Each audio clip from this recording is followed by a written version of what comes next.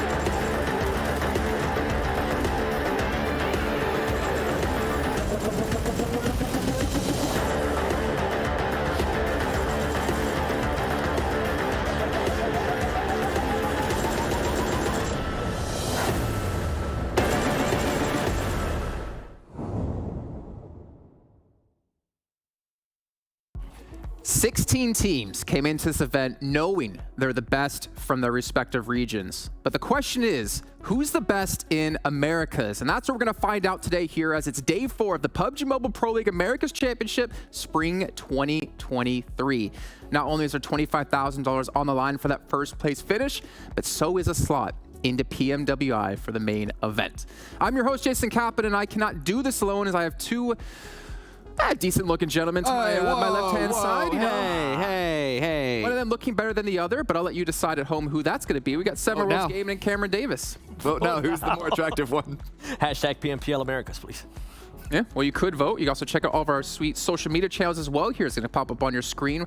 Everything there on the screen behind me or below me depends on where you want to look, as long as it's near this face. You guys at home, also make sure to get your votes in over on the YouTube chat to let us know who you think who's going to win the event and who your favorite team is. They could be both. They're probably going to be both, I'm assuming. Yeah. But they also might not be if you're a North American fan. Whoa, hey. We're still in the mix. We're still in the mix, okay? When you were saying that, I was like, yeah, it's not if you're in North America. I mean, unless you're an N-Hyper fan, right? Then you have a chance, but all the other ones are, it's not possible. Yeah, well, it's not looking possible. I'm not going to say it's over just yet until we're into that final match. It's knocked out. Possible. That's the type of person I am. You know, it's not over till it's over. But let's take a look yet again here at what they're playing for. If it's not that first place of $25,000 and the slot to PMWI, there's still a lot of money to be won here. $19,000 for second place, $15,000 for third. And if you're one of those teams in that 9th through 16th place, well, you still technically can move up $1,000 depending on where you are and if you perform. Yeah, and you know, there's still an opportunity for a couple of them in the 9th to 12th to get up to 8th to 7th potentially. But really, we're going to be looking at essentially the top 5 here, because that's really the only position that we truly care about at this point in terms of a chance of winning the entire thing and making it to PMWI. I think at some point we will see those bottom teams as a spoiler role, where they might be able to kind of just make it a little bit harder for those teams at the top that are trying to get those extra points. And it always happened, like somehow, some way, on the last day, one of the bottom teams just decides to pop off. Well, we'll find out if they can do so, but we haven't seen them do it really quite yet, to be perfectly honest, but I hope there's a chance. So let's take a look at the schedule, though. If you guys have not been with us these last 3 days, then you probably don't know the order of the battlegrounds. But you can see it right here on your screens. We got Miramar into Sanhok, into Erangel, and then once again back to Miramar with a final Vikendi of the event, followed up by, of course, the best battleground to end an entire event on, of Erangel. Oh, just thinking a different one. Sanhok? Livik? Yeah. Erican? Oh, the flashbacks. Well, let's take a look here at the overall standings, because this is what's really about, right? This is how we determine, obviously, which teams will be going through to which team will go through to PMWI and where you're going to place. And honestly, Cameron, I think yesterday really set in motion the amazing finals that we're going to have right now, because we finally have those gaps that were there really closed in on. And a lot of teams in reach of first place. This top section is looking very, very similar as the relationship between my budgeting skills and my bank account. It's tight. It is really, really tight. And as I said, we're looking at the top 5 here. The only reason we're not sort of including INCO Gaming in the teams that have a real chance is because they had a really good day 1, but they've only been slipping since then. Everyone else above them has either been steady as she goes, like Loops, or on an upper trajectory, looking at Alpha 7 and Influence CHEMIN specifically for that. So, I mean, you know, there's always the chance that INCO, AGG, and FLAMENGO Esports sort of steps into a higher gear, but until that happens, I'm focused on the top 5. I mean, yeah, as you said, INCO does have the chance, right? With, I think they put up like, what was it, 87 points on the first day, and after that they had a massive drop-off. Even into day 2, after day 2, when they didn't perform that well, they were still able to maintain that first place because of how well they did that first day. So there is that slight chance that they could do that, but with the way they've been performing, and with the way that now some of the other teams are performing as well, I don't see that happening for INCO. And as we were mentioning earlier too, I'm interested to see like which one out of the other teams, this one's right here popping up, are gonna end up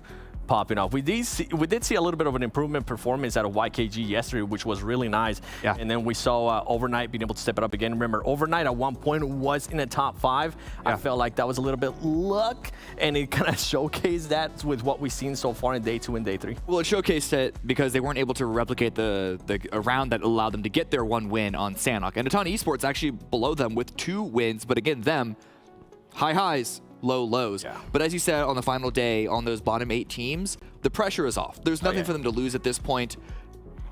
They're, you know, so there's no choking to be had. Just go out and perform, and there might be an extra gear that you can find yourself in just because you're there to play one of your favorite video games. Yeah, as long as you don't just quit mid-event, you know, there's always a chance for He came back. experience. But one team we have been looking on, they were day 2 at the end of day 1, and they've been able to actually take first place at the end of day 3. It's an intense game. We're going to take a look at their stats here as well, because the player stats from this team have been pretty strong. Adrian has been one of the most consistent players, I feel like, this entire event so far. Yeah. He was in the mix of top fraggers on day 1, and that wasn't even like their best day, I don't think, or at least it wasn't like a standout day for an intense game. Coming into this event, Diego was the star player in my eyes, but the fact that Adrian has been there to step up, and it's not even that Diego's doing bad numbers, but the fact that there is an even better player on the team right now is just showing that they are able to deliver all the numbers, get all the eliminations, leading to all those placement points that is putting them in such a strong position right now to be the team to beat. Yeah, what I like seeing out of this is that everybody else is at least over 1 elim, and that's kind of what we're starting to see now with PUBG Mobile, right? How the game has evolved. Everybody needs to be able to perform, and it's good to see that McGrillen's being able to put out that damage. We have seen with some players, even though they are not the top players in regards to most damage or most elims, they can still open up a path by causing some of those elims, by causing some of those knocks, and giving a chance for Adrian to start shining. And this is the really interesting part for us as well. We talk about teams dropping off, teams on the rise. Intense Game just had a little bit of an interesting day 2, well, obviously off the back of a phenomenal day 1. Then they started to bring it back a little bit when it came to day 3. I think for me, looking at it, the most impressive part is the damage they've been able to do, even with the drop-off of eliminations between day 1 and day 3. Still netting around that 1,400 mark is pretty strong. Yeah, and I think in a similar conversation of INCO's Gaming's really strong day 1, wasn't able to follow up with that, is that we're looking at a lot of the other teams that we're going to be talking about in a little bit, though, as having a really bad day 1 and then finding their groove and then stepping up. So it's not so much that Intense Game has had a worse day 2 and day 3, but it's that the lobby has gotten even harder when the other teams have found their own footing. And so really, the fact that their numbers were as close as they are looking at day 3 to day 1 just shows that these guys are not giving up this first place spot without a really big fight. Yeah, I think it's going to be a tough for some of these teams that we're going to start talking about soon to actually overpass Intense Game. If Intense Game comes out with that intensity, right, that we've seen out of them, and that consistency too. Yeah, they had that drop-off in day 2, but so far, they're being able to maintain that first place. And I have a couple teams that we'll be talking about here in a little bit that I think might have a chance of actually being able to pass them. Well, what's really scary, but also kind of amazing about Intense Game is that, to me, they're not a team that has a very specific play style. They are so run-of-the-mill, so down-the-middle average. And I don't mean that in a bad way, but in terms of like looking at conservative versus very aggressive teams, they are banged down the middle. They don't like favor center, but they also don't favor edge. They will play whatever comes to them. And the fact that they are delivering such high numbers when they barely qualified to this event in the first place, just like, I have no clue if they're like, I'm sure they're going to be able to continue because there was no sign showing that these were just like one-off days. Yeah. Okay. That's a lot of confidence in them, actually. I think for me, I'm a little bit nervous for all the teams, to be perfectly honest, because we saw quite consistently yesterday that a lot of our top 5 teams were generally in our top 8s when it came to the actual match finishes. And if you're one of those teams who unfortunately doesn't finish there, you could be saying goodbye. But as we've been talking about, teams improving, teams falling off, whatever it might be, we're taking a look at our 2nd through 5th place teams, and there's quite a few things you can break down here. I mean, Alpha 7 has to be the first 1-7 because they have been getting better every single day. Yeah, and that was the scary thing that I've been kind of pointing out about this team is that, yeah, they didn't have a great performance in day 1. In day 2, they were able to improve that. Even though I remember we showed a graphic of which team was able to pop off even more, they weren't there because they were just being a little bit more consistent. They didn't have to make up that much of a margin, right? And then yesterday, they were able to have a great performance as well and improve on what we saw today too. And I felt like yesterday, especially towards the end in that final game, we saw a bit more of a pace out of them, being able to pace themselves on how they were going to be taking fights. Something I would like to see to improve out of Alpha 7 is finishing those fights a little bit faster. Now, when we go over to N-Hyper, you can see a little bit of a drop-off when we get to 3rd day.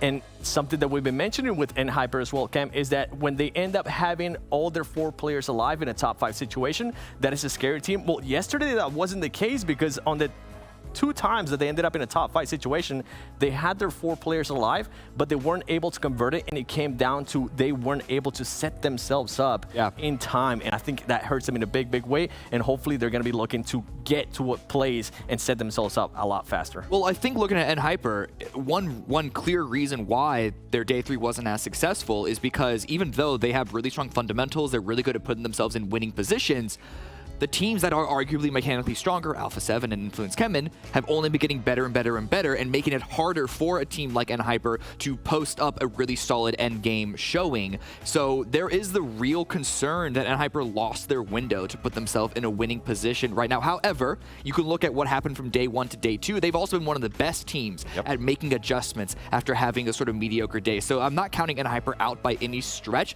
but just looking at the trajectory from Alpha 7 and Influence CHEMIN specifically, it does worry me as a fan of North American PUBG Mobile. Well, look at what we do see here, right? We have Alpha 7, who are consistent in improving day to day. You have Loops Esports, who's just been consistent between like 40 and 50 points. Then you have Influence CHEMIN, who's had these massive leaps, a little bit more volatile with the performances across the days. I'm curious, do you favor one of these teams over another, ignoring the fact, you know, who they are in terms of more the consistency they've had? I favor Alpha 7 because of the consistency that they have, and also I feel like Influence CHEMIN yesterday on the first 2 matches, they, especially the first match, they definitely got fed that circle, although I will counter my own point because they were able to take advantage on certain situations where they were given the circle, and that's kind of something I wanted to point out in regards to all of the teams that we saw there. Maybe especially, I guess I'll throw in Loops as well because Mythic is having a great tournament so far. If any of these 4 teams gets blessed by the circle, all of the other teams need to be careful because they are going to be proactive. They're going to be looking for those eliminations. It's something that they have proved over and over again, and I feel like that's why they are currently in a top 5 situation. I'm the opposite of you here, Seven. I actually favor Influence CHEMIN right now, looking at that trajectory, not only because they keep getting, like, the growth is even stronger from day 1 to day 3, right? But also because Alpha 7, even though they've been getting better and better, they always have 1 or 2 games that they go out with virtually 0 points on the day. They didn't have any yesterday.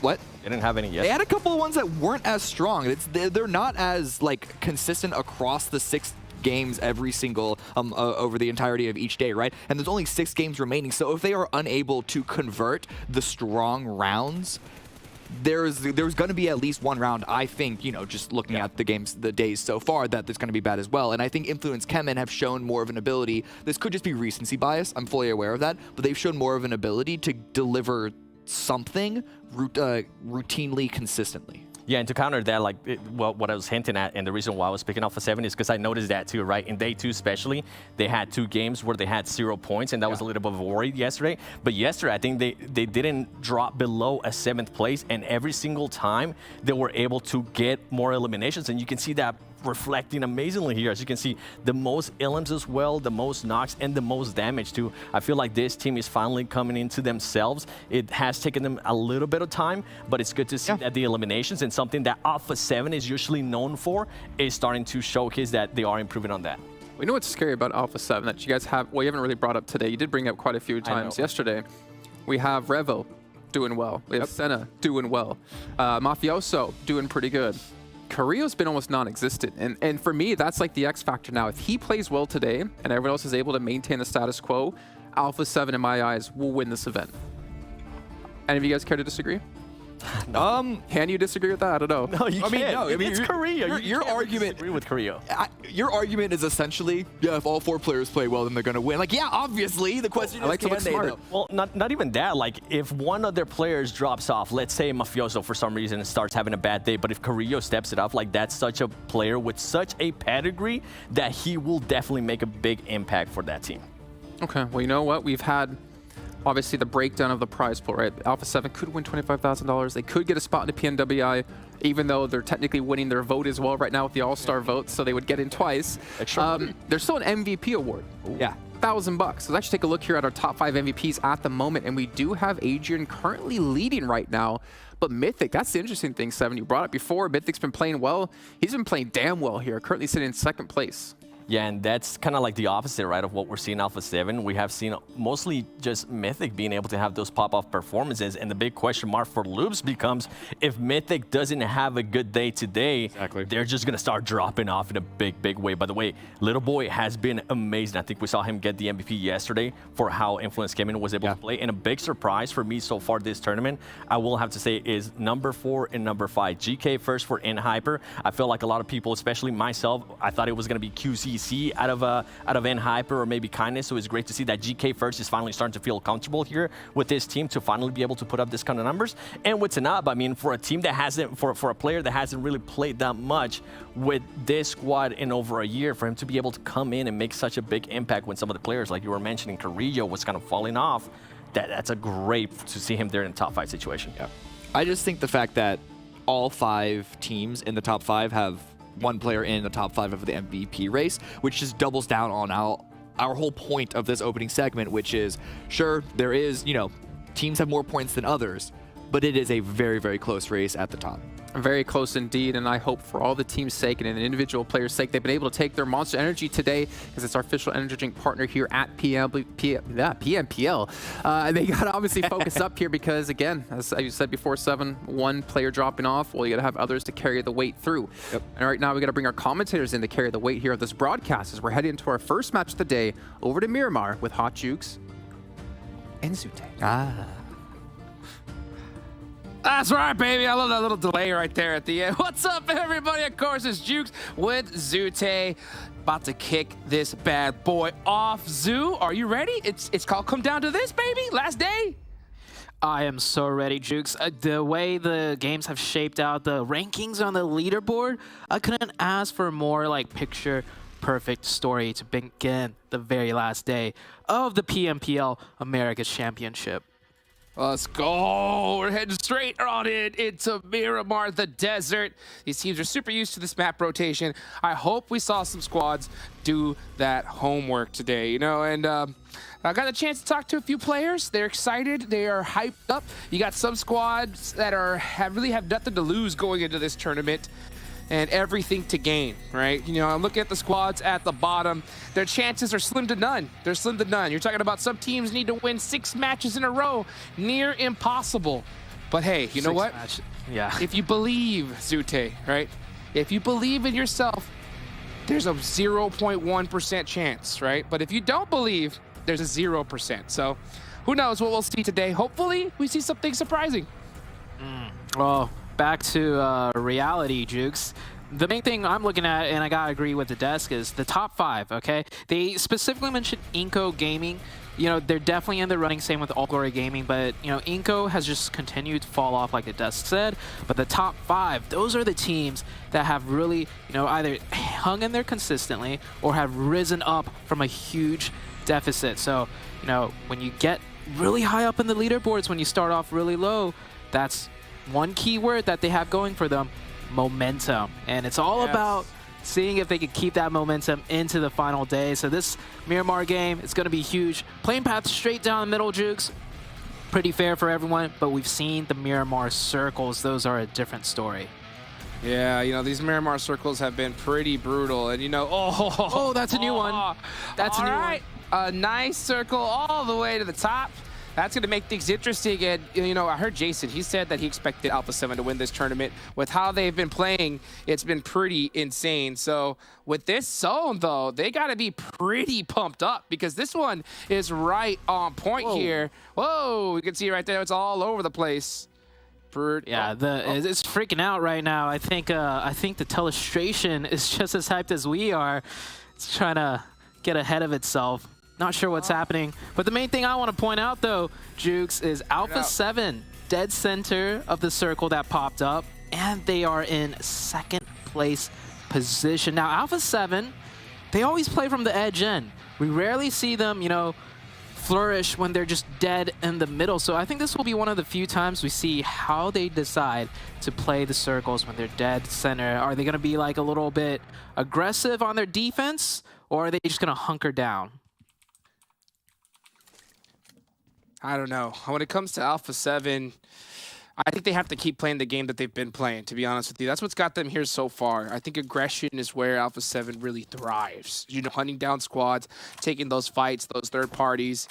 And I think if they continue to do so, I think we'll see them possibly end up on top here.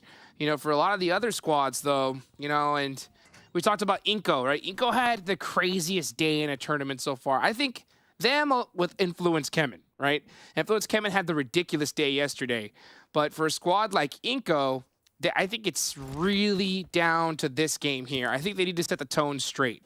Get a good game, big points, and if they could do it here in game number 1, I think they're in the running for first place. But if they don't do it here in game 1, I think it's going to be really tough. Yeah, I think INCO's got to pull a Influence CHEMIN, right? Remember, Influence CHEMIN, they weren't even in the top 8, and to remind all the viewers, from 8th to 9th, there was like, what, a 30-plus point drop-off?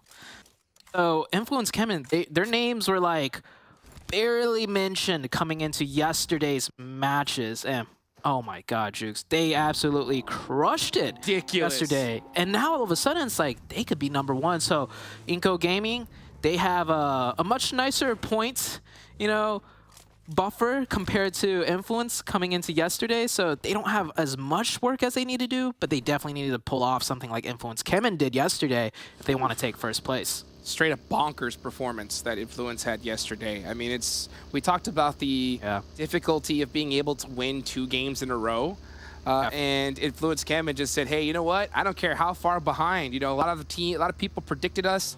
You know, we've had a lot of support to get here, and they proved to everybody, you know, why they are one of the top teams in the Americas. And they could steal this tournament very easily. Yeah. It's so close in that top 5. We're going to keep stressing about that all tournament long, unless, of course, we see one team at the top just pop off, and that'll seal the deal early on.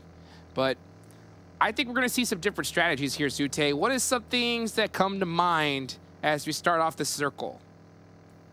Well, this first circle, it's a circle that we haven't seen yet on Miramar, and same goes for all of these teams participating. So we're going to see something different, I think, out of all of the teams. Alpha 7 right now, they're doing a 2-2 split. We see All Glory Gaming, they already rotated far to the left side. You don't even see them on that mini-map screen. So there's a lot of things that, you know, I'm going to be in a surprise for. And these teams included, you know, there's no VOD review going into this type of circle. That is for sure. But you know what? When it comes to these types of circles, the high ground, I think, will always favor you. And we can see a ton of squads hunting it down right now. Intense Game is going to be one of them. Diego all the way up top. Got the bird's eye view of all the land. And it looks like they're going to be creeping up possibly onto Stellar. You're definitely going to need a vehicle to get up that high. Maybe if Diego spots them out, could you imagine being Stellar? Just all the way up there thinking, oh, yeah, no one's going to see me, and then just getting absolutely dominated. That'll hurt. Yeah, he's got to be careful. Even though I don't think Stellar has made visual or audio contact with the team of Intense, he's pretty aware. He should be pretty aware there is definitely a player on the other side, because, like, this position, who's not going to be here in a circle like this? At least one team's got to be here, you know, using its vantage point for sight lines into the next zone. So Stellar, he's definitely got to be careful. Other teams still rotating in right now. I'm looking at the map, Jukes. The center of the zone, somewhat filled. Definitely more teams on the eastern side of that middle point, but that's, of course, all the teams rotating in from the east side. The west side of the center completely empty. There's only one team, All Glory Gaming, on the west side of the center. Yeah, hopefully we can see how those rotations come to form here in just a little bit. You know, one thing we really didn't talk about, the Destiny really... Oh, sup, pig. Goodbye. Just like that. You know, one thing we didn't really chat on is, you know, teams all the way at the bottom.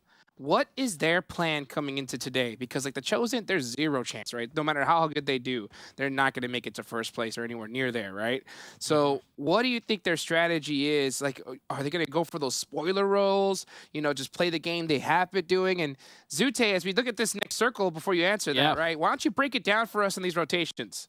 I mean, one team I'm looking at rotation-wise is right here, Hyper, the third place team. They got to come in from the far eastern side. Here's Influence CHEMIN as well, the fourth place team. Of course, Alpha 7, you know, they're dead smack in the middle. We don't have to worry about them too much for now. But those two teams, Hyper, Influence CHEMIN, That's number 3 and number 4 on the leaderboards, having a huge rotation that they got to come in on. And Intense game, they're already kind of close to the center. We saw them earlier. So these rotations are definitely going to be tough. And Hyper's probably going to try and wrap around, I believe, to the western side. Influence CHEMIN, looking at them, they're taking a similar pathing. So that might be a conflict waiting to happen between those two teams in particular, Jukes. Yeah, you know, it makes a lot of sense. Is, you know, for everybody that doesn't know, when you have these hard shift zones like this one was in the first circle, a lot of teams, you have to assume that that hard shift side is completely empty, right? All Glory Gaming, they knew that, so they head there first. And it looks like Hyper and Influence CHEMIN are kind of dealing with that same trend, just trying to find an area of freedom. And this is a really interesting side of the map, Zute. There's so many different hills, a lot of real estate here, and the zone centering up dead center. It's going to make things interesting. Oh, I was hoping there'd be some sort of hard shift. If there was a hard shift, it'd give more teams like room to play with, in my opinion, right? The fact that your center's up, dead in the middle, I mean, all around the center circle, you have high grounds. Everybody coming in from the edge, like I mentioned, in Hyper, Influence CHEMIN, they're essentially like cut off from being able to do any more rotational strategies because everything is just blocked at this point. Oh, GK first, catching a nice little point right there from Overknight.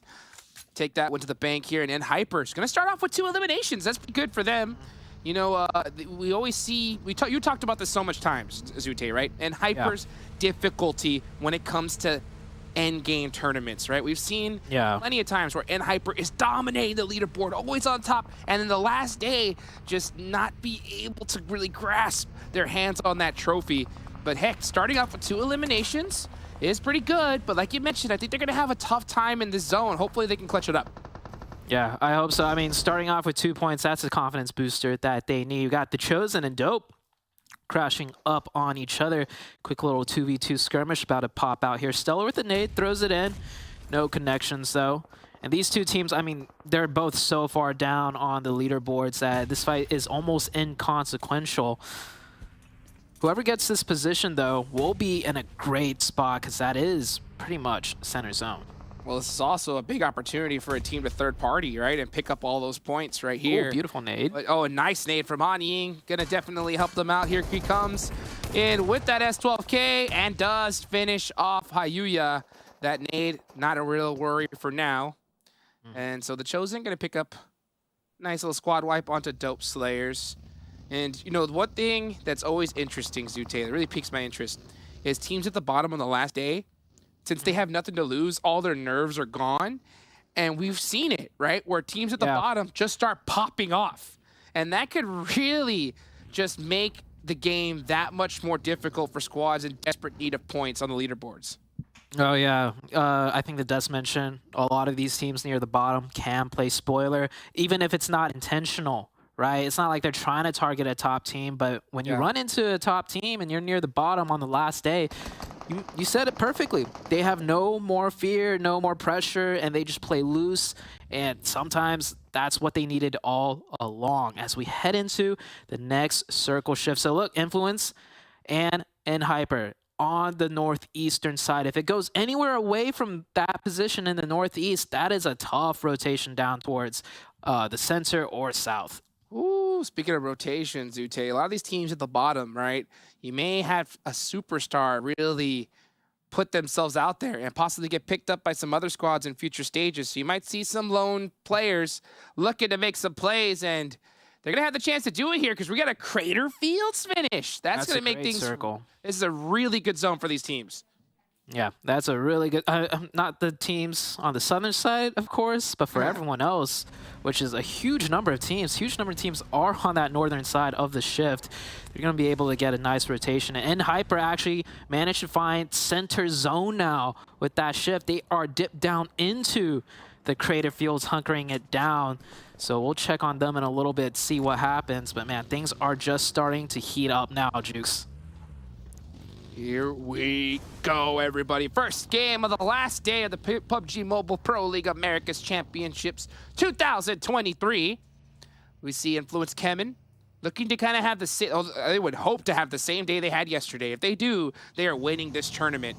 but it's hard to have repeat performances here. As a matter of fact, we've seen a curse where we see a team do really good one day and struggle the next. So hopefully Influence CHEMIN can break that curse right here, right now. Well, they're going to start breaking that curse by maybe getting an elimination points. Oh, barely makes it over, but I don't think he's going to get much further. You see Hyper right there already in the center zone waiting. Overknight's not going to take that position, though. They're down to a 2-man. This team has just been falling off since day number 1, and it looks like the trend is going to continue. Yeah, I think Overknight have really proven that if they get that center circle and the zone really locks onto them, that they can get it done. Sometimes, right? Not all the time. And especially when that zone doesn't favor them, they really seem to struggle. Hopefully they can kind of, use the rest of this tournament to kind of possibly fix up some of those issues and get ready for the next season coming up. By the way, guys, there's, of course, those votes. Who knows who's going to make it into PNWI via that route. So if you feel your team struggling a little about here, tell your friends, right? Make sure you go ahead and vote for the squad.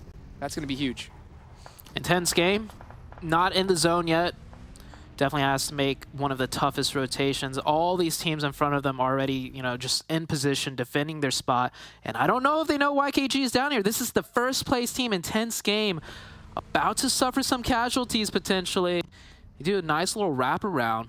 And definitely going to get shot at. Oh, actually, they probably know there's a team here. That's a setup for a full-on fight. Big battle here. Intense game. Cannot go down. This is the first place team. If they go out here, it's going to open the door for so many different squads to pass them up on the leaderboards. This is against YKG, a dominant team in North America that has been struggling all tournament long, only having 80 points on the board. They're one of those squads that needs to literally win every game today if they want to get first place. So not a lot to lose. Everything to gain. Do you see Diego with some nice pre-fires there into that smoke? This is going to be an interesting fight. 24K, going to have to make a play on this yellow. If he catches him, that's going to be really tough. Adrian and Chica right now cooking in the blue, both playing the off angle, trying to use that blue. Diego opens it up with the opening right there. That's going to be a huge one. Quick trade back and forth. 2 of Intense down, 2 of YKG up. It's a 1v1 now. Fierce versus, I think that is Cielo. He's behind the wall. It's Intense here. He's getting the revive though, Jukes, and he's got the TPP advantage. Some pre-fires force that player off. 1v1 for all the marbles. And Intense game showing us why they are in first place still right now with a clean finish. But Jukes, Third party. I don't think they're making it out. I don't think they're making. They could get the full reset, Jukes, but look at this position that ATON has on them, and they have the zone too. Well, it's going to be huge if they got at least 4 points, right? That's going to help them out on their leaderboards here. They do have a little slight buffer above Alpha 7, so maybe that could be enough to hold on. But A7's already got 1 elimination. You can see Rebel trying to get some nades onto All Glory Gaming. And not to mention, A7 has the high ground, so that's going to make them even more of a threat. They make it at 2 eliminations. They're already starting to rack it up. And it does look like ATON Esports has their eyes on Intense game as they are absolutely ripping them apart. Ooh, at least for Intense game, they managed to find the points onto YKG. I don't think they're going to make it too much further yet. More knocks onto the side of Intense game. They are getting picked apart. I mean, with the spread that ATON had on them, not much they could do. Carrillo trying to pop some shots, and oh, the taps! Almost. The single fires are ridiculous. Yep, the entire squad of Intense game just getting absolutely demolished there. And that's the struggle. Every time you take those early game fights, that third party is always there in this tournament. And Intense game is going to suffer from that same trend here. You can see Fran trying to hit a pretty insane nade. That would have been crazy to watch if they hit that. That would have been nuts. But we got to watch INCO. INCO, that's what I say. INCO, they will jump on you if they get the opportunity. And you could see them trying to hunt down Jaguars. Only 2 members up left for them. Very close together. 1 nade, and that will spell disaster for them. It looks like, Rebel from Alpha 7 is going to get a knock onto Becker. That's going to shut down that push. Yeah, nice long-range knock right there from Alpha 7. Oh, almost getting another one onto Vitali. He's got to be careful. Heal that right up. That's last first aid kit, too, by the way. So these damages that are being pounded into these players, even if it's not a knock, it could become a huge important factor because you're eating away at their armor, their meds, the util, and, you know, just time, honestly, because when you're down that low HP, you can't make a move. Well, speaking of importance, Zute, looking at the mini-map, right, you got to look at Alpha 7. They're all the way to the southwest side. Wonder what their rotation is going to look like. Love to hear your thoughts on that. But right now we're looking at the Panthers taking some shots onto FLAMENGO, and they're going to get that finish. All right, 3 eliminations for the Panthers. Yeah, FLAMENGO, 8th place team. That's not a good start for them. They needed to win this match if they wanted first place potential. So they are out. Hard shift to the north. Ooh, that leaves Alpha 7 out of the zone. So they're going to have to make their push in. And Hyper, man, just getting that circle. They are getting blessed right now.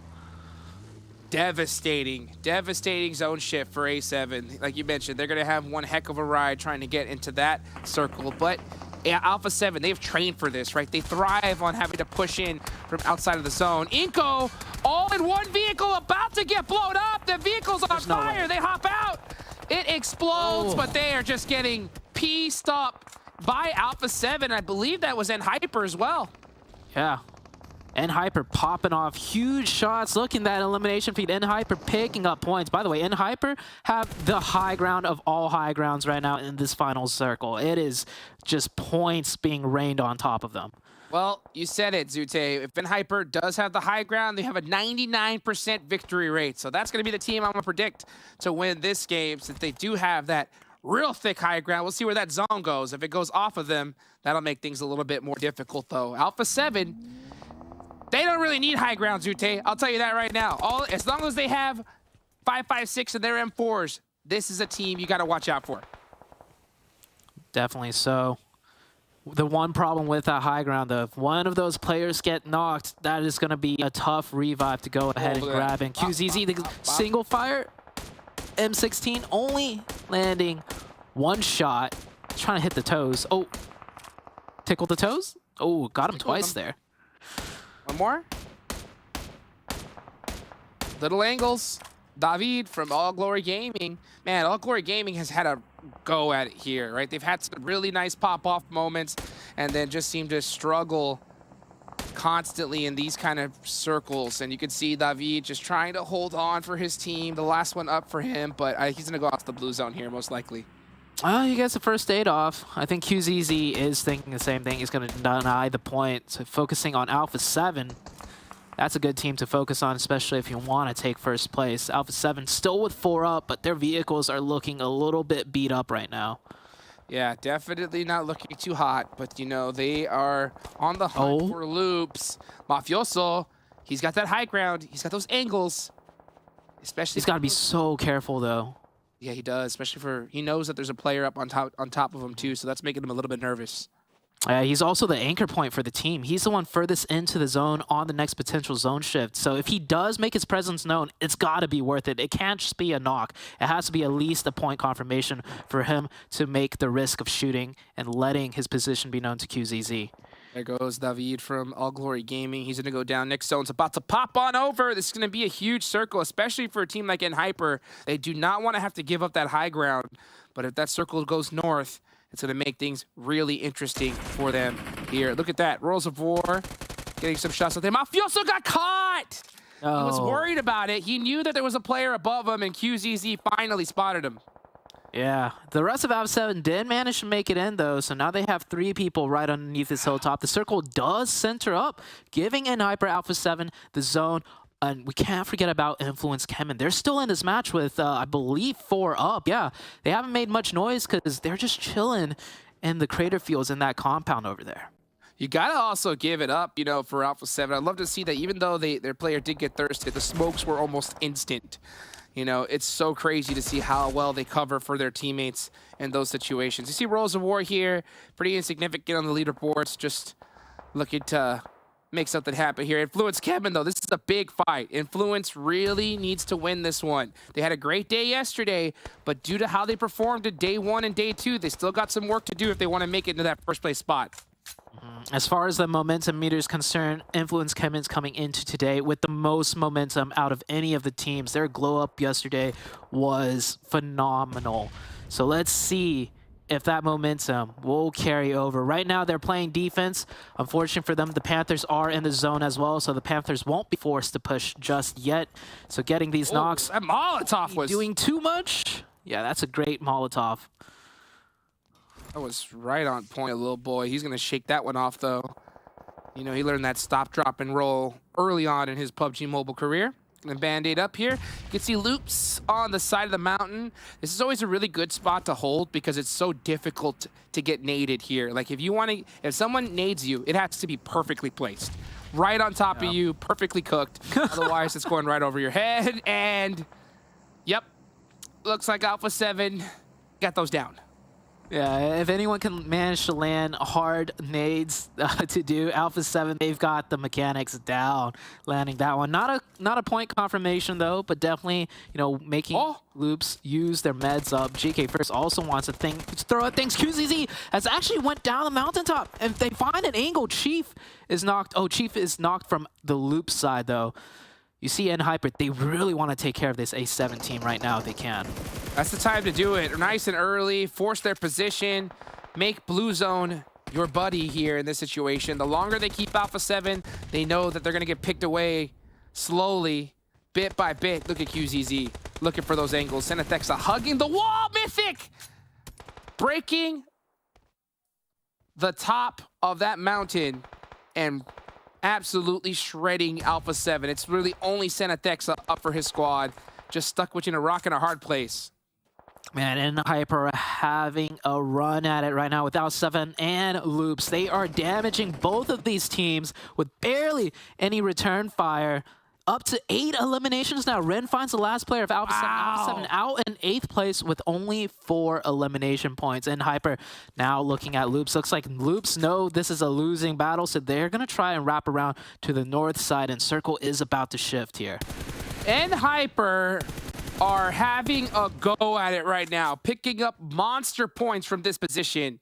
And taking out Alpha 7 is a huge threat now out of their way. Influence CHEMIN. Definitely a squad to watch, though, as this next zone does pop. Sute centers right on up. Influence doesn't have to move a muscle. Yeah, now the Panthers are forced to push the Influence team. The Panthers with 3, and it looks like it's going to be a tough push for the Panthers side. Here comes another team rotating in. ATON, this could help out the Panthers potentially. No, ATON rotating into the other side. Influence CHEMIN. The only team they have to worry about is the Panthers. Meanwhile, Hyper and Loops both have to move into zone. Hyper has the high ground, but it's not in the next circle shift. Same for Loops. Yeah, Panthers are pretty much done here, especially when you got Hyper on that high ground. I mean, it is just going to be that much more difficult. Here comes Loops, though, with the monster trucks with a big rotation on over right to Overnight. And we see him hanging out and getting absolutely shredded immediately. So Loops dominating Overnight and taking this position right from their noses. Yeah, that was a huge rotation. They had all of Hyper looking at them, but they managed to find a way out. Here comes that push we were talking about. Not looking too great. I mean, it was a 2v4 or 3v4 for the side of the Panthers, and they are getting cut down. ATON actually even chiming in and taking one of their players out. Yeah, just stuck in a really terrible spot here. It's just Quan up left for his team, and Choco's got eyes locked right on him. That's going to do it there for the Panthers. Eliminated pretty early on here. Let's see what Loops is looking to do. They're trying to hang on in this tournament. They were in 5th place going into this match, and they are literally tied right now with Influence CHEMIN. So this is a big battle here. Yeah, and Hyper did lose 1 player on rotation. That's pretty decent, honestly, rotating down that mountaintop and wide open. Here comes ATON, though, on to Influence CHEMIN. Influence CHEMIN already with 1 knocked, and you can see ATON getting the angles. Can they find the second opening here? Choco with the M16, single tapping his way, trying to take it to victory. What a nade from Kayovsky! That's going to shut down the push onto Zohan. Choco only with the M16, but his teammates are right there on point, but so's Kayovsky. Trades going back and forth. Loops comes in the fight and shuts down ATON Esports. Loops helping out their Brazilian brothers. Oh, man, that was a huge third party. Influence CHEMIN had a chance of being completely wiped out there, but now they'll keep 4 up. The battle ensues, though. We got the Titans of the lobby still in Hyper, Influence CHEMIN, and Loops. Royals of War they're still in here too. Where are? Oh, okay. They're just hanging out over there on that eastern side. New circle shift, definitely not in favor of Influence CHEMIN. They have to keep moving. Oh, yes, they do. They do have their Brazilian Brotherhood right there on the side of Loops. Both looking in similar directions here. You can see QZZ trying to open up a nade. He knows that he has that blue zone to his advantage. So using those grenades are just going to help stop that push second by second. Look how tight these peaks are right here. Just trying to thread the needle. And he does with some nice shots onto Loops. And Royals of War, very aggressive here, Zute. Very aggressive. Oh, yeah. Very, very aggressive. They're just looking to take the spoils of war, hoping all the teams here eliminate each other out, and they'll come in at the last second. Influence CHEMIN, I think they were like barely in the zone, but honestly, the next circle, I mean, we're going into stage 9. Oh, yeah. So it's going to be a 4-way fight. And Hyper, they're dead center, though. So everything's going to be crunched in on them, which might work out as their shots are looking on point right now. QZZ's looking deadly. Nice shots on the Mythic. Now you can see M2M from Worlds of War looking in that similar direction here. 12 seconds left on the clock. The zone is going to thin on down just to that zone. And then, like you mentioned, Circle 9, it's going to go all the way down into nothingness. Nice knock from Carlosen onto Influence CHEMIN. Using the roof, using the smokes to cover that rooftop angle. What a nade. Man, that's a finish. That's great for the side of Loops, picking up another point. Here it is. Oh! Ayala with a huge grenade right when it counts. And then here comes some more Molotovs. And they got more in the bank here. QZZ helping out Influence just a little bit with that knock. And look at this. I mean, there's Molotovs all over the place. Somehow Influence has avoided them. Teams are pushing in. Circle is closing. Royals of War have to make their first move on to Hyper. Can Hyper hold the defense? So many points everywhere to be had. Kindness not even sure where to look. Oh, the second he peeked up, he got right back down. And little boy focused on Loops. Everybody's just focusing on every single squad, but Loops is in big trouble. Little boy trying to get these confirmations. It's just Ayala. Last one up for Loops. Trying to get that first aid off. The blue zone is closing. He's got no choice. Kindness goes down. And that's it for Loops. Little boy, Loops is last one out. up. Is it a 1v1v1? It's a 1v1v1. And Hyper's getting that revive, though. And Hyper's going to get this revive. And if they stall long enough, they could get the third one. Royals of War, they need a push. Little boy, no revives to be had. He's got to do it all on his own, Jukes. Circle is still closing in. Creeping. Federal trying to go for that res. This zone is creeping in so slowly. It's allowing for these resets to happen. Royals of War still there, just hiding behind that container. One nade will do it, but by now, these teams have used all their utility, and that's exactly what happened. Rin's throwing a nice offensive smoke there to shut down that angle, and gonna focus on one team at a time. And Hyper, stuck in a really bad spot. Little boy's gonna have the angles. That knock on the Kindness and Thirst is going to be devastating for Hyper. Now it's down to a 2v3v2. Circle closing in. It's going to come all the way down to the center. Little boy with the DBS through the smokes. Doesn't find the shots. Gets it on QZZ. Royals of War on the other side. And Hyper is out. No, it is Royals of War versus Influence CHEMIN. And it's about to go down. Federal, last one up. Shot through the smoke, Jukes. Royals of War. And Royals of War, yeah. Finding the spoils of war. What the winner chicken dinner. Hey. You called it, Jukes. You called it. One of the last place teams, right? Coming off the rip with a chicken dinner, and it was like 3 or 4 eliminations. Absolutely crazy. Hey, take it to the bank, right? Hey, we got one chicken dinner in PMPL Americas. That's got to be a nice little badge of honor right there. I don't even know if they're going to get first place if they win all 5 more, but still, right? You got to be hype about a win. A win's a win. A win is a win. What can I say? Yeah, a win's a win. More importantly, the teams that finished in 2nd, 3rd, and 4th. So we had Influence CHEMIN 2nd place finish. We had Hyper, huge 3rd place finish for them because, you know, they picked up a lot of eliminations all the way throughout. And then the 4th place was Loops, I believe. So, man, all of these points gunning for that top one. Intense game. Went out extremely early, and that was the 1st place team. So that number crunch for 1st place just got a little bit tighter for everyone. Yes, sir, it did. Guys, we got a lot more action here. Don't go anywhere. We'll be right back after this break.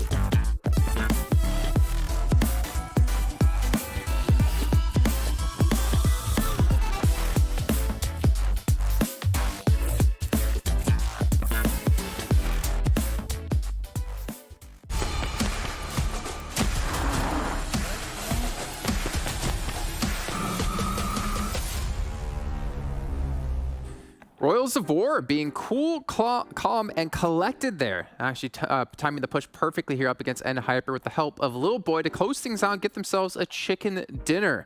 But honestly, with IG going out early, we have seen probably the leaderboards change. Maybe in favor of Hyper, maybe in favor of another team. We'll find out in just a little bit of time here. But that was a crazy match, actually. I mean, Hyper, I know, Cameron, you were like regretting, oh, I should have went Hyper because of the high ground they had, but Influence CHEMIN still placing higher than they did. I did, yeah. So, I mean, I picked Influence CHEMIN because I was playing for third place to get the guaranteed 1 point. It's really hard to pick for first place. But, I mean, hey, look, they get first anyway because of the number of eliminations. Royals of War only coming out with 3 after that match. But Influence CHEMIN, that spot, I'm actually surprised they got the elimination points that they did, because once we hit that late game position and it's centered up around that whole industrial area, they were just playing really, really defensive. And that's what you want to do in that zone, because it's incredibly hard to keep all the teams out. We saw 5 teams all shoved in that little area. And so it really just comes out of being able to handle the pressure with the blue at their back, with Loops on one side, Royals of War on the other, and then Hyper, who had come all the way from that high ground on the ridge line to press the rest of the lobby, are now trying to gain control of the final zone there.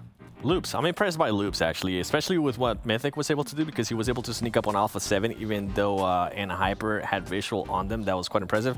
And with Intense Game, man, I gotta feel for them, because they decided to take a fight that they definitely didn't even have to take with YKG, because they were fighting at a compound that wasn't even in the circle, and that was a fight that they actually didn't even have to take, and allowed, they won that fight against YKG, but they allowed ATON to kind of come in and third-party them and ultimately get an eliminated.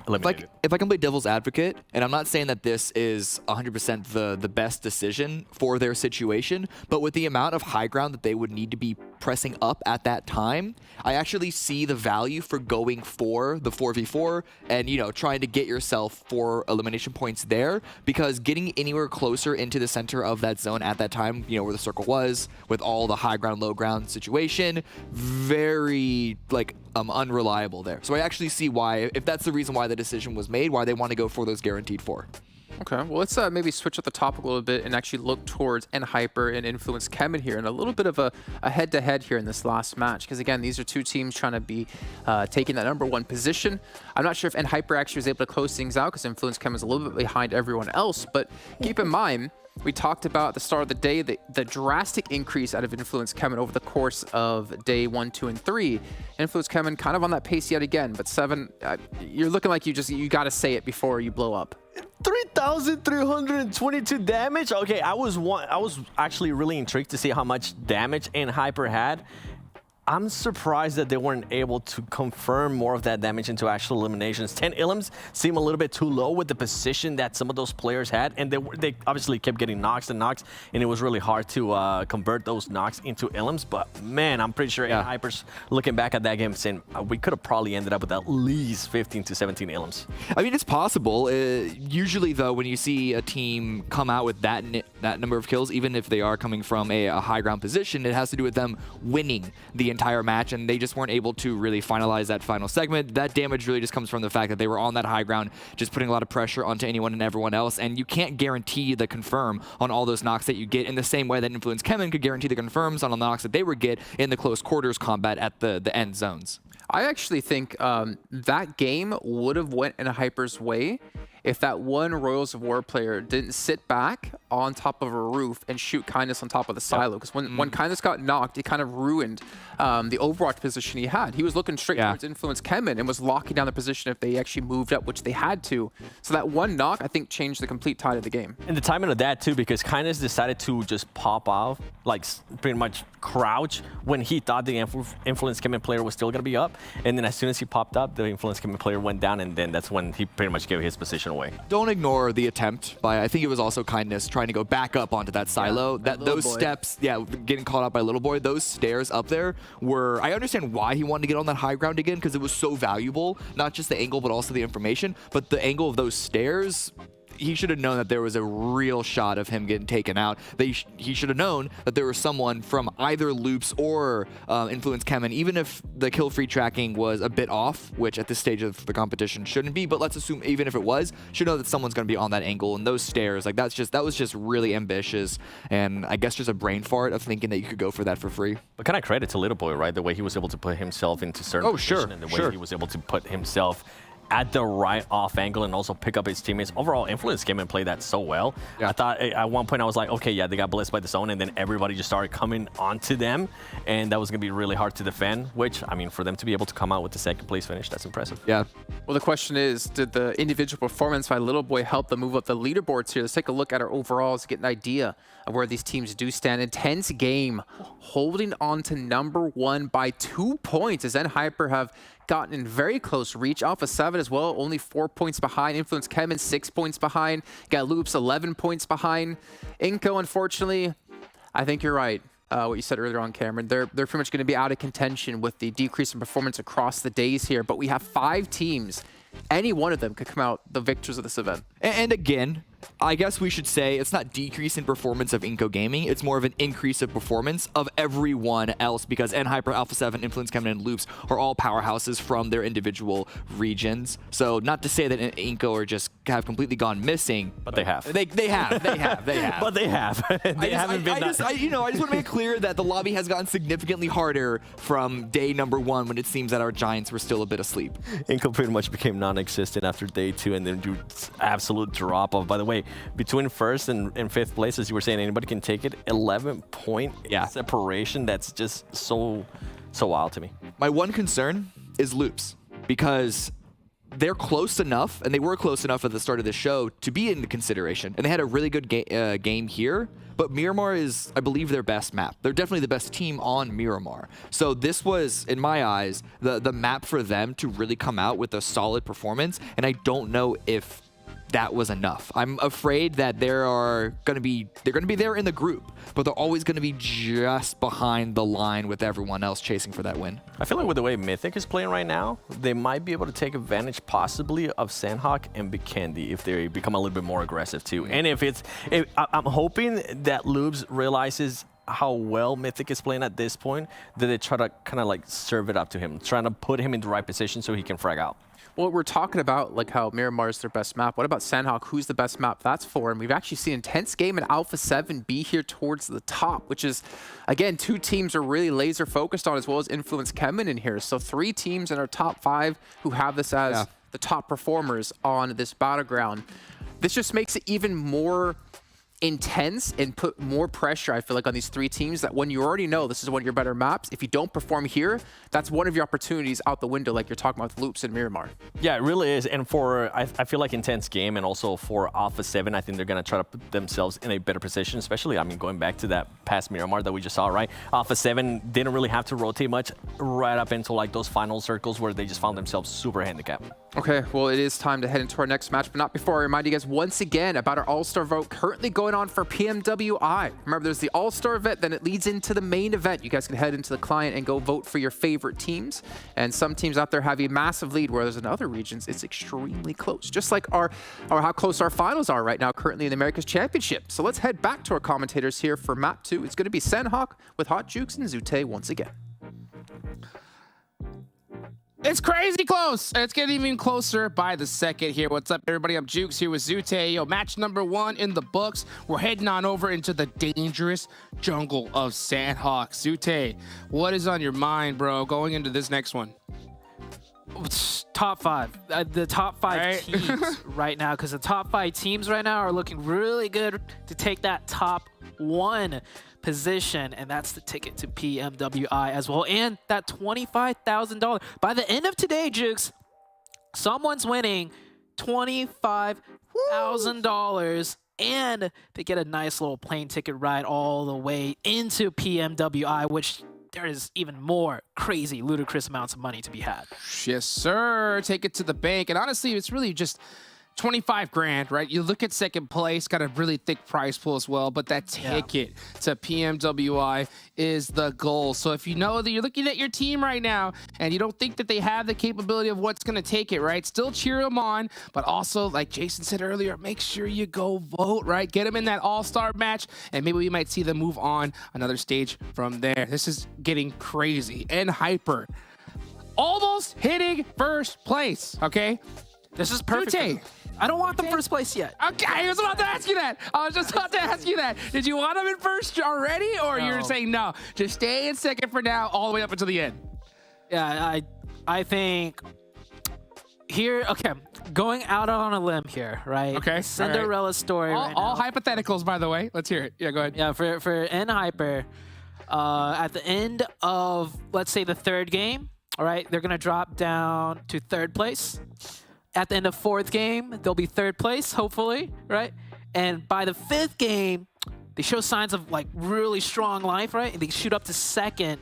Okay. That's the perfect, you know, kind of storyline for them to get that confidence. And on the very last game, they take first place, right? Okay. Like, yeah. I'm gonna hope. That's what I'm hoping. I'm hoping that we see a nice southern western zone in this game, right? So Ed Hyper Sanhok. don't even have to move, right? Get a big chicken dinner here, and then just one more in the next one, and the point lead is so thick they don't got to worry, right? Because they'll definitely choke that then, Juke. no, but no, I don't think so. I don't think so. Because you said, right, they have a struggle choking right at the end. So I'd rather have them have so many points now that they don't have to worry about choking at the end, because that's even more pressure, Zute, right? If they're in second, third place on the last game and then have to clutch it up. That's like, then again, I see what you're saying. I see what you're saying. But according to your logic, as we head on over into Sanhok, right? If they do get that chicken dinner right at the end, Zute, and do clutch it up, then that, in my eyes, means they're ready for PMWI. You know what I'm saying? Okay. Well, we'll see. I mean, there's 5 games left. Points are so tight with each other. So right now, Jukes, what I'm looking at pretty much for the rest of the day is the top 5 teams. Where are they starting off in each map? How close are they to each other? And more importantly, when that first circle comes up, what do each of these 5 teams have to do to potentially, you know, secure that chicken dinner and get the first place at the very end of the day? So right now in Hyper, all the way to the southwest, you can see that down there. Let me make a little better circle. And, oh, hold on. There we go. Click the circle right there. That is N Hyper's position. Second place team, Intense Gaming, always starting on that northwestern side. We have a really nice spread too. Influence CHEMIN right here in the middle. Alpha 7 all the way to the eastern side of things. And look at this, all the top teams spread from one another. And Loops, the last team that we're looking at right now, kind of just in the middle of everyone. Question is, Jukes, first zone, and that is an Intense Gaming zone. So immediately, all of these teams just have to go in towards this way. And Alpha 7, is this a good zone for them? I mean, they love working in from the edge, but on Sanhok with a circle like this, I don't know. Alpha 7's got a tough task for themselves. I mean, this is the strategy that they employ, right? They're one of the only squads here in this lobby that just loves clamping that edge and just beating their way into victory. But it's just so hard to do in this lobby as INCO. Oh my gosh, Squash got knocked. This The Chosen. This could be the nail in the coffin for INCO here. I mean, they're down 30 points pretty much from first place. 28 points to be exact, and that is not the start that they were hoping for, especially going down to the Chosen. That's gonna hurt here in this tournament. But Intense game, right? This is their dream scenario, to be honest. Right? We only play one Sanhok here. Intense game love going into that northwestern island, and if the zone goes into that island, we've seen it historically. It is almost guaranteed a top 3 finish, because they're going to have complete oversight of every player coming inwards. And as long as they don't make a mistake here, they should be groovy. Wow, what a knock there from Vitali. No, Iron Sight AK. That's the meta. I was just gonna say, AK Iron Sight, it's probably one of the most satisfying weapons to get a knock with at distance, right? You can barely see anything with that Iron Sight, but you just laser focus in and you get that knock. Fight's not done yet though, because there's only 2 of INCO left, and the Chosen, they may be that last place team right now. Ooh, that's in Hyper. Third party in Hyper. Or are they gonna just rotate? I think they're just gonna rotate. This is a team that is sick. And Hyper realize that they need to get into this island faster rather than later. They steal a quick point, and they use that knock, right, to their advantage, so they don't have to worry and just take off here. Oh, influence against YKG. I'm disappointed. Yeah, that's... And YKG. This happened before. We saw the same thing happen before. Yep. Yeah, on day 1 or day 2, the same exact zone, the same exact mistake out of YKG. No adjustments whatsoever. Absolute madness here. All right, we got 2 little insignificant fights here on the leaderboards, at least. Jaguar and Dope Slayers going at it. But, you know, when it comes to... Oh, this is big. Yeah, look at that. That was that knock right there between the Chosen and INCO. And that was the mental... That was the fall of them right there. So INCO going down to 1 player is rough. They're only going to have 4 matches after the Sute to try and make their dreams come true. Ooh, that's tough. For the team that was doing so well all throughout, you know, day 1 and onwards. I mean, they've been slipping. This is probably the worst way to, you know, end a tournament. Starting off in first place almost, and then just not being able to do anything on subsequent days, to be honest. It's tough. It's tough. Oh, yes, it is. Let's see what Loops is looking to make that same rotation that in Hyper did. They're going to be going through the water. Joey's going to force to swim it on out, try to make his little pathway into this next zone. Every single team has already left their area and have full sent it in this direction. One team in particular that is still doesn't have anybody even close, right? It's Alpha 7. They're like in the blue by now. All the way on the eastern tip of Sanhok, just now making their rotation. The top 4, the other teams out of the top 5, I mean, they're all on the northwestern island already. Intense game in Hyper, Loops, Influence, CHEMIN. They've all made a successful rotation in, but they're all right next to each other as well. And Hyper, they love this zone too. I mean, they land in a particular spot, and their speed just proves that they already had a strategy, a set play in case the zone did go in this direction, and they've executed it really well so far. They got a lot of high ground, but they got to watch out for teams circling on in. QZZ on that off angle is going to probably head over to his squad because All Glory Gaming is mighty close, circling, trying to find a spot where to go, but they're getting pinched big time. Actually, this might be a vehicle explosion. 1 shot left. Ooh, barely make it out alive. Wow. Yeah, they were pinched between Loops and in Hyper. Really surprising that they managed to do it without losing a single player. But good, kudos to them, making good rotation in. That just makes things a lot more hairier and sticky for the teams around the center zone. In Hyper, Loops, all crunched close to each other. And look at that split by in Hyper. It is the finals. The last day, they're in second place, and they're still pulling off some wild splits. So sticking true to their guns, I just hope it doesn't end up with QZZ somehow getting knocked and thirsted. Yeah, I mean, that's going to hurt them so bad. And it's a double-edged sword. Sometimes it works out beautifully, and other times it's just devastating for their squad. So we'll see if it ends up paying off after all. All Glory Gaming, they're in a position where they really need to win this game. I mean, they have 121 total points on the leaderboard. A dub here would really set them up well to be in that contention for top 5. But they had a really rough rotation in, and Kindness gets knocked. Oh, that's going to make things interesting. I'd really love to take a look at that again, as we see 2 squads pretty low on the leaderboards right now, just trying to figure out what their option is. Intense game right above and Hyper. This is why we talk about this island so much, right? This is their zone. This is their map. All they got to do is stick to their guns and make sure they don't get knocked, and they should be able to steal points like crazy. Yeah. This new circle shift, by the way, huge. It doesn't look like a big change, but it is actually a huge shift, in my opinion. Immediately, the western side of that northwestern island not much in play. So you see these wild rotations coming out, especially from InHyper. They realize there's a good chance it's going to end around the eastern side of Intense Game. So they're making this wild rotation. It pays off. InHyper dead in the middle. So even if it shifts to the west, they have a chance at, you know, using the Death Valley to loop upwards. This shift also works out for Alpha 7. Gives them a little bit more time to work their way in because it's shifted towards the east. Influence CHEMIN, dead center of this new zone almost now.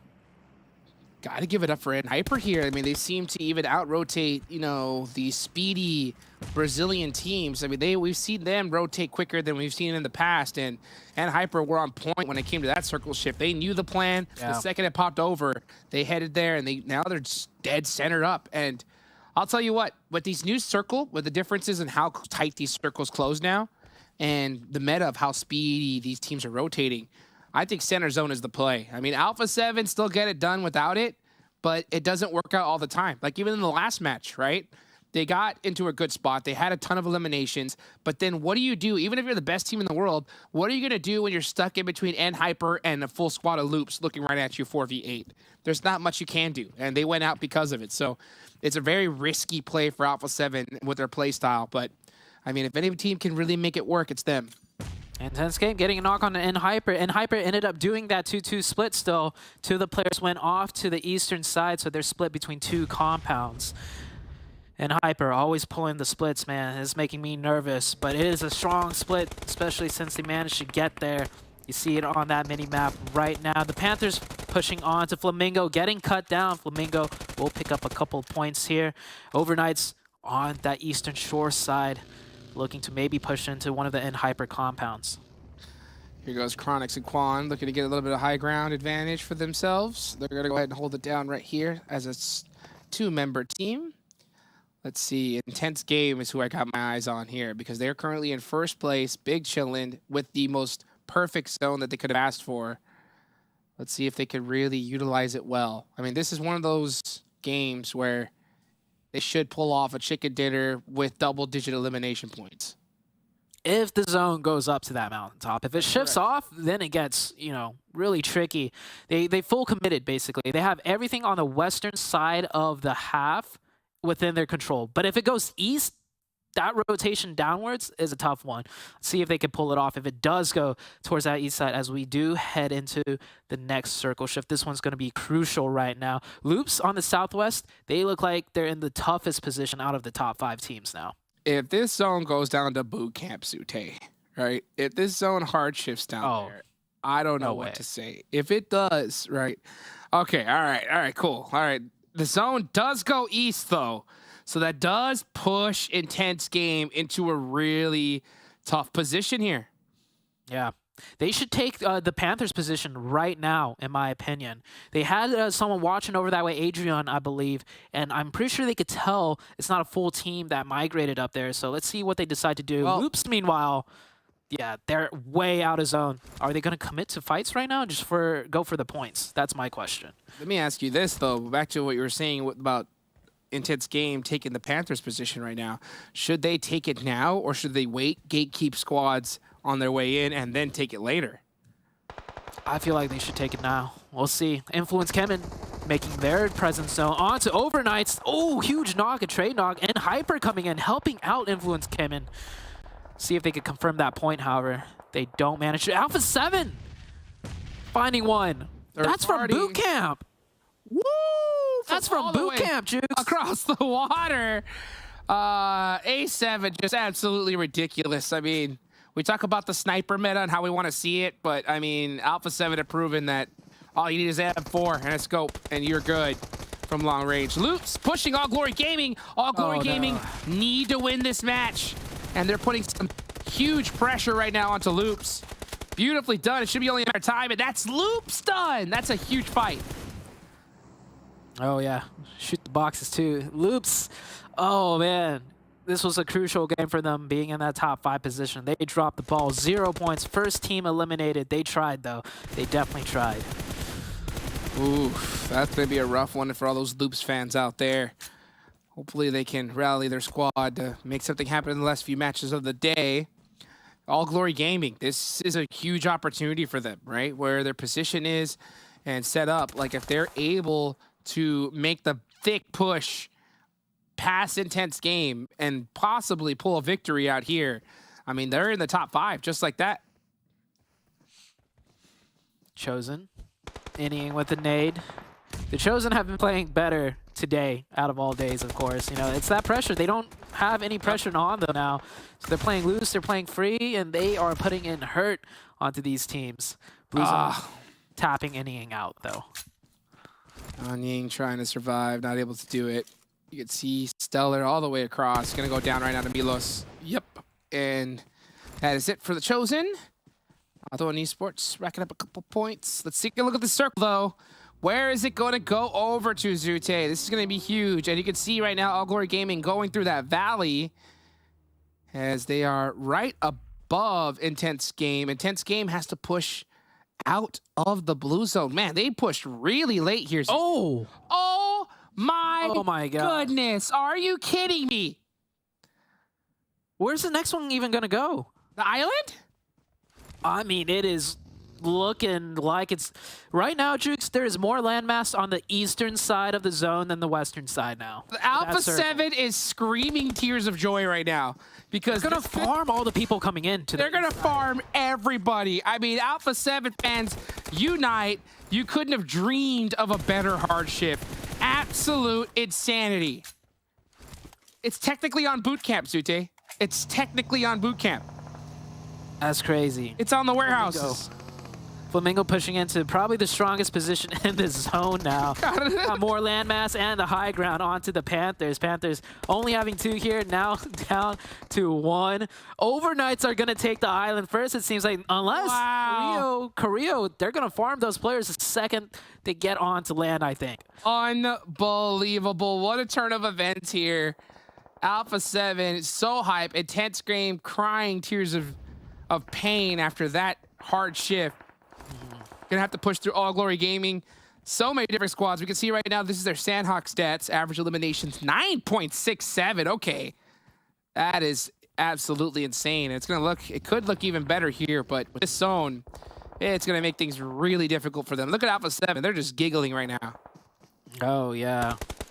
You do have to be careful though. If they're not playing 100% on point, it could get them bit in the back. There's a lot of swimmers, but Alpha 7 looking like tip-top form right now, so they should be fine. So Hyper's still in this zone, right? Alpha 7's in this zone. Influence CHEMIN, oh, it looks like they're getting cut down right now. They're swimming, and they're swimming on the Alpha 7 side of things. What a ridiculous zone. I cannot believe this happened. I mean, this is crazy, right? PMPL, we were waiting for some toxic circles, and we have just got them, everybody. Get some hype in the chat right here. All Glory Gaming looking to continue a good start to this game. They have 5 eliminations so far. Like we said, they really need a win here, but they have to defend against Intense Game. Intense Game having to push through the blue zone, and this one's starting to hurt. Yeah, that's why I wish they took in that hill earlier. They would have had more time to work the zone, but now it's the blue zone cutting them out. 0 elimination points. Wow. It went from, you know, the best circle ever for Intense Gaming to the worst zone ever for Intense Gaming. Intense Game. Island circle, baby. Let's go. Circle. Water zone all the way to the end. Who's going to win this one? It's absolute insanity. All Glory Gaming shutting down Intense Game. Strap barely making it on into the circle. Influence CHEMIN goes down. That's going to make things even more interesting for the leaderboards. And finally, Hyper comes. Kindness getting eliminated from Cielo. What a steal. They could have had all 4 up, but that steal's going to make it 3.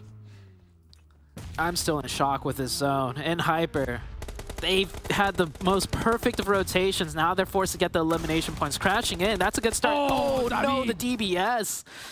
2 left. He needs this knock bad. Hit these. Oh, DBS from such crazy range. GK first with the most clutch shots. He's got to hit this one against Strap. He does, but he loses another player in the process. That's still a nice amount of eliminations for Hyper, but that's going to hurt big time. That's a win in my book. Usually in Hyper, I feel like you see them lose those more often than not, but they are in another form right now. Great job for them. Alpha 7 has secured the island, and it's going to come down to FLAMENGO and Alpha 7. FLAMENGO, the 4 on the high ground to the north, and Alpha 7 on the island. Of course, We have a few other teams in here, but I don't think they're making it into this zone. And Hyper, I don't know what they're doing. Oh, he's going to go, actually, GK First is going for the vehicle here.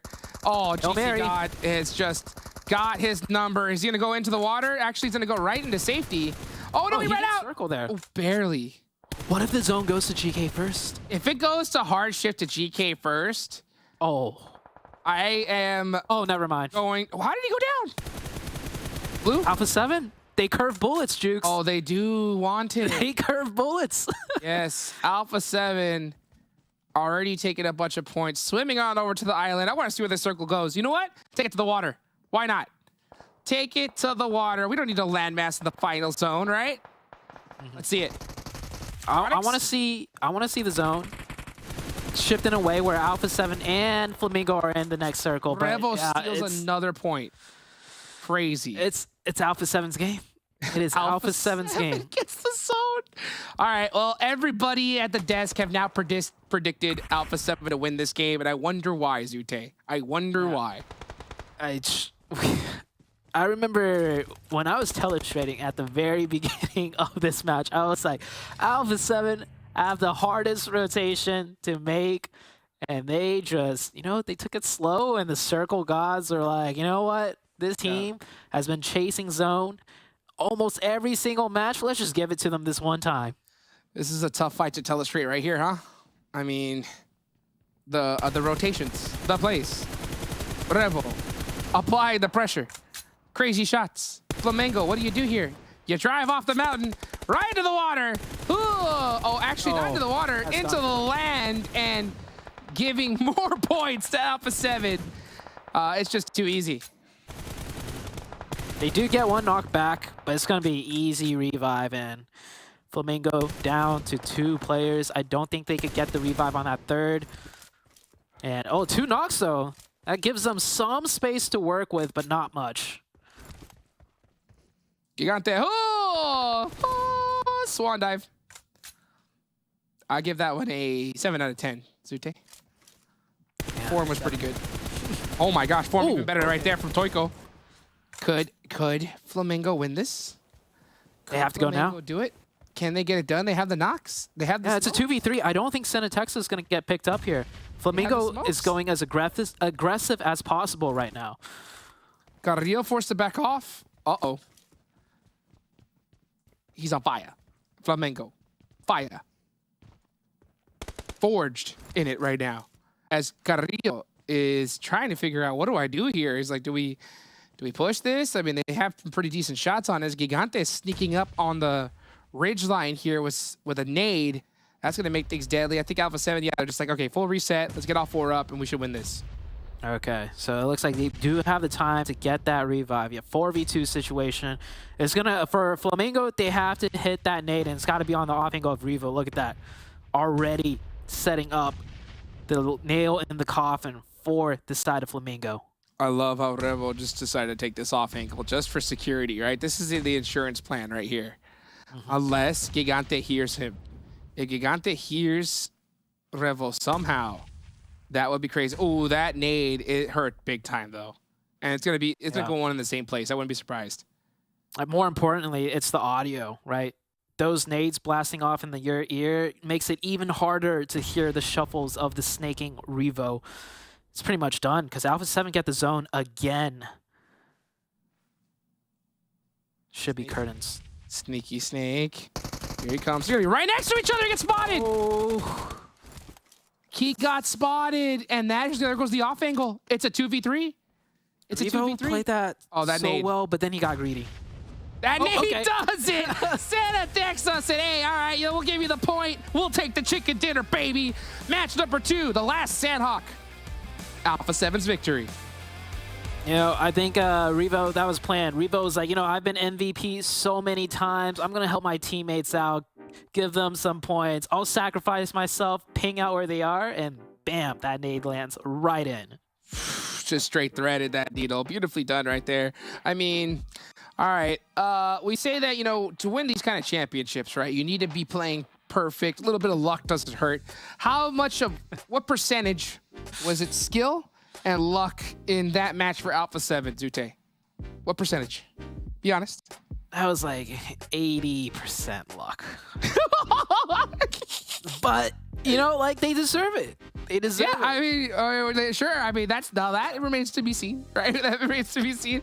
But they got it, right? They got it. What more could you really ask for in that kind of situation? The most ridiculous zone shift, just hand delivering him a chicken dinner on a silver platter. But you still got to be able to execute it. You got to be able to take it to the bank, and that's exactly what they did. So big props to them. Still a lot more action, guys. Don't go anywhere. We'll be right back.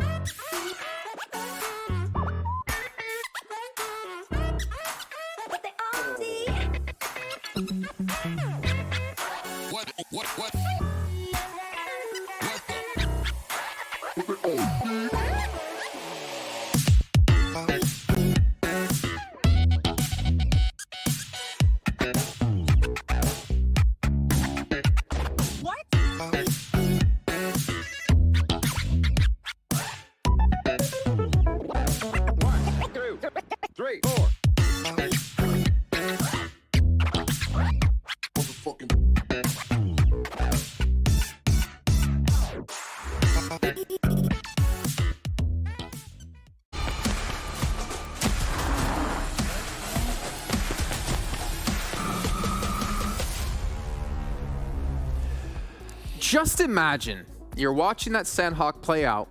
You're seeing the 5th zone pop up here, and you don't pick Alpha 7 to win. Cameron Davis, that's exactly what you did. Walk me through what was going through your head there. I picked Alpha 7. No, you picked okay. I picked Alpha 7. Check the chat. Pick okay? He picked okay. You Check the okay. chat. Check the chat. There's no evidence of it. Nope, even production confirmed. Let's take a look at the match rankings Minus points? here. What? As we see, yeah, he deleted it.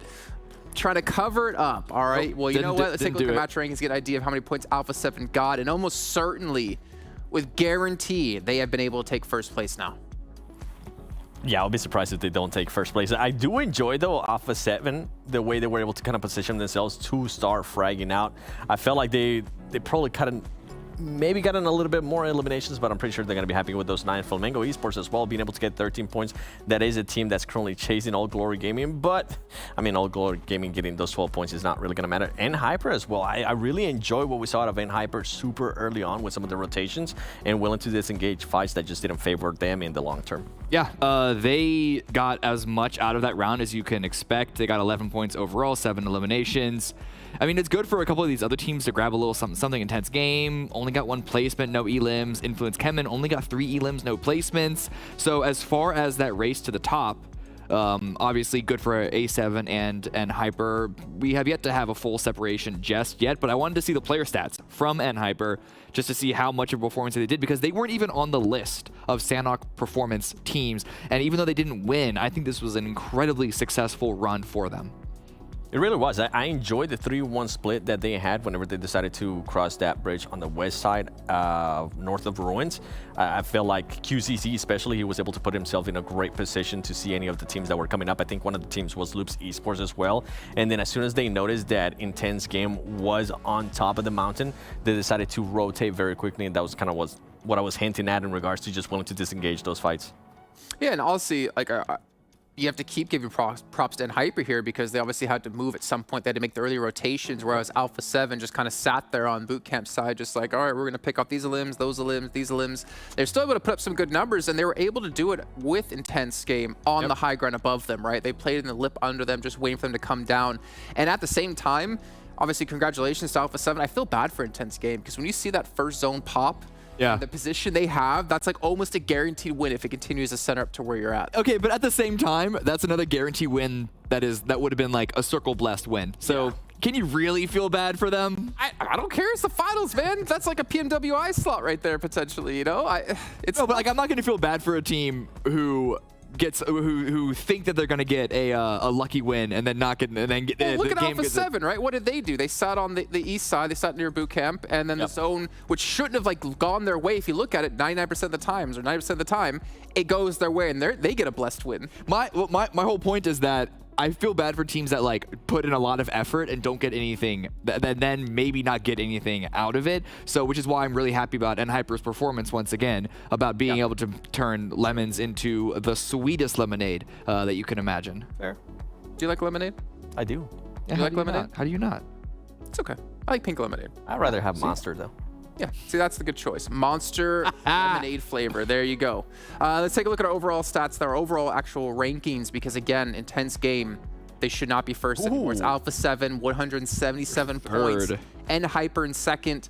And Intense, I mean, they're 8 points behind, and that's going to continue to fall off as we look further down the list here. It is now a 18-point gap from Alpha 7 to Influence CHEMIN, and even further for that than that for Loops. This was a concern. They had an all-right Miramar, maybe not as good as they would have wanted or would have hoped, considering that it's like their best map, and then they went out with nothing on Sanhok. So with 4 rounds left to play, I'm gonna call it. They're out of contention at this point. For the way that for Loops, the way that they're playing, and it's kind of close for Influence, but we know that they can have those really high highs. I think I'm making the call for me. It's now a 4-horse race. I think I'll wait until next match. I think with Loops, what they've been able to showcase, that they don't necessarily have to win the match to be able to get more than double-digit illims. I think they could have 2 back-to-back pop-up performances, and what we've seen so far with Intense game, I mean, we just saw Alpha 7 getting blessed, and we have seen Alpha 7 also in a way getting screwed in the first match as well when it came to circles. Anything can happen here, although something that I do kind of want to note on in regards to Alpha 7 is that win, this previous win might be very, very big for some of the players in regards to their mental state. Especially, I'm looking at Carrillo, because Carrillo was able to, in a way, even though there were easy illims, he was able to still put up those illims, and that could give him a little bit of momentum for the next matches. And as we were mentioning at the beginning of the show, if Carrillo can start popping off, now with Alpha 7 being in first place and a team that's usually comfortable in that spot, it could be scary. Yeah.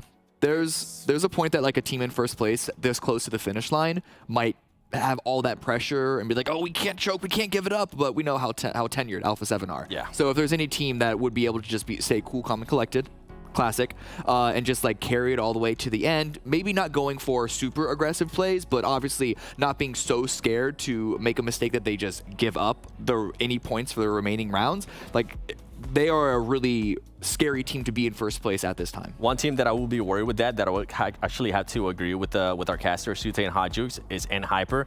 I don't want to see NHyper move up to first place just yet, because I feel like that is a team that can definitely choke.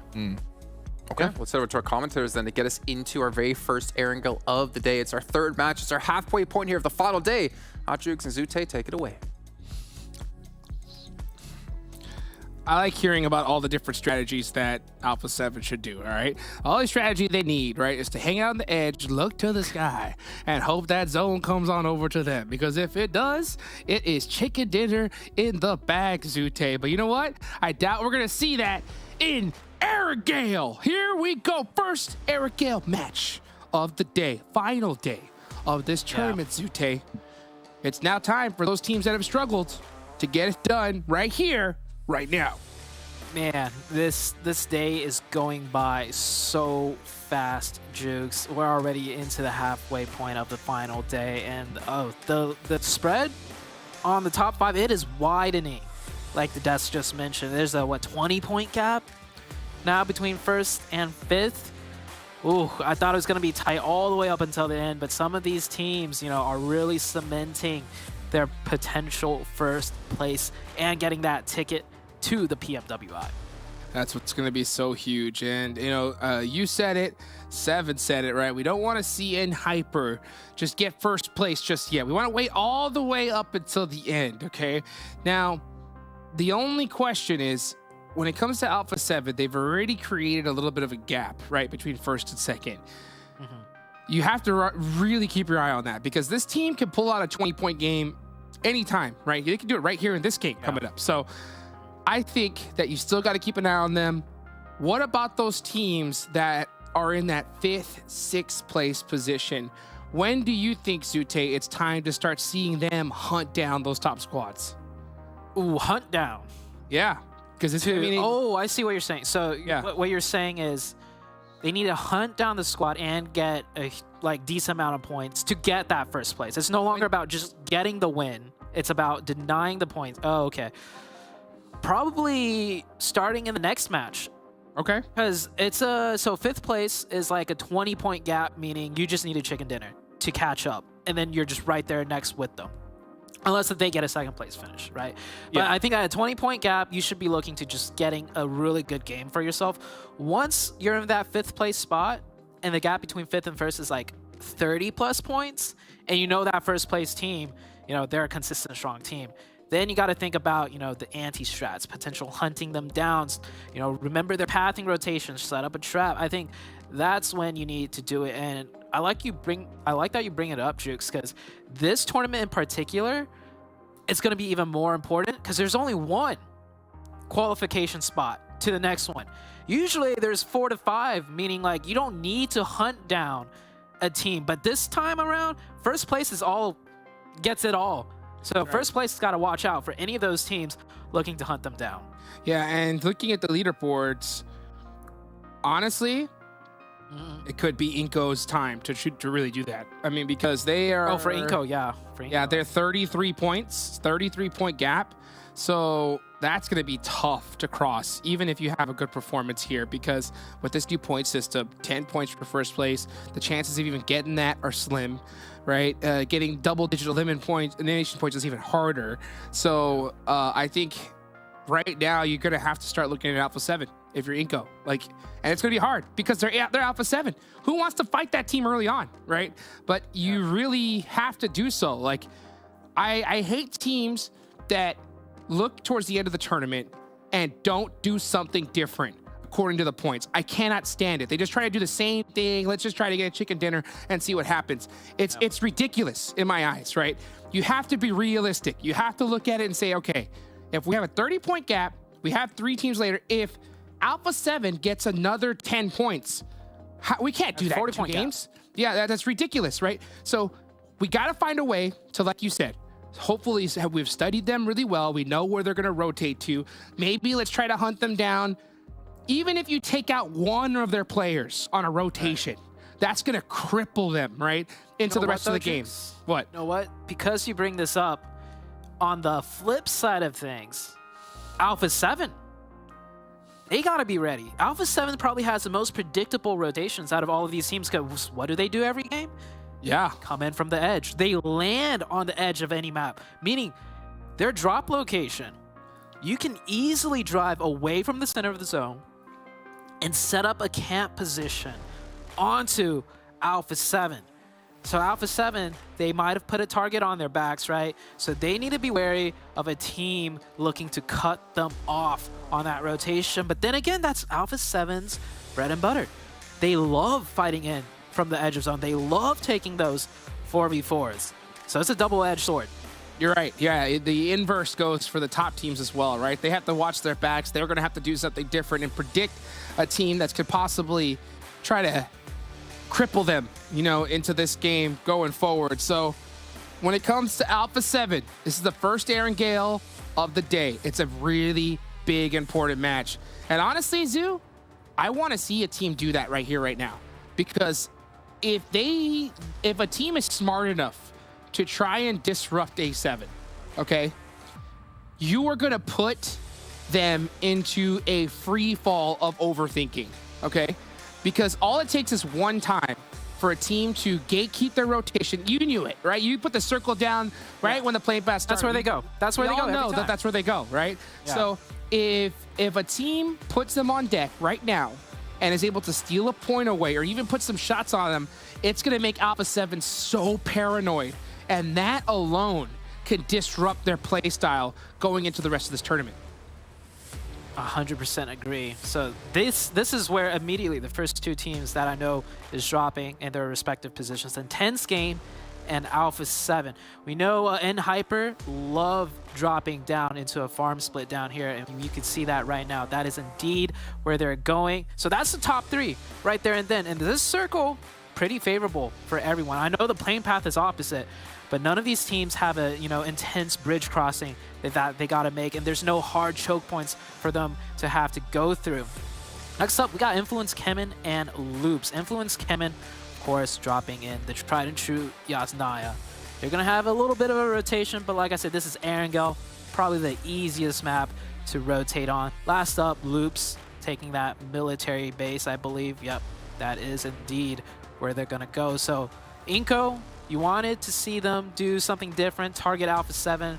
Well, INCO, not yet.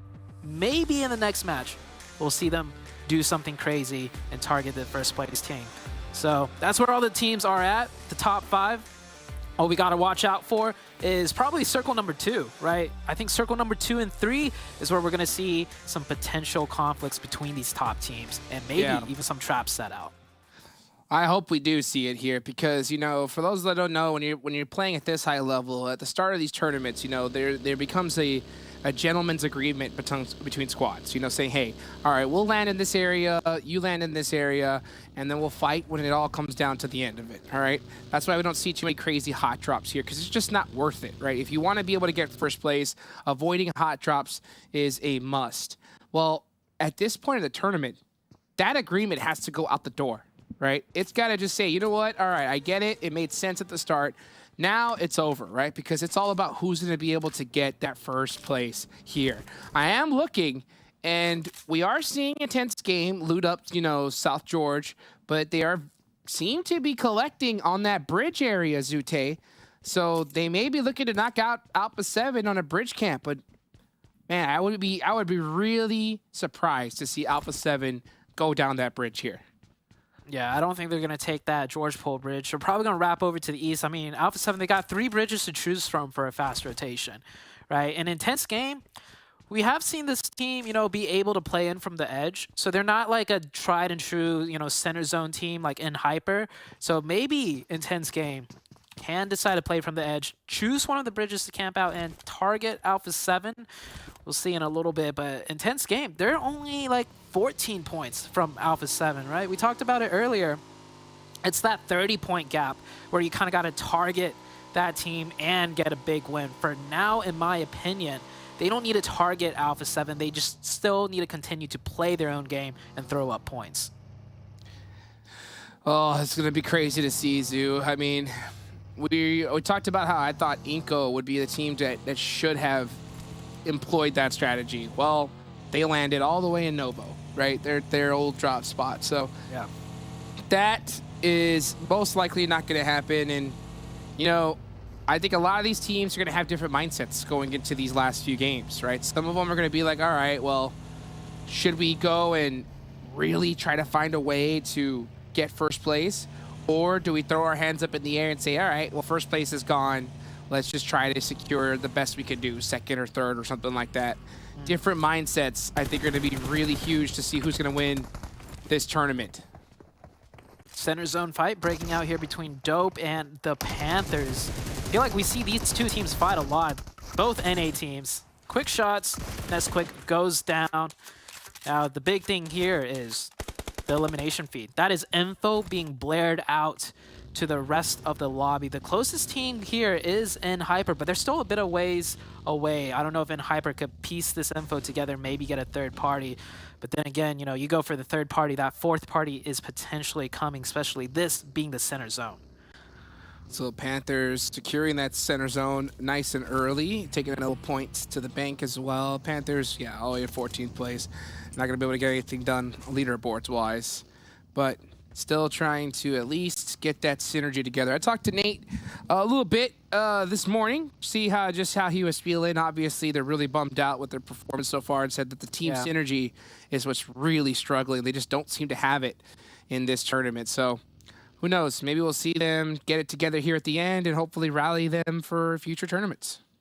Yeah, I think the biggest thing for the NA teams, minus and Hyper coming into this, is like they're being punished for things that they weren't used to getting punished, which is, in a way, a good thing, right? You don't know you're making mistakes until somebody punishes you for it. So now it's like a good time for them to realize, okay, what we've been doing has a lot of holes that we need to fill up. Usually this always works, but it wasn't the most optimal. Maybe our team synergy wasn't as good as we thought it is because, you know, the other teams, they're beating us down. Let's take a look here. I think you're absolutely right. I mean, at the end of the day, you can look at, if you're one of the teams at the bottom, you can look at this in multiple ways, right? You can look at this as a huge loss, stomp your feet and walk, or you can look at it as that learning experience, right?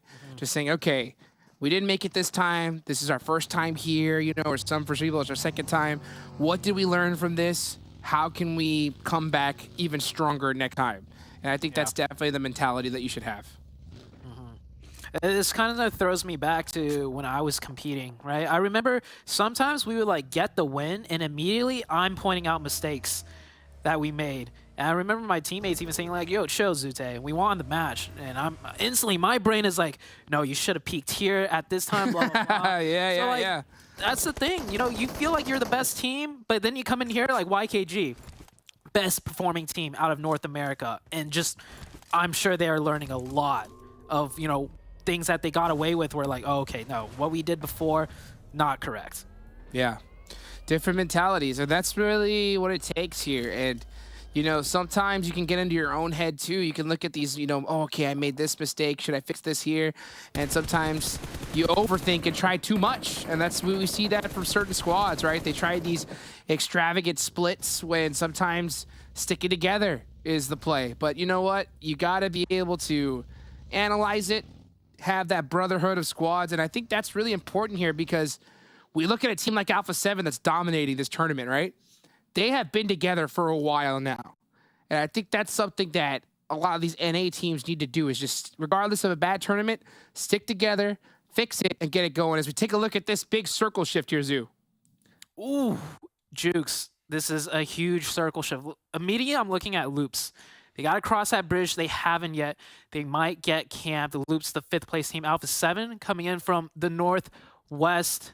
They'll get an easy way into that zone right there. They're pretty much right next to it. Intense game, also really close by. We'll see how deep of a rotation make. Big thing for me, though, is in Hyper. Once again, they are center zone right here.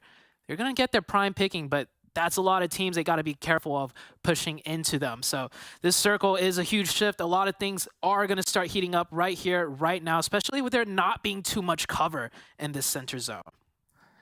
It's going to be a difficult one. Pachinki Hill still available, both sides of it here. You got the edge of Gatka, a lot of little dips, ridges in play.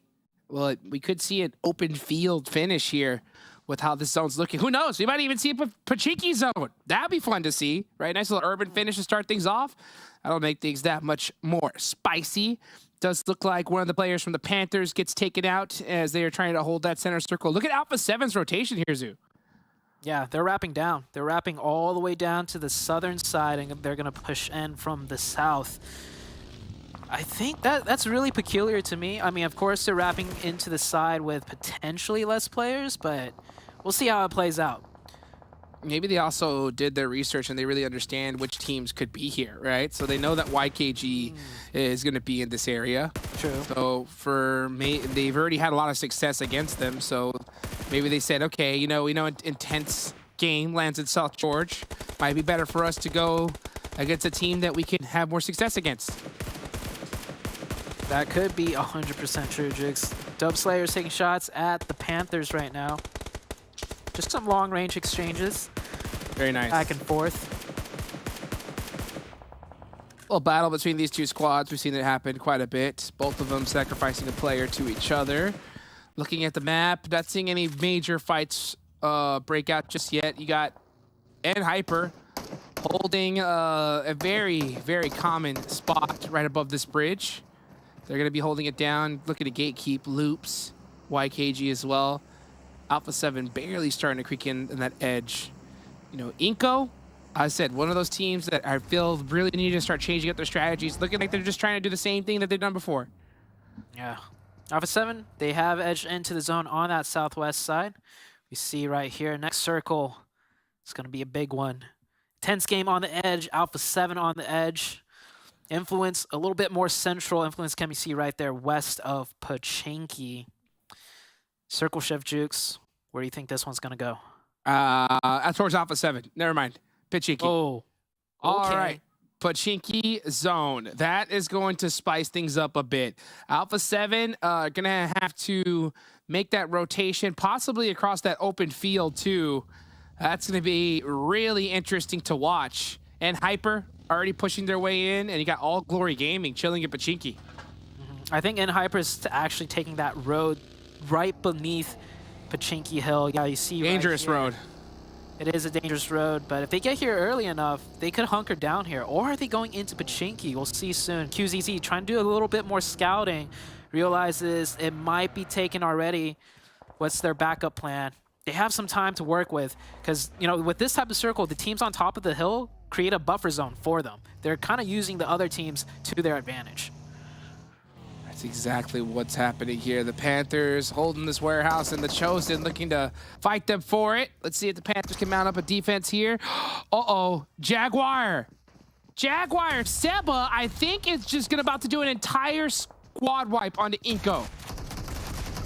Ooh, the DBS coming in on the other fight right here. The Panthers mounting the push, I believe. No, Panthers defense. Any last one up. Oh no, he's got a teammate. DBS is coming through. The Panthers getting cut to shreds by these DBS. Is Stellar. He can't find it. Now it's down to the 1v1. Chronix, can he do it? Anying has the advantage. TPP wise and gets him. Nerf the DBS, man. DBS used Oh, and Hyper pushing. Hyper with the push. Right onto Dope Slayers. Third party could be coming out any second too. Yeah, no, third party's already there, Jukes. It's already Block there. KG. Just like that. You got to get that fight done quick. QZZ has to be able to clutch this up for his team. And Fears with that knock. Oh, it is not looking good for Hyper, and I think they're going to go ahead and tailor off. Yeah, Kindness is tucking tail. I'm not sure if that was the play. Yeah, I don't know. That was... Like, I'm happy to see Hyper, you know, flip that aggression switch, because a lot of times they don't. But that one in particular, huge question mark for me. Might be the nerves, might be the pressure. INCO down to their last one. Nanabete, I think he's all but done for. I think this is deserved, you know, for a team that is just kind of hoping for the luck of Alpha 7 doing bad. Yeah, it's going to be a tough bet for them. I think you got to really take that luck into your own hands, make your own, you know? Try to take them out early and make a play, but they went for what they've been doing and are going to get taken out here, most likely to Loops. Loops, the team that really is going to benefit from these points here, Nanabete. And that is the way a player goes out. Burn to a crisp. INCO out. Next circle already about to pop out. ATON taking some shots at Flamingo. Next circle does shift down to southeast. Huge favorable shift for Loops now. They got a chance to put on some huge points right now because Loops do have 4 up. And Hyper down to 2. They get the zone, but they're down on the manpower. Really down on manpower here. If they would have kind of stuck with that spot they had a little bit earlier, I think that would have been good. There's a huge dip on the other side of the hill of Pachinki. If they would have taken that and just hunkered down, they would have been set. That's what they were doing. Yeah. Yeah. Flamengo instead take this spot here. And Aton, Zohan, that could be a good nade. A little bit off. Here come the buggy plays. Zohan's going to bust out that DBS. Can he hit the shots, though? Couldn't get it done. Uzi. Haven't heard the Uzi in a while. That thing shoots so fast. And oh, Alpha 7! Alpha 7! That's not even in zone, Jukes. This is not even in zone. Alpha 7 just taking points, not even in circle. Taking them to the bank, and now Influence Goski's going to have a good idea that that is where Alpha 7 is, and they have to get going into this next circle as well. This is scary. This is a tough shift for them. I mean, the fact that they just finish a fight so quick, in a blink of an eye, and immediately they're all in their vehicles looking for the next fight. Influence CHEMIN, however, you said it, they got the info that this is Alpha 7. Influence CHEMIN think they have a chance here. They're pushing up. I think they realize too where they're at on the leaderboards. They need to shut down Alpha 7. They have no choice. Here comes Federal. Oh, with the side shots. I thought he was going to get that run over.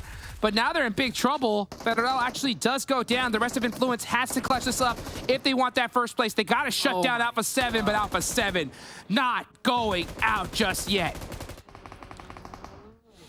This is Alpha 7 in their prime right now. Give us all the fights. Oh my gosh. Give it to us all. Not even in the circle. Look at that. Even got time to shoot out some BM shots. Intense game. Intense and game they is here as well. Oh my god, Jukes. I think this is the angle. No. The angle. Shooting the boxes could have been their demise there. And that is ridiculous. Here comes Adrian, full sending it with the buggy. And the rest of Intense Game, they have to shut down Alpha 7 if they want to get first place, because they are on a rampage, and they're going to do just that. So finally, that Alpha 7 heat, that fire, stomped out by Intense Game. Only a little ember that is Mafioso up left. Yeah, this ember could turn ablaze, though. You can't count Alpha 7 out until they're completely out of the lobby. Man, Jukes, this is Brazil. This is how the Brazilians get it done. We never see this in NA. NA teams, if they're near the top, oh, just play our own game. Not even a third party to be seen. That was wild to see. I mean, NA really has something to learn from this Brazilian region, how thirsty they are. Any opportunity, they will take it. Now Intense Game up next against YKG. Joey, 5 eliminations on the side of on YKG, so that's a really good start for them here. But now they have to make the defense against Intense Game. Looking to shut them down here. You also got Mafioso keeping an eye, close eye, trying to see if he can pick up some stragglers, some more points for his squad, and make that lead just that much bigger. Can't forget about Hyper, by the way. Next zone does shift right onto them, and they're in that road dip with 2 up still. So all that fighting, all that third party really working out for Hyper. They wish they still had 4 up at this point. Mafioso steals another point and sees Chico. I mean, I talked about how it's just an ember left up for Alpha 7, but I'll tell you what, every single one of these players is just ridiculous. With this zone, he's going to have a tough time getting out of this one, but still, you never know. He might be able to steal another point as well.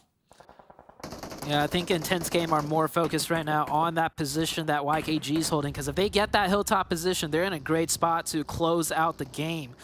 Adrian finding an off angle down to the northern side at the compound. YKG feeling the pressure.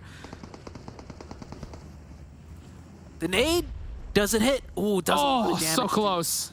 So close right there. Let's see if Cielo can be able to get another one down range. Joey just holding this angle for now. 2 minutes left on the clock as this is starting to close. The pressure starting to mount against Intense Game. Oh, and from the back, Joey gets beat up, and beautifully timed there from Intense Game. YKG just waited a little too long. Yeah, YKG getting outclassed right now. They do get a trade right there. 1 down for each. Fierce needs to hit that shot. He needs to get that knock. That was a huge blunder right there, but 12K will get that one. 24K. Huge shots. 2 left for YKG now. Rise from Overnight, making some nice little pop shots over here. This is going to be an interesting game to predict who's going to win this one. So many different teams still up, full squads as well. You got Loops over there down in the south. You got Overnight all the way down as well. All Glory Gaming up north. I think that's really interesting. And in Intense Game, if they're able to finish off YKG unscathed, of course, they're going to be super dangerous. Yeah, Intense Game lost 1 player, unfortunately. 2 left for YKG. Nade's coming in. Nothing has found the mark yet. 24K in the front lines. Fierce in the back lines. They got to find the first opening. If one of YKG goes down first, I think it's all but done. Let's see how YKG can time this with 2. 24K up front. Looking to use that nade, and he gets it. He's got the DBS now. He's going to pop up. Oh, he missed it. Mistimed here. The DBS is going to come out. Nice little gun switch. 24K is just stuck. Just trying to decide, who do I go for here? He's going to do the wrap. This could be huge. Secure the point. Oh, Fears! With the buggy, jumping right out like out of a movie. Making those DBS shots does go down. It's just 24K up, switches to FPP. He gets 1. Can he go for the double? Why, 24K! Shutting down Intense Game. That's huge. That's a big win. Alpha 7 right there. Yeah, he's happy. Yeah, he's chuckling. Oh, look at this. In hyper. Get the zone again. I'm sorry, Jigs. I just kind of got to laugh at that because all the top 5 teams battling it out to the death. Meanwhile, in hyper, who made a blunder earlier, losing 2 of their players, it's just like, well, it's still working out for us. Right? If they would have just stayed there, they would have been so fine. So that aggression, it was good to see, but at the same time, right, if they would have just been in that same spot, it would have worked out even better. Yeah. Loops, the 5th place team, quite a ways away from 1st place now. They have 151, Alpha 7 with 185. Loops needs to win this one, and they can with 4 up. All the other teams really battered and bruised right now, so Loops, now's the time to go a little bit aggressive. Mafioso just going to go ahead and go out to the blue zone here most likely, and Overknight finally started to make a little bit of a push in here, and I like to see a lot more aggression from them. I mean, they're so far down on the leaderboards, it doesn't hurt, I think, but maybe looking to do something different and instead getting punished big time by Loops. Overknight's trying to survive the fire from 24K. More of the circles on the eastern side, though, so 24K will have to move. Same with Mafioso. This little ember is still burning, Jukes. Little ember with the pink backpack. Look at that. Also got that beautiful ornament on his backpack here. Let's see, Overknight's fully smoking themselves out. They have 0 vision and have opened themselves up to an absolute barrage of utility. A lot of util, no openings yet. Loops, I said they need to go aggressive. I like to see them commit 3 people here. They need to remove this team out their side. So that, oh, one of them got knocked actually. Loops, Mythic, knocked and finished. He was finding the off angle down far in the south. You don't need to do that. You have the advantage with that hilltop side. Just do a 3-1. Huge oversight from Loops. Huge oversight here. And Hyper gonna shut down 24K. That's another point for Hyper. And Hyper creeping up the leaderboards, but Alpha 7 Mafioso still up with 8 and now collecting placement points by the second. Maybe it's that Itadori Yuji ornament on his backpack. So, yep, you see it right there. Oh, yeah. Hyping him up. Overnight's doing what they can to survive right now. Loops, I feel like they fumbled it. I know they're still alive with 3, but man, should have 4 here, and they should have Overknights already taken out. That's 4 elimination points and more control of the zone. They're still trying, though. Chief putting in some shots. Get some shots in, but no knock, and it's a little bit too late. If you make too much noise now, you're getting third-partied. 2 minutes ago was the perfect time to do it, and they missed that window, in my opinion. See what the play is going to be as Flamengo. This is 7WG's pick. Wow, Gigante with the DBS shots out the Bugatti.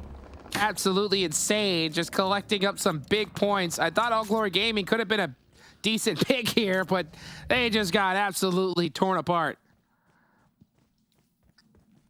Man, DBS also meta out of a side of a car?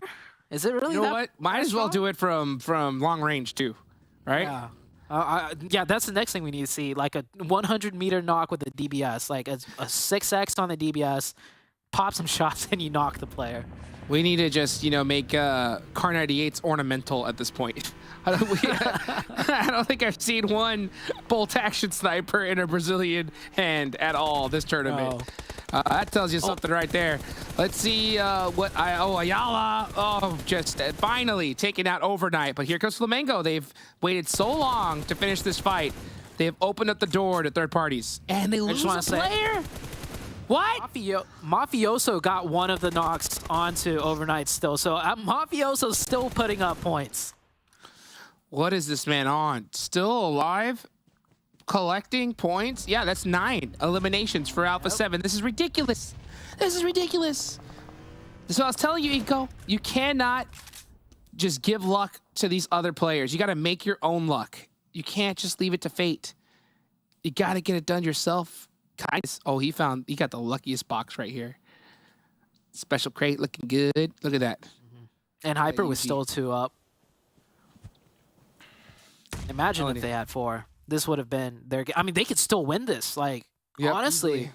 Flamingo only has 3, and they have to fight Loops more than likely. Well, I don't want to say more than likely, but there's a chance Flamingo might lose 1, making it like a 2v1v1 situation. Mafioso, by the way, he has not only picked up 2 elimination points for himself as a solo, the amount of placement points he got escaping the death grip of Intense Game is crazy. Let's see here how this is going to end up. Who do you think's going to win this one, too? Looking at it right now. It's with that new zone shift. Alpha Mafioso? 7? Alpha 7? Yeah, no, he's in a great spot. This is ridiculous, dude. Flamingo's. I think Flamingo's going to come in.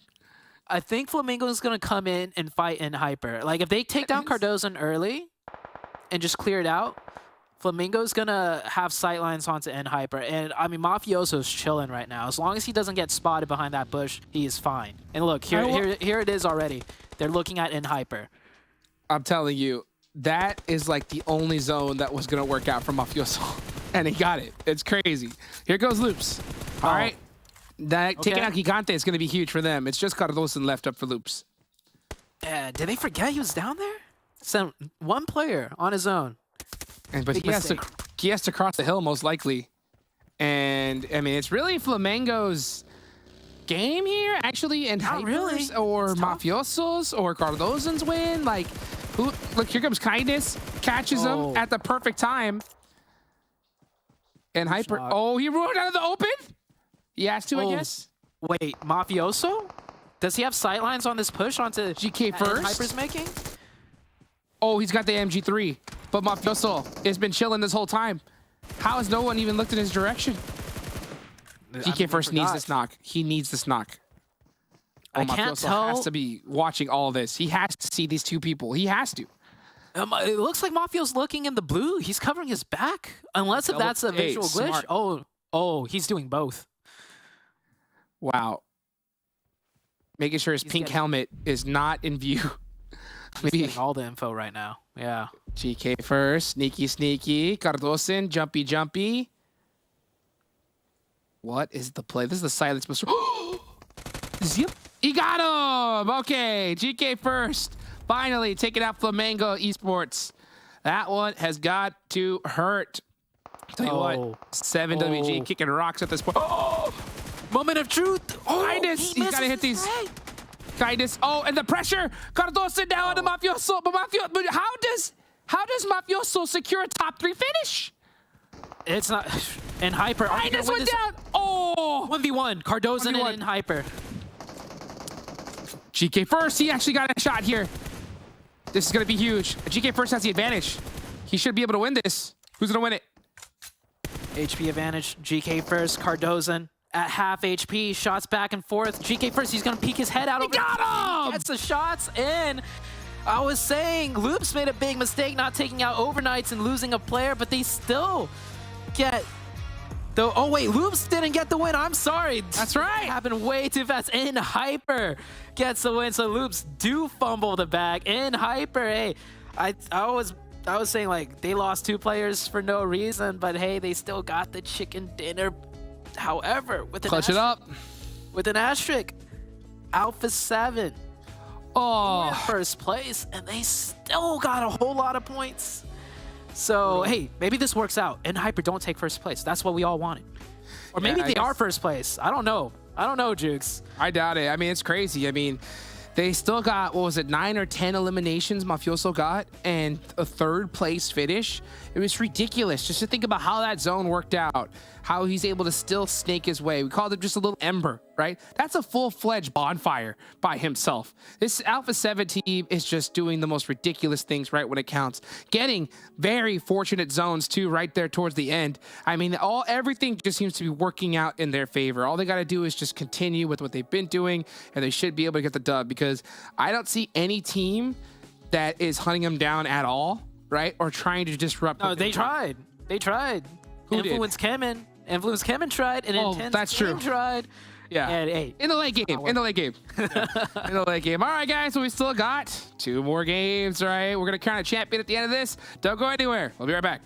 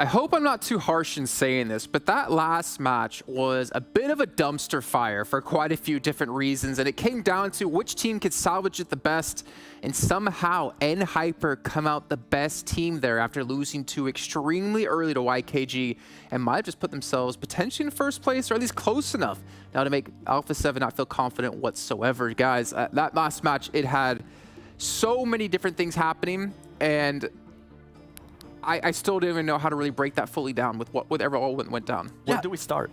I don't know. I don't know. As you said, it was salvage matches. We thought that like Loops had a really strong position, and to be fair, Cardozen did do some good salvaging on his own, but it was nothing compared to the run that NHyper and A7 had. It looked like halfway through that game that those two teams were out, but double-digit points for both of them. I mean, Loops as well, still trying to stay in the mix, but with the rate that NHyper and Alpha 7 are going, the fact that you can't even guarantee that they're going to go out early by taking a couple eliminations on them, this is looking like it might just be a two-horse race at this point. I mean, and for Loops, it was a big question mark, right? Especially from you in the last second saying that you might have called them just saying they want to be able to challenge. That little push right there with 12 points, obviously Alpha 7 still able to get more points than NHyper able to get more points. Yeah. It's good for them to at least feel like, okay, we still have a chance, right? And that is a team that can do great performances, as we just saw, being able to salvage some of that stuff too. Going back to Alpha 7 though, what shocked me, man, is that Alpha 7, and the casters mentioned this too, they decided to shoot the boxes of Influence CHEMIN once they eliminated that team, and that gave just the right amount of time for Intense Game to push onto them and to end up eliminating 3 of their players. I mean, who would have thought YKG would be the team to play spoiler this entire match? Because not only did they knock and finish 2 players from NHyper, they also finished off IG, who ended up third party in Alpha 7 and cleaning them up, except Mafioso, obviously. Like, YKG basically just took a spanner, threw it in the works. You know what kind of hurt seeing that YKG performance too, that it was 24K clutching it up for his team as he was able to do previously in NA, in PMPL NA. It kind of leaves just some hopes. Hopefully this team comes back next season stronger. And I kind of wanted to mention 24K, great performances, man. Yeah, 24K has always been the standout player for me. I know Joey is the more dramatic one, not only in just personality and notoriety, but even just inside the game itself, going for the big wide flanks, going for those roaming plays, sort of cracking open some of the opposing holds, but it's always based around 24K being able to deliver and being the sort of central rock hold of that team, which is why I was disappointed that he wasn't able to play all of the matches this weekend, that they had to have Fear stand in and the whole sort of rotating roster situation. But like 24K, that is the player on YKG that they need to put all of their force behind going forward. Okay. Big statements. Obviously, another season PMPL coming up around the corner, so we will be able to have the opportunity to see if they do that. But let's take a look yet again here at our top 2 teams between NHyper and Alpha 7 in this last match, and a little bit of a head-to-head here, because this was extremely important. If I'm not mistaken, Mafioso, the last person alive for Alpha 7, was it 2 elims he got by himself, and then he knocks Kindness to allow potentially Loops to get the victory? I know Alpha 7 didn't get the win. It was NHyper, but I'm actually more impressed with what Mafioso was able to do, because he was just alone by himself. He was able to position himself in great spots, and it kind of goes back to what we're saying with Alpha 7. It doesn't matter if the whole team gets eliminated, as long as one of them survives, they can definitely step up, and Mafioso was able to do that. And the fact that he was able to just willingly take on fights when he was on the backstep, like, that was just so impressive to me. Yeah. No, like, honestly, again, and it's the fact that these teams are delivering when we are down to the wire and the pressure is at its greatest. Alpha 7 in the lead, as we expected, didn't collapse under that pressure, and then NHyper chasing. They're really good at doing that. They are really good at chasing. They're not giving up under the pressure at all. They know they need to make those final few steps, and at this rate, it is looking like it's going to be a head-to-head between these 2 teams until the very end. And NHyper winning the match, not having all 4 players. Yes. Say it. Cameron, you have something you wanted to break down for us Yes. here with the illustration. What is it and why? Yes, honestly, I'm just really happy that these teams at the top are going for the massive plays that they absolutely need to. So I just want to look at the fight that's, I guess, the engagement, the whatever you want to call it, that's happening around here. Whoop, a little bigger. Happening around there between Influence and A7 fighting each other out. And yeah, sure, you can criticize A7 for shooting the boxes of Influence. but they're going for the fights against the teams that they absolutely need to beat. This is high impact elimination points that they're getting because it's points for them and it's less points for their opponents. But the bigger thing is that IG up here at the top, they could have made a rotation to the east, but they saw that fight and they said, that is an opponent that we want to take out. We are going to push onto them and then clear their chances, because A7 just recently overtook Intense Game on the overall leaderboards. Intense saw the opportunity for, if we take this team out right now, that's going to open us up to reclaiming the first spot, especially because Hyper had already lost a couple of members and they did a really good job. They almost took all of A7 out. It was Mafioso, the lone member, getting away and then pulling his own individual amazing maneuvers. But either way, this was a good play by Intense Game to go for this. The idea behind this 7 was absolutely clinical, great, and it's the playmaking that you want to do at the end of a tournament. Let me ask you your opinion, right? Because we actually discussed this in the green room. Intense Game and Influence CHEMIN were basically right next to each other before Influence CHEMIN decided to rotate into Alpha 7. I'm assuming, and I want to know if you agree with this, that Intense Game kind of rotated into that fight, maybe expecting Alpha 7 to be wounded, but they actually weren't wounded. They didn't lose a single player. No one was knocked. Yeah. And I think they almost got a little bit lucky there that they were able to close those knocks so quickly. So during that, by the way, if you saw, Intense Game actually had one player in a vehicle, and it seemed like he was scouting to go east, like you were mentioning.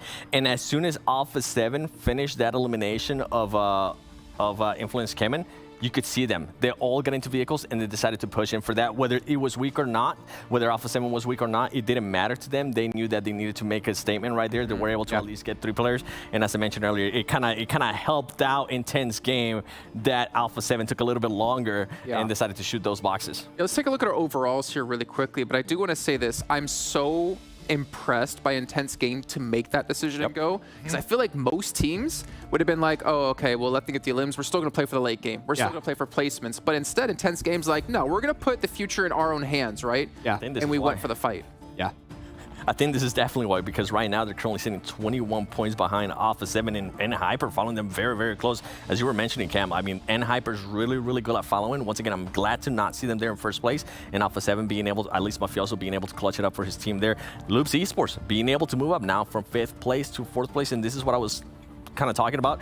The gap is increasing in a big, big way. If after this match they're not able to get at least 15 to 20 points from Loops Esports, I think it's time to actually, from my side, to count them out. More than that, if they don't end this final game with a strong double-digit win, like over 20 points gained overall, there's no chance for them. I'll take it even further. If Alpha 7 or Intense Game don't go out early, then Loops doesn't have a chance to catch up. Yeah, I mean, that's the whole thing, because it's, what, 29 points or about 30 points for Loops below first place. Yeah, you can make 30 points. Loops can make 30 points in 3 games, but that's if the 3 teams above them make nothing 3 games in a row. Exactly. Well, we're about to head into our next match, but I want to remind you guys once again to get your votes in of your favorite teams or who you think is going to win here over in the YouTube chat, because we love to see who you are supporting. I think there's a lot of A7 and Hyper supporters going on right now. But you know what? We're going to actually go support our commentators here to bring us our 4th match. We have 3 left to go. We're heading back to Miramar for the last time of this event. Take it away, boys. Already? Preach, Jason. Preach. I couldn't have said it better myself, right? If you want to get first place, you gotta stop Alpha 7. The gap is too thick right now. If you're Loops, you could decide to leave it up to fate and see if Alpha 7's gonna choke, right? I have a brain, Zute, so I would not put my money on that, right? If you want them to get out early, you're gonna have to do it yourself. Loops, what are you gonna do this game? That is my question. Zute, what do you think? Yeah, I think the biggest thing to look at is actually, you said it, Loops. Loops are in a point position where they have to do something big for a chance at getting that first place, and that means taking out Alpha 7. But the problem is, Hyper is only 2 points behind Alpha 7. So it's not like you cut off the head of the giant and that's it. There's another one in the midst, right? Hyper. And Hyper, that's a team that's just playing so consistent today. It is tough for the teams that aren't in the top 2. Intense Game, they're falling a little ways behind. You see right there on the points, 170 right here. So, that's a 21-point difference. That's too first big. Place. That is Yeah, too big. That's a big point difference as well. Oh, man. Intense Game is probably the only squad that could just say to themselves right now, all right, all we got to do is just get a big chicken dinner right now. Like, okay, that's fine. But everybody else, you got to start knocking on the door about the 7. Oh, I see what you're circling here, Zute. Yeah, the top 2 teams in Hyper, and Alpha 7 is going to go towards El Pozo. So I'm going to leave these circles up here for now, and we're going to see on the first circle that pops up what teams they have to watch out for on their rotation in. Particularly, you know, can Loops cause some trouble for them? Can Influence CHEMIN cause some trouble for them? And with this zone, oh man, it's pretty good for Alpha 7 and in Hyper, to be honest. It really is. It really is, especially for Alpha 7. They're going to be able to get all the loot they want and more. So they're going to be pretty set up for this game. And once they take El Pozo, they're going to be tough to even deal with because they're going to be so set up. I see you're circling over here by Loops. Yeah. Hacienda. Intense game as well. Yeah. So these are the 2 teams that need to take out, you know, either Alpha 7 or N Hyper. And both teams, you know, have one of those beasts to either side of them. N Hyper coming in on Loop's side. Alpha 7 will be coming in on Intense Game side. All right, well, this is where champions are made, right? It all ends up right here towards the tail end of this tournament. Alpha 7 have proven that they can get it done regardless of the situation, you know? And they're super fortunate, right? They got some really blessed zones these past couple of matches, and they absolutely crushed it. Now, their Miramar stats, not too hot compared to their other maps, okay? But with the lead that they've given themselves, they only have a 2-point lead on NHyper, where I think NHyper has had a lot more success here. So Alpha 7's got to play this very diligently. They got a very good zone here, playing path, El Pozo all to themselves, so they're going to be looted out to the T. Yeah, you can see that NHyper definitely has a nice bump in stats to Miramar compared to them. Yeah, Alpha 7, they stick to their play style, you know, coming in from the outside of the zone and fighting their way in.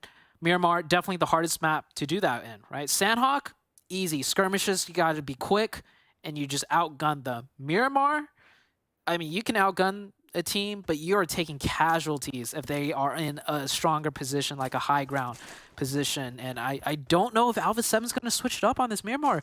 If they just go more central, right? In Hyper, that's what they do. They just go more central on the high ground. And, well, Miramar, there's a lot of high ground to be had. All right, well, who's going to get that high ground first? Intense Game already centering up in the zone, getting ready for this one. And, man, they were really just in a solid position yesterday. And now they're about to lose this tournament if they do not plop out a good performance right here, right now, at least in my eyes. They're really close to Royals of War. And that's a team that has really struggled. They're in second to last place now. So if there's any team that you want to fight, it could be this one. But at the same time, they got nothing to lose right now. So they could be playing very, very loose. And it could be very unpredictable as well. 100%. NHyper, they're rotating in. Same with Loops. I don't see any traps being set up just yet. Of course, the circle being so big, you have to get, you know, set up at least before taking some engagements. I'm looking at the minimap, Jukes. Looks like everyone else just taking their time. No real fast rotations. INCO coming in from Picado ever so slowly. And we got teams looting up on the edges of the map still.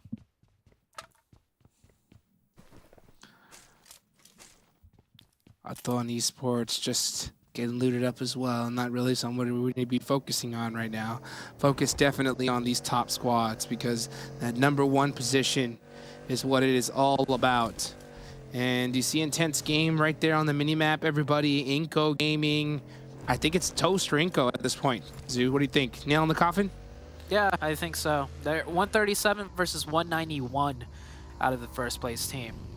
So INCO's, for me, the contentions are for first place, NHyper, Intense Game, Loops, and Influence. If Influence pull off something big, they got a chance still. Well, only this one and 2 more matches left to go. So with 3 games, You could still put up some good points, but with this point system and how all these teams are playing, it's going to be so hard. I think it's about that time, Zute, that we start talking about the final game shenanigans that we're going to see, okay? Last game of the day, of the tournament, right? Throughout history, we have seen almost like half the lobby gone super early on. I think we see some teams just fully give on up and just start full sending everybody. You think that's something we're going to see here in Americas? I think so. I think so. It's quite obvious the Brazilian teams, it's first or nothing for them based on that last match, right? They went for Alpha 7's head when they got a chance to. So when it comes to the last game, you might see a team just hot drop Alpha 7 even, potentially, to try and, you know, deny the points and then get a huge game themselves and steal that first place away. That is if Alpha 7 is in first place coming into the last match. And Hyper, quick question for you. They're only 2 points away from first place. Do you want them to get first place, or do you want them to stay in second going into the last game? Oh, I don't know. Oh man, go ahead. Oh, that's right, QZZ driving right into. I was looking at the mini map for a second, and Ed Hyper driving right into loops. This is dangerous. Ooh. You makes Go it down out. the hillside. There you go. Get out of the sight lines. All right, second place. Second place, the answer now. After that one right there, you know, just stay close in second. I think that's going to be the most important thing. But you know what? I want to say that, but my gut too at the same time is saying get into first, because with how lucky Alpha 7 has gotten so far in this last day with these zones, I just do not want to leave it up to them. You know, I think you want to be able to get some points just in case you get a really rough go at it in the last couple games. We'll see. Next circle about to shift. Second circle, Miramar. This is going to be a huge shift, more than likely. I hope it doesn't center up. I want to see something interesting, because you do have, you know, 7 on the left side and Hyper on the right side. If we get a hard shift, it could be huge for one team and not the other coming into this circle shift, Jukes. This is going to be a big one. Where is this circle going to go? Is it going to center on up, which we've seen pretty traditionally here in Miramar? Or will we see another lucky hard shift for Alpha 7 and we get an Oposo finish? Oh boy. All right. Well, that luck seems to have run a little bit thin here, Zute, as Alpha 7 going to have to make a very intense rotation. Yeah, this Alpha 7 rotation, it's just all rough terrain going into the circle. Alpha 7, we could see them doing wrapping rotation, but any wraps to any side, right? Like if Alpha 7 comes down here, or even like around the top, the problem with that is this is all high ground.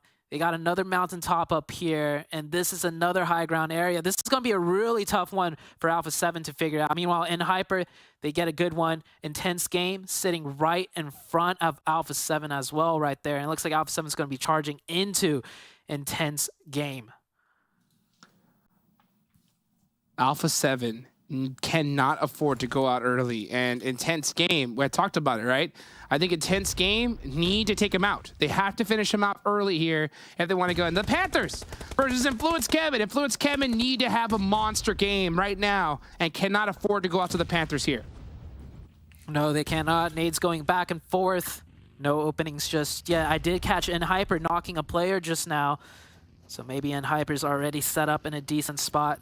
This fight yet completely fully blow out. Quan coming in hot, wrapping around the backside. Kawiski, though, on the outside looking in. Let's see what Quan's looking to do. Can he go ahead and get this initial knock on a Federal? He's starting to pre-fire. Oh, that DBS ever so deadly. Gotta watch out for that. Quan's gonna has a nade locked and loaded for him. And that knock from Federal is gonna open things up. We might start seeing Influence really start pressing this. Yeah, the Quan gets Panthers thirsted. looking trapped right now with the side of Influence. Not able to do much. Not much room to move around because they have a player on the outside covering all the angles. Lil Boy taking a shot now at this weekend Panthers team. Nate, a lot of pre-fire catches the edge. That's huge. Blows the arm off of Lil Boy there, and now Nate looking to take advantage of that knock. Federal gonna have to do some more work for his squad. Can he clutch this up for his team? He needs to. Little boy, Federal, trying to keep his team alive, gets a huge knock right there on Azuko. And I believe it's only one player up left for the Panthers. Here's Chronix with the jump down. Chronix making his return today. No shots hitting. Switches to the M4, 1v2 situation. Oh, he's gonna secure this point, though. He's gonna secure this point. Yep. Oh. Definitely. Oh, and Law with a beautiful shot takes out Chronix, but Influence CHEMIN lose 2 in the process. That's too much of a loss. That Too is much of a loss. Yeah. Yeah. Before early game, we could talk about how 4 points is okay. It's not here. Like, they are too far down the leaderboards. They want first place. They need 20. Loops taking a fight now with Royals of War. Loops, the 4th place team. They need to clean this one out without Can't lose losing anybody. a single player. Yeah. That circle has already popped up too. Alpha 7 on that southern side, and Hyperhard already made it onto that high ground. Intense game on that northwest edge. They just need to scooch in a little bit. Let's see what Loops is gonna do here. They get naded, Mythic. That is such a tough nade, Dreamsy. Oh, and a huge off-angle knock, Loops. Devastated. It's just Garvosin left up. He clutched it up for his team in the last game, Zute. This man, all by himself, was able to secure a 2nd place finish. But can he bust out a 20 elimination chicken dinner? No, he can't do it by himself. The Royals of War, call them the Titan Slayers. Dude, they are. We wiped out hurts. Alpha 7. Oh, hold on. Alpha 7. Joey, What happened here? why? Alpha 7 down to 2. KG knocking on the door of the great Alpha 7, and they are in big trouble now. Huge play from YKG, and look at this. Oh, actually, it was a tense game. Diego from the top, finishing Mafioso. I mean, I showed it on the map feed earlier. No matter which way Alpha 7 goes, it is high ground. This was the toughest rotation for them to make. I'm not surprised they ended up losing 1 to 2 players. That was the worst circle shift for Alpha 7 possible. No matter how many plans they had, it is just high ground that they have to just bum rush into. Goodness gracious here. Oh, Alpha 7 cut at the knees. And Hyper, they did lose a player early on too. So, and Hyper, this is their chance, right? Really their chance to put a monster game on the board and extend their lead into glory. Okay, Oh, man. Fears. They'll get first place? They'll end up in first? Place? I don't know about that, Jukes. Give it to them. Give it to them. Why They're not? going to choke it. They're going to They're not. choking They're it. not. They're not. In Hyper, you gotta believe. You gotta believe. Okay, right? okay. Let's see if they can do it here. Fears putting in some work against Dope. 2 teams super low on the leaderboards. YKG crippling Alpha 7. That's gotta hurt you. That's a nice nade down to Bray. Oh, that's a self-nade. That is. That is. Let's see. YKG with a monster game here. Yeah, they're not even gonna get back to 8th place. So I was trying to see if they can even get some more points. But hey, you never know. YKG could be going for the style points also. You never know what kind of statistics they have. Oh, third party from Intense Game. Oh, this is huge. Knock onto Joey. Yeah, here comes Intense Game. They need these points. They want these points. And I'm pretty sure they have a laser eye focus on that elimination feed, and they know Alpha 7 is hurt here.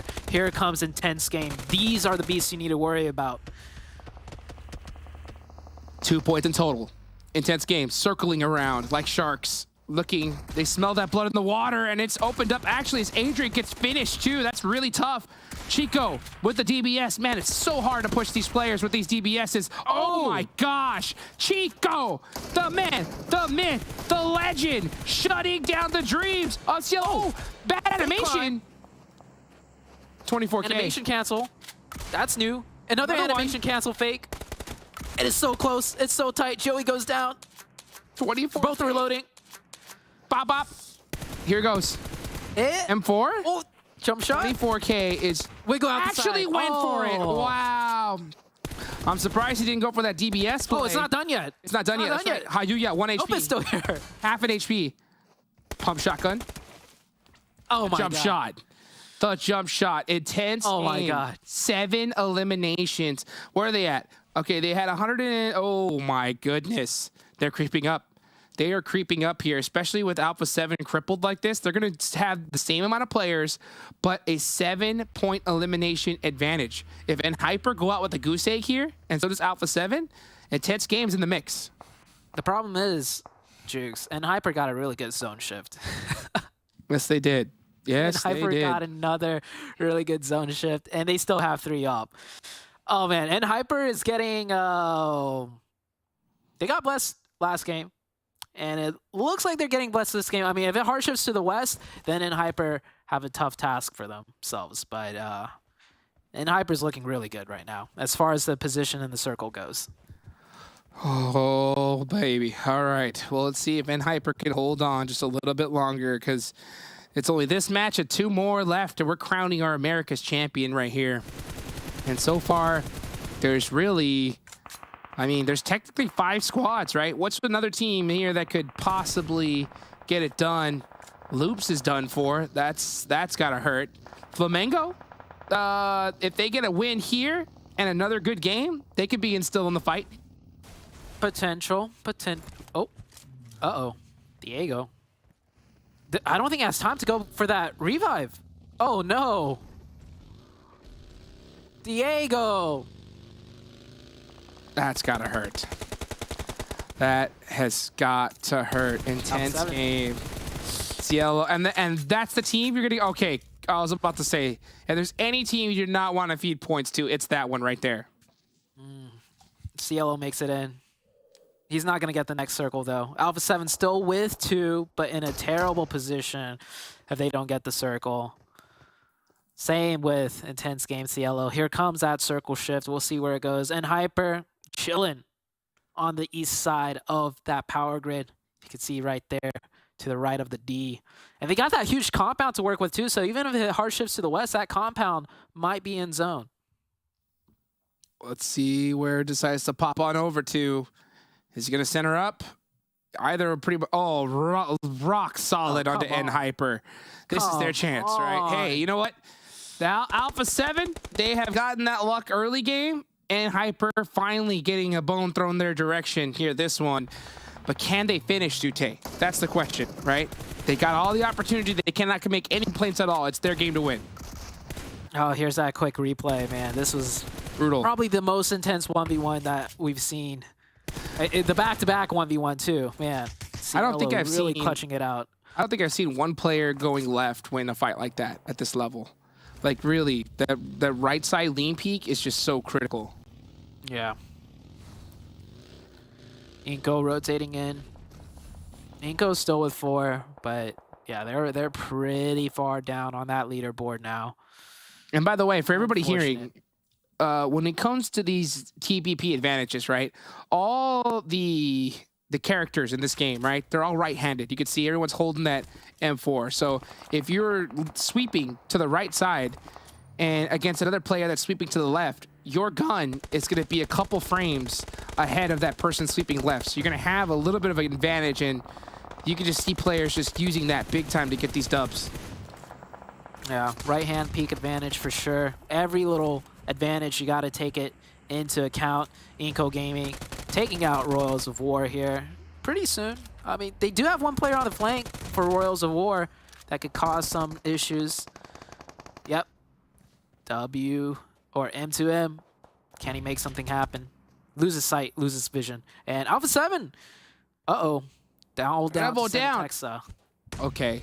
All right. Well, Texa, it's time to utilize some of that mafioso magic we saw.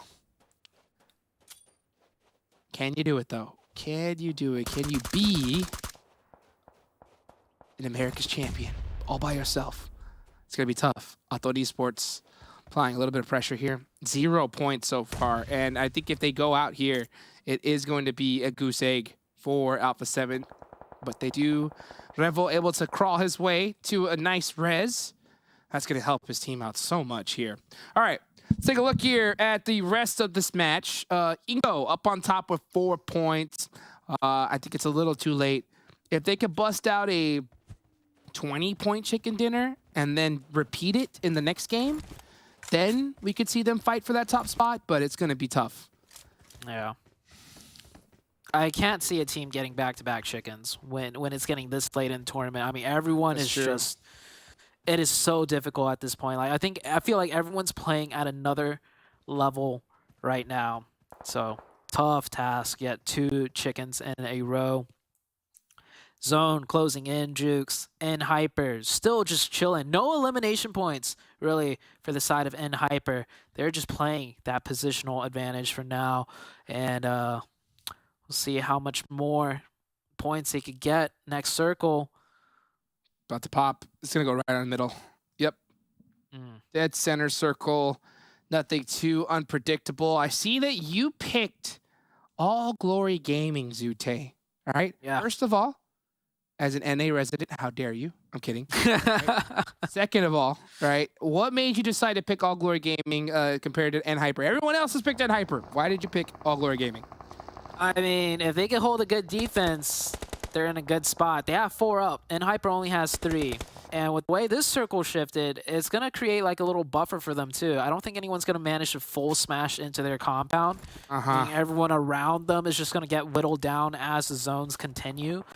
INCO might try to do that. We'll see in a little bit though. And Hyper, they're in a great spot, don't get me wrong, but they only have 3, and there is a team, Overknights, that could push them and isolate them in a 4v3. Zute, how could you lie to everybody watching straight to their face just like that? How could you do that to them? Because I know the truth. I know the answer, Zute. The reason why you pick All Glory Gaming is because you want Hyper to stay in second place, right? Because you're low-key rooting for them, right? You want them to stay in second place so that way they can make first place later on. I see you. I see what you're doing. Okay, you caught me. You caught me. It's in the grand scheme of things, right? Right. And Alpha 7's still alive, man. If Alpha 7 gets that crazy zone shift, this would be ridiculous. Alpha 7 gets this shift again, right? 3 zone shifts back to back. I am eating my shirt. That is crazy. I mean, no, they're having to rotate every zone shift. I mean, they are. But I mean, I'm talking about three games, right? With the final circle. Okay. Yeah. So we'll see if that ends up happening as INCO getting shredded by FLAMENGO. This is the team right above them. This is a big fight here because these are 2 teams desperate to try and have a crazy game here and try to get in the run of that top 3. I mean, heck, even if you get second place, that's still big money here, Zute. Casualties going both ways, though. FLAMENGO lost 1. GC got knocked. This should be a clean one. Oh, Jaguar coming in from another angle. That is INCO out. Alpha 7? Did he get that knock? He did? Oh my gosh, he caught this. We'll see, and he's going to get the secure. Oh, he goes down! You see how desperate he is for points. That's kindness. That was kindness from Hyper that knocks Revo there. But I do believe that he might have gotten that finish onto that player from Jaguar. Yes, I believe. No, actually, I don't. No, it's still 0 points. Yeah, it's still 0 points. So what a shot from kindness saying, and Hyper. We're staying in second place for now, you know? Oh, GK first knock. GK first finished off. Oh, brutal. That's from ATON Esports. So Hyper getting picked apart down to 2 players left. And with this zone, how many players are up? It's going to be tough. A lot of teams are pretty much beat up right now. Except for, ATON, All Glory Gaming, still rocking all 4. Next zone about to pop on over. Will it go to Alpha 7? Will we see a hard shift to the southwest? Is it possible? It centers up. Oh, I think Alpha 7's done. There's not a dip that they could really use in the next zone. They're just going to be exposed here. And they realize it. That boulder not in the zone. ATON looking their way. It is done for Alpha 7. And Hyper's going to keep surviving, though, unless Overknights pushes and takes them out. This is why we stress so often, right? When you do get that final circle, you have to get a chicken dinner and get a ton of eliminations as well. You have to fully maximize it because the times you don't, it's going to be difficult. And you can see Alpha 7 still hunting down, trying to make something happen, get some points on the board here desperately because there's still 8 teams alive, Zute. And if my memory serves me correctly, I mean, this is, what, 1 point total if they go out now? I almost want to see Alpha 7 just send 1 player for a huge spoiler roll position. Like, keep him out even towards the blue and get a knock onto ATON on the back in a point. A two-man push right out in the open. I mean, you're both just asking to get cut down. There's already one. Revo already getting tagged up hard to the likes of Hyper, no less. And is that a rock that he found that Revo's behind? I think he did. Oh, is it in Only zone though? rock. It's not in zone. It's not in zone though. Yeah, he's gone. He's gone. You can see him just hunting. This is desperation. You see that? Just left to right seeking. He's like a heat-seeking missile trying to find a knock player, anything he can get so he can steal a point. Oh, and he might have found, never mind, going right back on over. And here's a big battle. Here goes FLAMENGO starting to push All Glory Gaming. This was your pick, Zute. FLAMENGO taking out Jaguar. That's some good points for them. But here come the nades raining out from All Glory Gaming. Yeah, only 2 up for FLAMENGO. That's off. 4 up gone. for the side of All Glory Gaming. Alpha 7 out. I don't think they managed to get a point. They didn't get that desperate point they were looking for. Not in the form of elimination points anyways. We're down to the final few teams. 5 teams left. Hyper, ATON, and Overknights on the eastern side. Trying to battle for King of the Hill now. Hyper, they could have 3 up here. I don't know how GK first got knocked and thirsted, but that is a huge member down for the team. Brutal loss. They do still have that highest of high grounds, and like you said, 99% victory chance. But is that apply when they only have 2 players, Zute? I don't think so, no. They get the zone again. What's So the they just need percentage a defense. Right now, if Ren gets this first knock, 80% chance of winning. There's one. Okay. Here we go. All right. Reload. Gets caught. Oh, the reload too. Oh, kindness. The trade. Oh, ATON no, has 3 a third down. party. A third party, though, is brutal. Overnight shutting down Hyper. And I don't know how many points. Yeah, not too. Only 2 eliminations there. 5th place finish. That's going to be brutal. It's really All Glory Gaming have a huge chance here to put up some big points. Yeah, Overknights finishing up the fight here. And I think they will. Yeah, ATON down to 1. It's going to be a 4v4 to close off the game. Quick knock, though, onto All Glory Gaming, but I think Overknights are going to take a little bit of a chill pill. Both teams are going to reset here. 4v4 situation. And we are going into stage 9 after this. So who's got more control of the center zone? I think Overknights have more positional power for sure. Yeah, this is a tough finish for All Glory Gaming regardless. They only ended up with 2 eliminations here. They really need to take every single point away onto Overnight. And if they're able to do so, that'll bring them up to 16 total points. Overnight with 11 eliminations. So a good game for them, but too little too late. Yeah, definitely so. And, ooh, okay. Risky run back. He makes it in. No knock. Oh, All Glory Gaming. Strap with the UMP from distance. Gets one onto Rise. And Strap's looking for more. Oh, a bit overzealous, but a knock. trade. Yeah, that's huge. That was massive. All right, now Overnight in big trouble. Oh, that knock again, making All Glory Gaming onto their back kills. This is a 2v2 right here. Rojas, full sending it on up. He's got the AK. Oh, he's going to catch his back. Wow. Bad body awareness from All Glory Gaming, or actually from Overnight there. Voodoo able to get a res off. And Rojas is securing those desperate points that All Glory Gaming needs. So back to a 2v2. All Glory Gaming gets a revive. That nade did not land close enough. 2v3 and All Glory Gaming with a huge hustle to take control of the center. Overknights, I feel like they kind of threw this one. They're gonna not done yet, though. They can still win this. All Glory Game waiting for the Overknights to expose himself. It's over. Yeah, I think this is 100% an All Glory Gaming win. Right on time. I mean, actually, it's going to be tough. It's going to be tough because they are in a pretty tough spot positionally on the leaderboards. They need this win, and I think they're going to need one more. And so far, only one more player left, and they secure it. So All Glory Gaming getting a chicken dinner right when they needed it, but they're not done yet. There's still 2 more games left to go. They're going to have to put on their clutch badges and get it done. Yeah, they're going to need the back-to-back chicken dinner just for a chance in the last game to have another huge game to maybe take that first place. What I'm curious about, Jukes, though, is Alpha 7 went out 0 points. I think like maybe 1 to 2 placement points. And Hyper got more points than that, I believe. Does that put Hyper in first? The choke position? Like you, Jukes, you said if they're in first place, you want them in first place by a mile.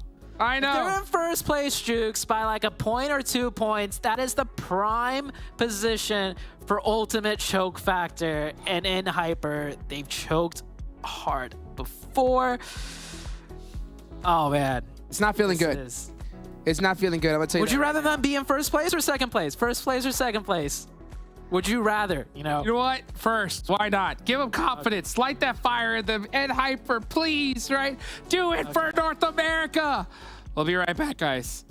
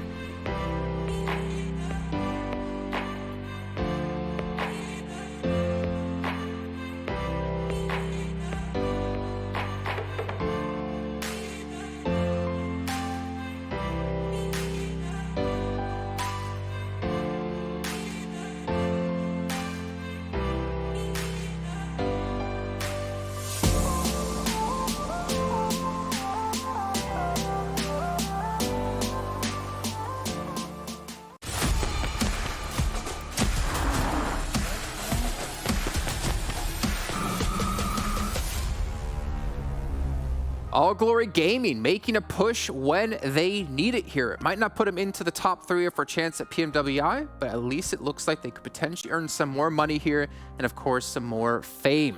Gentlemen, Seven and Cameron, that was a tough match to watch if you're a fan of Alpha 7 and Hyper or Intense Game. It really was. I mean, Hyper had the perfect chance to take advantage of Alpha 7 getting eliminated early too. Yeah. You were able to mention this to me too, Cam. Alpha 7 ended up getting 0 LM, so that was like the perfect moment for Hyper, but the only exit with just 5 points. Yeah, but listen, you got to go out early sometimes. To expect these teams at the top to be at the top of every single match is absolutely ridiculous. So if Hyper were going to have a bad game, it's good that it was the same round that A7 was going to have a bad game, and same thing vice versa. Intense Game doing a little better, only 7 points themselves, but I still think that's not enough to really put them back into contesting because we have only 2 rounds left. I think if Intense Game come out in Vikendi and Erangel with like 2 banger of matches with like double-digit elimination wins, then they could potentially take this one away. But it's neck and neck for Alpha 7 and Hyper at this point. Yeah, I think it's going to be between those two. And the reason why I was mentioning I was hoping Hyper would be able to take advantage of Alpha 7 kind of exiting early is because now we're going to be going into Vikendi. And from what we've been able to see, Alpha 7 tends to perform better than Hyper when we end up going to Vikendi. You can see a little comparison of Hyper and Alpha 7 just to kind of show both teams really not having that much success here. Yeah, in this last match. I mean, the damage is good from Hyper, but this is even worse damage to elimination conversion from the first Miramar. So they had high ground once again. They were sort of peppering teams at range once again, but it wasn't quite so oppressive of a high ground. And you saw what happened when they got pushed by 2 teams at once. And that was even after they had lost a couple of players up to that point. I mean, it was a hard position to try and hold in the first place, so I appreciate the fact that they went for a move like that. Get on the high ground, get a bunch of eliminations if you can, but it just didn't, it just didn't work out for them. And for Alpha 7, I thought they were actually able to kind of make up really good points there when it came to just placement points because they were able to survive for a very long time when they had a lot of teams hunting them down. I almost expected Intense Game to be here in our top 5 just because of watching Cielo clutch out in a 1v2 against YKG and then a 1v1 up against Dope, which is probably one of the most awkward 1v1s we had happen here in PM. Well, there wasn't that much damage that he needed to deal to get those final eliminations, so didn't rack up those damage points for that chart. But it was definitely interesting to watch. Yeah, when you have a player just jumping and then backing off and then jumping and backing 5 off. HP. Engage, boys. I like the animation cancel, just didn't work out for them, unfortunately, in the DM. But gentlemen, we know Alpha 7 was in the lead going into this match. and Hyper caught up a bit, will it be enough for them to actually overtake them into first place? Let's take a look at our overalls. Ooh, 1 point. They actually overtook them, and Hyper overtook Alpha 7. I was thinking it was going to be by 2, but it's by 1. Yeah, it's close, guys. It's really, really close. Even if one of these two teams wins the next round, it's not going to be said and done. This is going to go down to the wire for the very final round on to Erangel. I think this is pretty much a 3-team race now, right? Would you count out Influence CHEMIN? Influence CHEMIN? No. Really? You wouldn't count them out? They're like 29 points behind. No, I would count them out. Yeah, I've been counting them out. Yeah. They've been out. They've been out for a while. They did not show up today. That spike chart that we saw at the start of them ramping up day by day by day plummeted back down to 0. It feels like, because they just made almost 0 impact so far. By the way, with the next 2 matches coming up, I feel like Hyper actually needs to win more than Alpha 7 because of what we've seen previously. Some teams being able to go to that tiebreaker, and right now, let's say something happened in Erangel, they end up tied. Alpha 7 would end up winning that because they have 3 chicken dinners. Yeah. And if Hyper get a chicken dinner, then they should be ahead in placement, so they would actually win out on that tiebreaker. If it obviously does go to that. But as you take a look at the second page here, I mean, not really much movement. I mean, obviously our combined 6 eyes are all focused on the top at the moment, because again, it's the $25,000. It's the honor of being called the best team in Americas, and it's the honor of representing the region at PMWI as well. But 2 matches, man. I mean, if we compare, let's be blunt here, Hyper and Alpha 7, let's just focus on these 2 teams. Alpha 7 have way more experience in situations like this with the pressure being insurmountable than I would say Hyper has. Oh yeah, 100%. I mean, if I had to put all my UC on one team, it would definitely have to be Alpha 7, just because of what we've been able to see in the past. Also, as I mentioned, with Vikendi coming up, I expect them to have a good match here in Vikendi. And with what we've seen out of Hyper before, I mean, Hyper doesn't usually end up clutching out, and this is something you and I were actually talking about, right? We're not used to seeing Hyper being able to be that team that clutches it out, unless this is maybe a switch to Hyper. This is the time where they actually are going to end up clutching it out. What's weird, right, Cameron, is that you have YKG not performing this event, Hyper got 2nd place in PMPL NA. So what happened to Hyper from now till then, or from then till now, that they'll sort of start to rise up? And as we focus on Vikendi, are Hyper even going to be on the radar of teams as we take a look at the stats here? Ooh, they are. Okay. We knew that Alpha 7 would be good on Vikendi, but this is not so far away for Hyper that we can completely count them out. There's still a real chance that Alpha 7 is going to be even remaining in 2nd place after this match. But to answer your question, though, I mean, I was saying this from the very beginning. YKG, their playstyle was basically feasting on, I'll be honest, the weaker teams from North America. Hyper, they did the same thing as well, right? But their fundamentals were so much stronger, and I expected that to translate into this series a lot stronger. And I mean, it has. Okay, well, we're about to head into our penultimate match here of the entire event, but we still have our all-star vote going on in the client. Make sure you guys get in there and vote, because your teams are going to need your support to be locking up very soon as well. You can see PMPL starting off in July 11th, so it's just right, or sorry, PMWI starting off in July 11th. It's pretty much right around the corner, but it is time. Let's head into our penultimate match. I don't want to wait anymore. I don't want to keep you guys waiting. Go in. Hey, just take us into it. Let's go. Right around the corner. Okay, May, June, July, 2 months. Okay, and then there's 2 games left. All right, Zute? 2 games left to decide who's going to be going on that nice trip, right? With their teammates, meeting them, right? Hugging them and say, hey, we're going to make some more money today or not. And it all comes down to this, Zute. Is it going to be Alpha 7? Is it going to be Hyper? Is it going to be one of the teams right below them? If it is going to be one of those teams right below them, this is the match. Vikendi, the Icy Tundra. You got to do it. And you got to do it now, Zute. No time left to waste. No time left to waste. And Hyper sitting in 1st place by just a point. Alpha 7 looking hungry right behind. And there's got to be some crazy shenanigans here to set up, you know, something even crazier in the last and final match. Immediately right out the bat, I mean, I know their color by heart right now. Alpha 7 already jumping out. So let's take a look at where they're heading towards.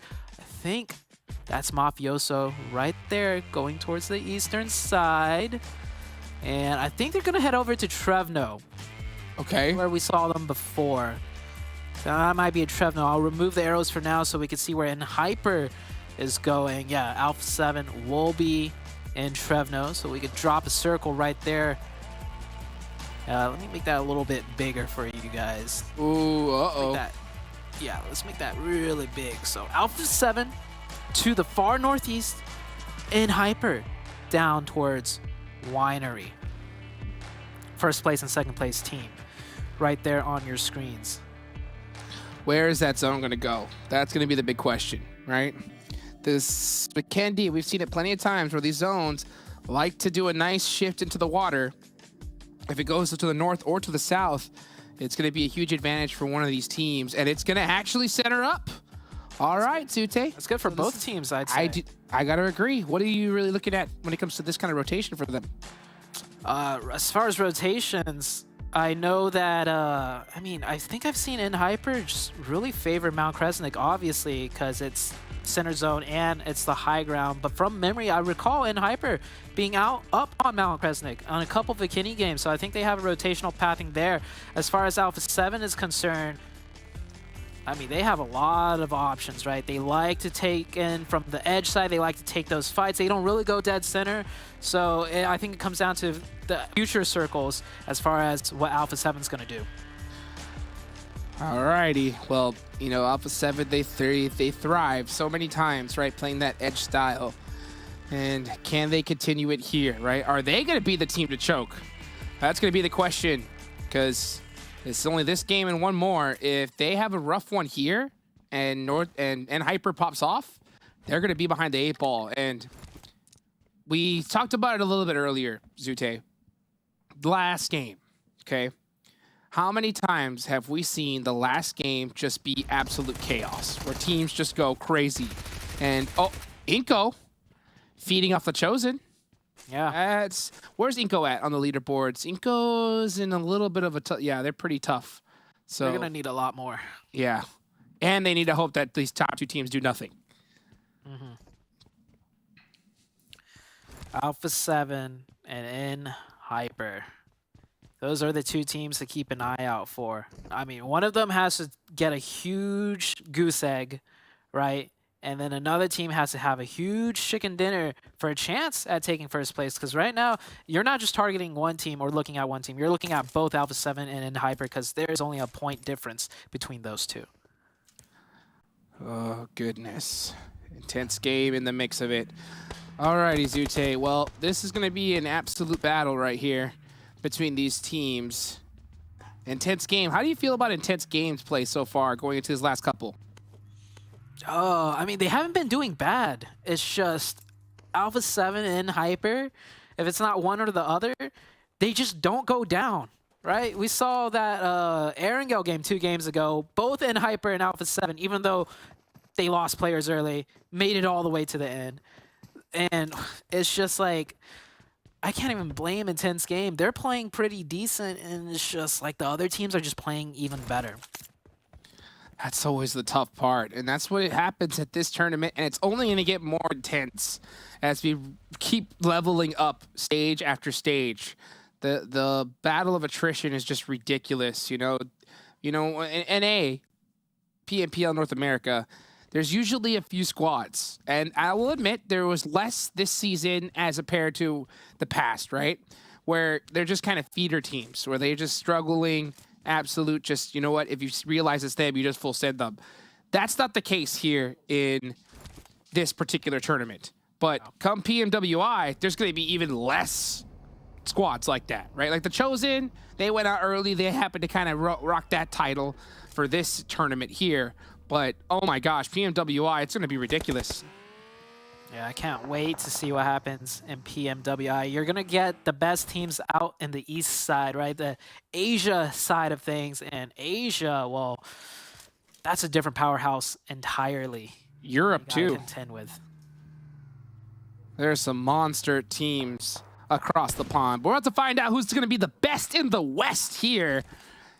As right now, it's looking like Hyper and Alpha 7. So those are going to be the 2 teams we're obviously keeping a very close eye on. I mean, we could see something crazy and a team come out of nowhere and make it happen. There's only a few of those names, you know, and I'm looking at you, Intense Game.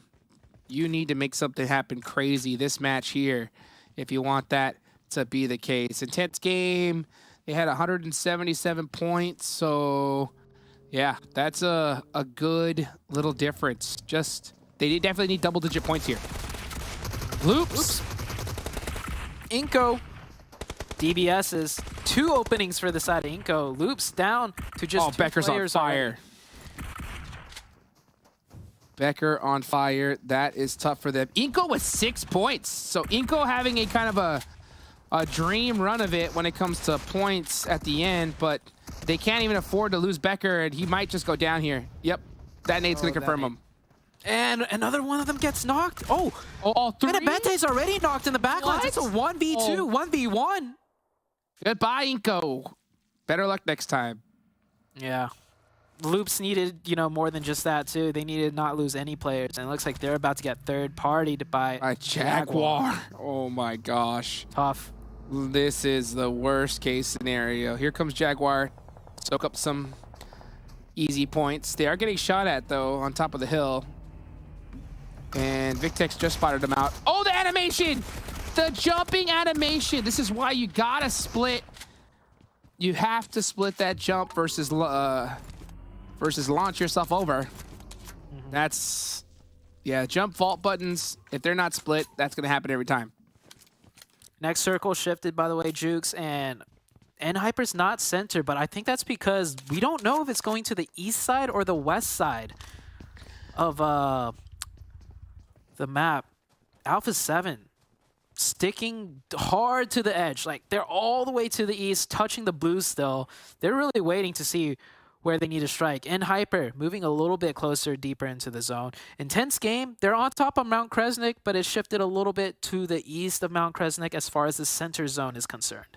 Yeah, I really can't blame Alpha 7 here in this particular situation because I think they're trying to avoid all early engagements because they realize that, you know, in this map, Vikendi, if you do, you're going to get third party. So I can't blame them at all. Here come the Panthers. Panthers, man, having a great show out at the end of PMPL North America and just having a big learning experience here in the Americas Championship. I mean, this is one heck of a lobby to go against. Definitely so. Panthers right now find themselves in front of Influence CHEMIN. Influence, the desk already has counted them out. You know, they had a huge comeback on day 3. A miracle run. They finished first in the first 3 games, and then they won the very last match of yesterday as well. But today, no luck. Haven't seen too much of them whatsoever. Well, let's see what's going to happen here. Next zone about to pop here in the next few minutes. Absolute battle going down in the south. You can even see Dope just saying, we're going to head out of the zone to hunt down some nice elimination points. Here we go. Influence CHEMIN versus the Panthers. Nate leading the charge for his team. Oh, and it looks like Quan. Oh, actually, the Panthers getting a huge advantage. Oh, but that DBS from Kahovsky shuts down Nate. Man, the DBS is just so brutal here. Yeah, he peeked out for less than half a second and just instantly went down. Quick gun switch and then crazy DBS to the face. It's not over yet. Quan is still up. The Panthers were winning this fight in the beginning. I mean, I'm pretty sure I saw 2 of Influence knocked, and the Panthers still had 3 up. Both teams are trying to get that right side advantage. Influence got it onto Quan, and that's it. Influence CHEMIN do lose 1, though. You want to keep all 4 up if you're one of the teams not in the top 2 to gun for that first place. Intense Game, one of those teams gunning for that first place, trying to make something happen. They still have 4 up, 0 points, though, 0 elimination points. So they have the manpowers to make something happen, but they got to do it. Start doing it soon. Alpha 7 up on that northeastern side, and Hyper on the southern side. The big thing for both of those teams, though, is that they're trying to control a bridge to look in case they need to cross to the east or vice versa to the west. Here we go. Next zone popping on up. Center's up very beautifully. Great zone, of course, for Alpha 7 and Hyper. Now Are they starting making a to deep creep up. rotation? They could be. This is going to be a bold one here. I'd really like to get eyes on them to see how they rotate. Yeah. If we could Don't need to be looking at Rules of War. Here we go. In Hyper. Here we go. Yeah, they're making that deep rotation. They're going center right now. Risky. It's another Hail Mary rotation, but if any team's good at doing those, it is in Hyper. We've seen them do it time and time again, and bam! Touchdown right into center zone, and they have visuals on the eastern side in case of shifts, but it puts them in sight lines of Alpha 7. They are next to each other, Jukes. Alpha 7 and Hyper pretty much in the same position, east versus west. That's right. One bridge or the other. An icy lake separating the two. And I really like how Hyper's being extra careful to secure these vehicles because they know if that zone hard shifts away, they're going to need them. So GK first. Yep, parking it beautifully. So, man, this is getting intense, Sute. These two teams want it bad. Yeah, attention to detail. When he was parking that, the other player, his teammate, was out in the, not in the open, but he was ready to throw a smoke in case his teammate got sprayed through the smoke. So it's just, they are set up and ready. By the way, they are playing a split. QZZ, once again, the lead player, separated from the rest of the team. They are sticking true to their little splits. They definitely condensed it a lot coming into, you know, the Americas. It's not as big as it used to, so adjustments are made, but they're sticking true to their split style. Senatex looking, trying to see if he can spot something out there. This is just all about information here. QZZ's got to be really careful. He just has to get on that tower because he could not get knocked. Oh, no, this is how safe he's playing. He's not even look at him running around. His car is parked and ready to jet right back to his teammates. I think his foot is on the pedal right now. Like, yeah, it's just hovering. It's just right. I know it's touching the pedal, like ready to just engage those quads straight down to the floor the second he hears a gunshot. And I don't think he really, I don't think he really has to worry about a bolt action hitting his head because no one's using them. Mm-hmm. This is just, it goes to show how much adjustments Hyper has made. You know, NA, they play huge 1-1-1 splits. Here, they condense it down, but they take it a step further. The player that is split, not even leaving the car, right? All he needs to do is be there to use his third eye button and move it around. You don't even need to take a shot. And QZZ, he's moving around. He's getting ready to rotate. Car's already moving.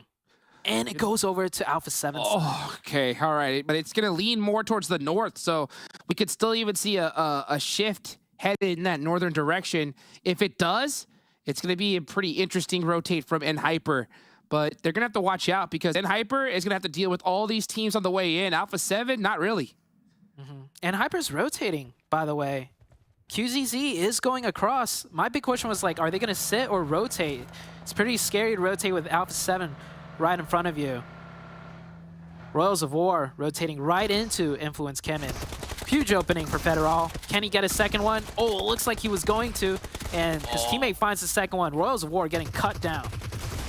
Federal getting popped, though, from that side. Influence CHEMIN not trying to lose any players. Little boy, full setting it on in. Gonna go ahead and secure those points. Yep. Oh, actually, he's not gonna have a chance to. Getting shot from the back. Oh, that's Overknight that stole the points away. I'm surprised the boy didn't try to get that confirmation. And, oh, we just missed that shotgun shot. Here comes Jaguar. Oh, that's it for Influence. That's it. Third party, fourth party, all the parties are here. Everybody getting involved. Intense game, by the way. Still hasn't really made a move. They still have 4 up.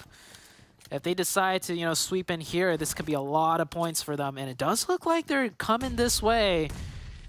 There's still a lot of fighting to be had here. Overknights versus Jaguar now. Two teams, pretty relevant fights on the leaderboards. I am currently looking over at these rotations, trying to see who is still up. Intense Game is still alive. They're going to be pushing on to Overknight here in the next few seconds. And then you have, of course, Hyper and Alpha 7 just deadlocked, just waiting for anybody to push against them. Yeah, and Hyper QZZ was scouting a potential rotation across the river, but then he decided to come right back. So they're locked in the same position as we saw previous.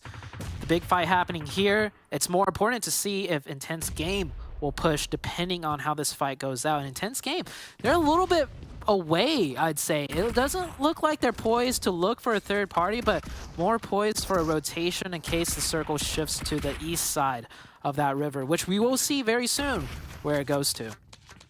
This next zone is going to be intense, especially if it... Oh my gosh. Why did I jinx it? The zone goes up to Cosmodrome. What do you think about this one? Make a move. And Hyper's got to make a move. Alpha 7, that puts them right on the edge, pretty much where they want to be, on the edge of zones, it feels like. Overknights, Intense Game, and Hyper on the southwest, they're all looking at that same bridge, because if they don't take that bridge, they're in the sight lines of Alpha 7. So 3 teams looking to control that bridge now. Oh, goodness gracious. This zone has spiced this game up big time.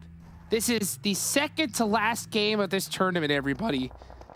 You can just see Hyper, on the icy lake. Their vehicles now super beat up.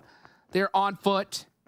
They got the thick tread, and they are full sending it, trying to find a good spot into this next zone. But they have to really watch for those oversights, because Overknight can really make things difficult for them. Oh, man. And Hyper. Oh, no. I was going to say they gave up their vehicles, so they can't rotate anywhere. They still try on foot. Kindness with some decent shots, but it's just brutal. Talk to me. This is what you get for Hyper coming in first place. No, don't say it. That's a choke right there. Don't say it. Intense Game could save them, though. Intense Game. Then they have to worry about Intense Game afterwards. The magic.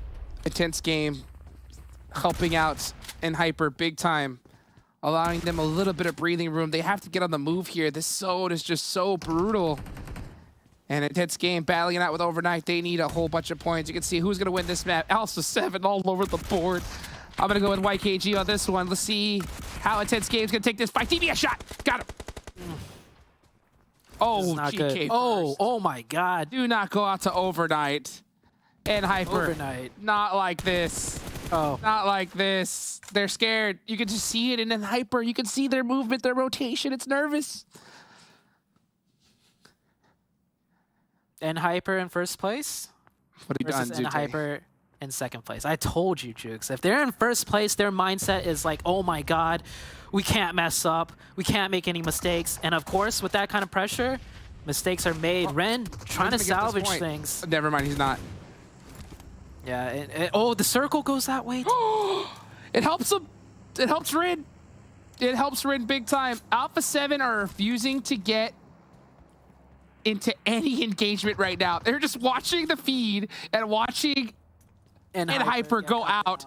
And they're like, you know what? Let's just chill, baby. Let's just try to get any points now at this point. Leave it to the last game. The problem is Intense Game needs points, so they're hungry to finish this fight. Oh, Ren is spot. Oh, he didn't see him? How did you not see him? Oh, I think he saw him. A Gremlin. No? Yes. Oh, and Hyper. Goodbye. Ren, it's been I think that smoke covers him for now. Ren, throw one more smoke. No, the nades are bouncing off perfectly. Ren, survive. Ren, running right into the shots of Erangel. There's no way. Oh, he got to find another rock. Nice adjustment. He found another rock. Oh, he's going to throw a nade in that direction? Interesting. Oh, Ren got spotted. Oh! Watch your toes, Ren. Watch your toes. All in due time. No one's going to even contest Intense Gaming, by the way, because this is the hardship side. Yep, it's over. 1 point? 1 point. And now, here comes Alpha 7. But, Jukes, this will put Hyper right where I need them, right? They'll be second place going into the last game. Oh, goodness. So it works out, I guess. By how many points? Yeah, we'll see. By how many points? We'll see how big Alpha 7 comes up. An Intense Game.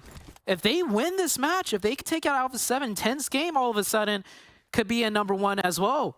You know, fighting for that first place in the very last game. So it's a three-way brawl. I'm glad I picked out YKG. They just got destroyed by Dope Slayers. So GG YKG. Oh, I didn't even notice that. Yeah, good job. We'll see how the rest of these teams are looking to fare, though. Alpha 7 is who we got our eyes on. Intense game as well, right? Intense game. Yes. If they're able to shut down Alpha 7 very early. Like, honestly, this is a big fight. They need to go against each other. Intense game needs to take out Alpha 7, shut down their opportunity to get points, and then win the game. It's going to be tough because Alpha 7 still has 4 players up. It depends on where this next circle goes. It'll be a huge determining factor. Obviously, Intense Game have whole control on the west side. They only have 1 player on the edge, so if Alpha 7 can find that opening on the south side, at least take 1 member of Intense Game down, Alpha 7's going to have a much easier time dealing with Intense Game, and then they control pretty much the entire zone. Bray. Nope, Slayers, 24K. Jump shot, got him. Secure the point. Even though they went out completely to Dope Slayers. GG on the pick. Dope Slayers still alive. Next zone pops out of dead at center. This is a huge favor for Intense Game. It is. It helps out Alpha 7 too, though, I might argue. Because they don't have to fully push. The reverse rotation. You like that? Yeah. Does Alpha 7 have vehicles? They must have, because they came out of the compound, so they should have all vehicles up for an execution of some sort.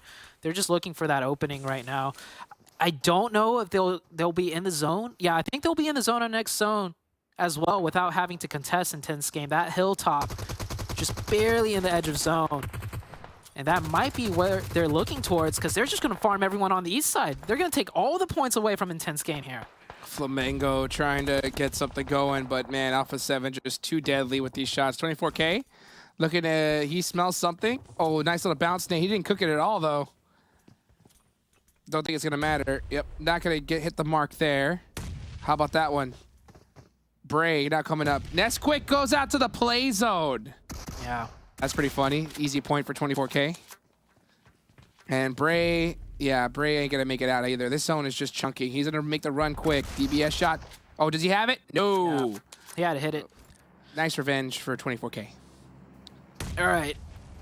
Intense Game versus Alpha 7. I mean, Flamingo still has 3 up. Flamingo could do something as well. And Flamingo are in the zone, gatekeeping kind of Alpha 7. Intense Game on the off angle.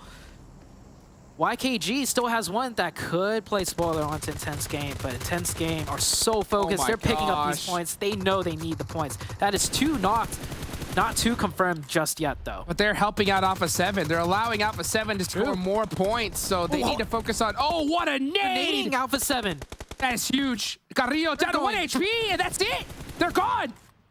Intense Game is just sweeping the entire lobby all in one swell stroke. This is what they needed to do, and they're doing it, Jukes. I'll tell you what. I knew YKG was going to outperform Alpha 7. That is why I picked him, okay? Okay, Jukes. I knew it was going to happen. And Another point. What can I say? Too good. And there we go. Second place finish from YKG. YKG 24K about to wipe the entire lobby by himself. Psych, it's Intense Games. Game to win. 9 elimination points and make that 10 with the chicken dinner right when it counted the most. Intense Game now in the fight. That's 30 points. No? Wait, no, that's not 30 20. points. That's 20 points. 10 placement points, 10 elimination points. I mean... I don't know. It's definitely a 3-way fight now for first place. Dude. And is Hyper in second place or third place? This is getting intense. That was a huge Intense game. That was a huge game for Intense Game. Oh man, Intense Game could have asked for a better time to really clutch it up. I mean, well, could have asked for it a little bit earlier, but getting a chicken dinner here with 10 eliminations is huge. Now, they were able to shut down Alpha 7 Yeah. in a pretty perfect time, right? It's not like A7 got a ton of eliminations. Now, that's also going to hurt in Hyper. We know for a fact that Hyper didn't put enough points to really maintain that first place position. But that's what you wanted to do, right? You wanted to see them in second place until the last game. This is your fairy tale, Zute, right? Can you give us a little prediction of the ending? No, I can't. It's like, I predicted, though, if they were in first place coming into this game, they're going to choke. And that was the worst decision-making I've seen from them. Oh, no. All tournament long, no. and it's the second they touch first place, right? I'm telling you, Jukes, they can't. They're not good. They're not good under pressure. But now, they're not in first place. One game left, Jukes. One game left. One game left. Don't go anywhere. We'll be right back.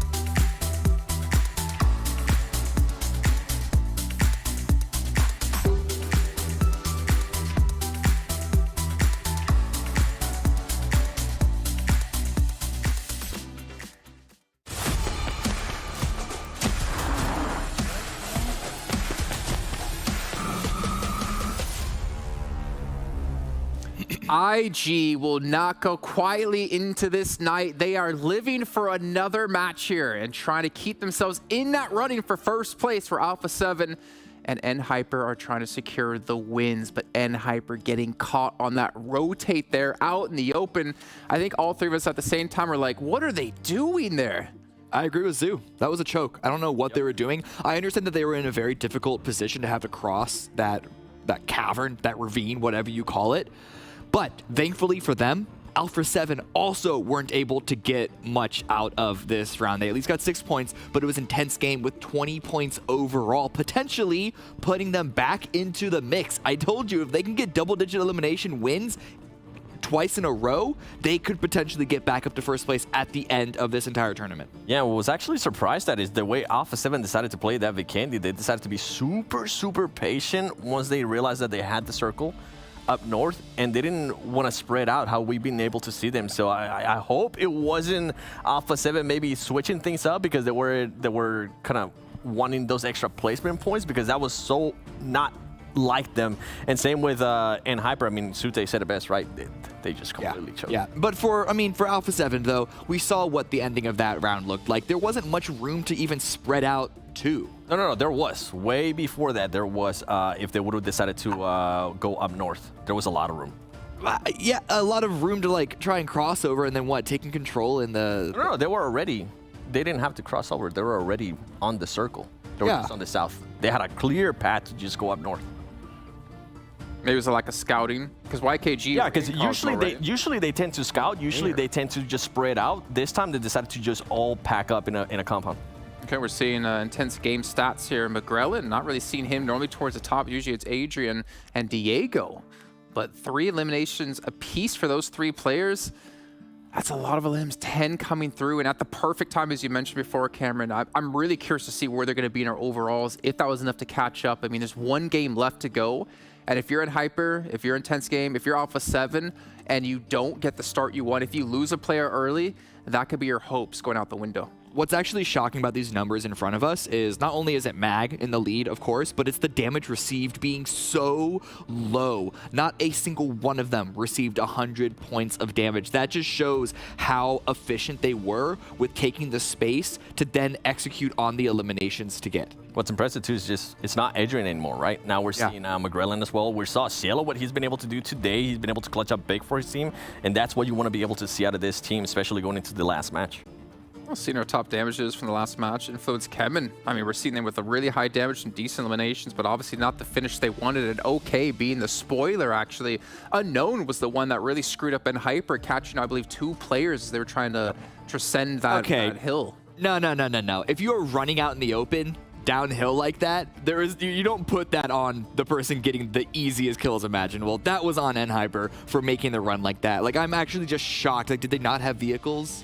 Why did they wait so long to make... It's just, nothing made sense about that to me. I don't know, maybe I'm missing something here. Yeah. But I'm surprised they weren't just hugging that wall, man. I'm surprised they weren't doing hugging literally the anything else. Yeah. Out in the open say, hey, you know what? Hey, you guys want to shoot me? Unknown did it, though. He did. He very did. And he punished them for it, and they might actually come back to bite them in the butt. But let's see IG up against Alpha 7. Their stats in a little bit of a head-to-head here over the course of today, because I'm curious, how have these two teams been performing? Ooh. Wow. Okay, Alpha 7. Lose on the limbs, but just cranking it in damage. But damage doesn't give you points, elims do, and it's more elims for Intense Game. That's a bit of a shock. I guess it just must be from the previous round that really put Intense Game over the line.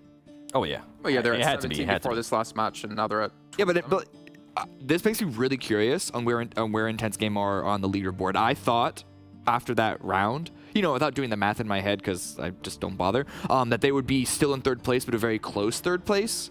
But the fact that their points are above Alpha 7, and we know that NHyper aren't going to be too far away from Alpha 7's numbers either. Tense game. That's 2 games too. I mean, from Alpha 7 and NHyper that they haven't been able to put up a lot of numbers in Miramar and now in Vikendi as well. So they should have allowed Intense Game to push up and maybe catch up to one of them. Well, we can actually see that if you guys want to. Ooh! Wait, finish! Points. They are dead center in the middle of the mix. It's back to a 3-horse race, ladies and gentlemen. Wow. This means that this final round is going to have a lot at stake. And with the gap from 3rd to 4th, NHyper, Intense Game, Alpha 7, they don't have to worry really about any other team other than each other. But because it's 3 of them, there's no excuse, there's no reason to go for a hot drop, because like if NHyper, realistically, they couldn't fall down to 4th, but even if they do decide to hot drop on Alpha 7, that just gives the game to Intense Game. So, like... Yeah. None of them are going to be hot dropping. I think they're going to be trying to play their game, and I think they might actually be trying to mix things up because, as you can see here, everybody in the first page is super close in regards to being able to move up or catch up the person above them, except for 3rd and 4th, obviously.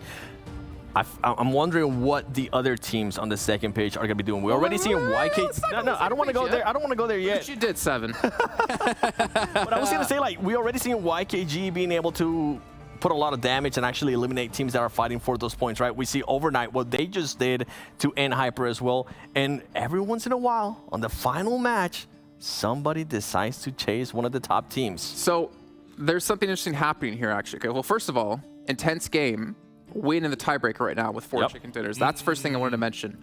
Second thing is, if you're one of those bottom eight teams, we've seen this happen in the past. Why don't you just hot drop Alpha 7? Why don't you hot drop NHyper? Depends what region you're from, potentially. Maybe you want to support your countrymen.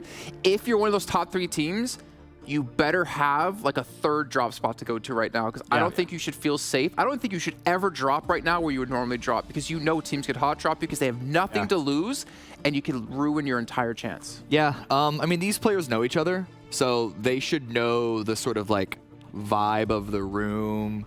Like, say you're NHyper, I'm Overnights, like how I'm looking at you, right? Like you should be able to tell like if I'm about to hot drop you or not, or what, like, you know, so they communicate and stuff, right? Like, it's a community, right? But you're right, they should absolutely have at least 1 backup, if not 2. Well, I mean, if I'm an NA team and I see NHyper in 3rd place, I'd be like, you know what, I'm gonna try to help you out. I'm gonna try to hot drop Alpha 7. It's NA. It's NA. They might actually end up dropping on NHyper. That's actually a bad example of a region, to be fair. Yeah, you're completely right. Okay, if you're Alpha 7, you're like, okay, I'm going to support my Brazilian brothers. I'm going to go drop one of those teams. But yeah, this is going to be tough, though. But NHyper have been the best performing team on Erangel. And remember, we've had 7 played so far, so this is the most data we have out of any of the other map performances. This is really good for NHyper. But the fact that Alpha 7 and IG Game as are well. still on the mix, they're still on the board. It is not assured. This is honestly, this is the closest we've seen any of these tournaments go, be in a long while. It is. Wait, finish. Final match. I know. All right, well, Hot Jukes, I'm gonna throw it over to you and Zute with one final thing that you would say. Let's go! Let's go, baby! One final match. Here we go. Man. Zute, you said you wanted to see NHyper in 2nd place. Okay. Yeah. What about Yeah, 3rd third. place, bro? I don't know, man. What about 3rd place? I don't know. I'm not gonna say anything. I'm just not gonna say anything, just because. I'm not gonna say anything. We're gonna let the players speak for themselves. We'll see how this first match goes, Jukes. Alpha 7, intense game, and NHyper. All eyes on them. Oh my goodness, All babe! Bring me my blood pressure cuff. I'm going to need it. I need to check it right now because I know it's an all-time high, baby. This is too exciting. A 3-way battle for 1st place. 1 ticket to the PUBG Mobile World Invitational. You can see Zute already circling, right? Where he knows some of these teams are going to go. And talk to me. Talk to me. NHyper always goes for farm. It's a stretch, but they can make it. And we know Alpha 7 intense game. They share North George Pool and South George Pool. Is there going to be any change-ups? The desk was saying, these teams got to be wary. Might need to pull in a backup. But they're doing it, and Hyper's going the same way. They're going the same Hyper's place. already going down there. And so Luke's is going down YKG. there as well. But Luke goes to military base, so I don't think they're looking to drop on NHyper. Keep a close eye on that right now. And Loops dropping around here. Probably just going to swing in down to military base. You see intense game. We see Alpha 7. No one's landing with them. Wow, I am so shocked. We're not seeing any hot drops from anybody. Nothing out of the norm, except for NHyper and Loops being very close together. But look at this. It's Alpha 7 intense game. All to the lonesome. Yeah, Loops might, we might see something happen here, Jukes. Loops going for a vehicle. That might have them fight against one of NHyper's player, or NHyper's probably just going to give it up. I have my eyes locked in there. Yeah, okay, they're a bit separated. So no shenanigans. As far as this circle goes, I mean, Alpha 7, easy rotation in. If they wanted to rotate, right, they always stay on the edge. Same for intense game. NHyper, very close to center zone, but with the circle like this, you don't know what that prime power position is yet. If it goes to the east, whole separate playing field, goes to west, whole separate playing field. So NHyper, even though they're central, you got to look to the second circle if they want to secure that, classic NHyper rotation to the middle. Wow, and they do it. So NHyper getting their 4 vehicles, except for GK first as he's looting up. And they are setting up themselves to try and take this tournament. Oh my goodness. The pressure's at an all-time high. The nervousness. You got to remember, everybody, these players, they play with gyroscope. So they reduce that recoil by leaning that phone forwardly just ever so gently. And I'll tell you what, it's not easy to do when your hands are shaking because you're nervous. Yeah. Oh, Loops running into a quick bridge camp setup by Jaguar. There you go, Jaguar. Show him who's boss. Show him who's boss. That's right. That's what you guys get. That's what you get for not dropping in a different location. Why would you do that? It's the last game. Do something different. Instead, you just do the old predictable, and Jaguar takes it down. Yep. They were slow to rotate too, because they kind of landed really close next to NHyper. Hold on. NHyper adjusted, by the way, Jukes. They moved even further to the west of farm, but that's in the pathing of YKG. There might be something happening there. NA versus NA. YKG just hunting them rotating down? by. No. I think YKG just rotating to Fairy Pier to do their loot, but they might run into some of the NHyper players here. We'll see in a second. Yeah, right on screen. YKG just trying to mind their own business, and Hyper definitely being very careful here. And yeah, I don't think anything's going to happen, Jukes. False alarm. False alarm indeed. And oh my goodness, right? My lives are locked on the screen, locked on the mini map as well. And you can see QZZ heard something and he's going to let him sneak on by. Definitely does not want to get caught doing engagement right now. That'll make things so dangerous. Yeah, take that loot, get in that buggy, get out of there. Yeah, I think this compound is one of YKG's like split loot drops. Like the second they finish Fairy Pier, that's the next compound they go to, right, to pick up some extra loot. So QZZ, very smart, realizes that, leaves the compound immediately, and I think Hyper's done looting. They're all four in a vehicle rotating together now, so they're not going to have much loot to work with. That's very scrappy loot, but I think that's what Hyper's been doing a lot, so maybe they're very comfortable with that type of loot already. Oh, let's see. Let us see what the play is gonna be as we take a look here. Nothing standing out too crazy. Alpha 7 doing their beautiful split loot all up on, you got Cinetex all the way in Zarky right now. Getting looted up. Not a worry in the world. No, I am shocked that we're not seeing a team actually try and gatekeep their rotation into this next zone. It's so predictable. I mean, I even know where it would be if I was in this game. I mean, you just camp that bridge or just take that little hill near shooting range. You know they're going to possibly head through that direction. But instead, you know, teams opting to kind of just do what they've been doing. And I mean, to me, that just shows that those teams below the bottom three, I don't know, they just wave the white flag at this point. Yeah, I mean, it's such a huge point gap between them. And then also you have 3 different teams that you have to target. It's just like a little bit too late. Yeah, but I don't know. Never give up, never surrender. That's the motto. And I hate to see some teams just not have that same mindset. But who knows? Maybe we could start seeing them gain that, you know, over time here, as there are some future tournaments coming up. Another season as well. You got Intense Game. Rocket launched their way up to 2nd place. This team has that clutch factor, right? They do. Can they continue here and seal the deal? Oh, okay. Driving right by Bray. Bray being very careful not to let his position known. Is he going to go for the shots or tire shots even? Nope. Just getting from some information. And that's really good because Dope Slayers should be playing very careful right now, right? Because it's very important for how they act on the leaderboards, right, Zute? Yeah, definitely. I mean, they have nothing to lose. But I will say he's passing that info to his teammates. Maybe they're setting a trap further down here. Yeah, some shots coming out finally, but not much. And, ooh, Intense Game. Maybe they could tell it's a split-up team. Turning around, maybe looking for a fight. No, they're going to keep rotating here as we head into the 2nd circle very soon. And Hyper, you see, right next to the Chosen, that is dead center. Might pick up some extra loot from that position as well. And uh-oh, Intense Game. One of their vehicles gets shots out, so they lose a buggy. Luckily for them, they don't lose any players. Oh, wow, a couple of shots actually tapped that beautiful McLaren. And Robert GG is going to take his little drink and ride on over. He's just said, my job here's done. Influence CHEMIN, Royals of War, that's the northern side right there. 2nd circle, GK first smack dab in the center, sticking true to their play style.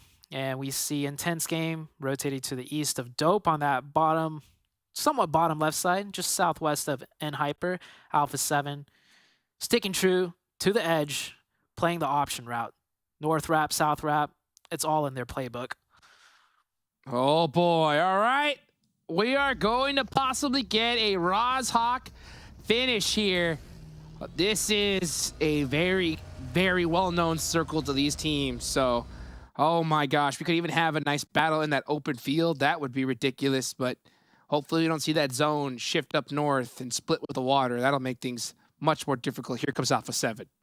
Yeah, you say much more difficult, and it will be very difficult for all three of the top three teams. Right now, Intense Game in Hyper and Alpha 7, as we're following along the rotation, all three are committing to the southern side of that river. And for good reason, right? Most of the zone is on that south side. Of course, in Hyper will be much more closer to the center than the other two, and we are getting fights already. ATON versus the Panthers. Yep, a little battle early on here. I'm surprised we're not seeing more, because usually, you know, the trend is last game, we'll just see sign of just craziness. Teams push each other, just have some fun. But it looks like everyone's taking this very seriously here. And ATON. Oh, Quan! Driving up with the Lambo. Trying to make a crazy run over play. He's going to go ahead and set it on down. The turn! Almost good. A little off the mark. Gonna get taken out there. The Panthers getting cut down to 2. ATON picking up 2 quick points for themselves. Not too bad. I'm looking at my minimap to see where A7 and Hyper and Intense Game have set up. See Alpha 7 next to 2 different teams. This might be a third-party attempt for Alpha 7 coming out. It's YKG and Dope right on top of each other with Alpha 7 very close by. YKG, they're fighting. Yeah, we need to go over there quick.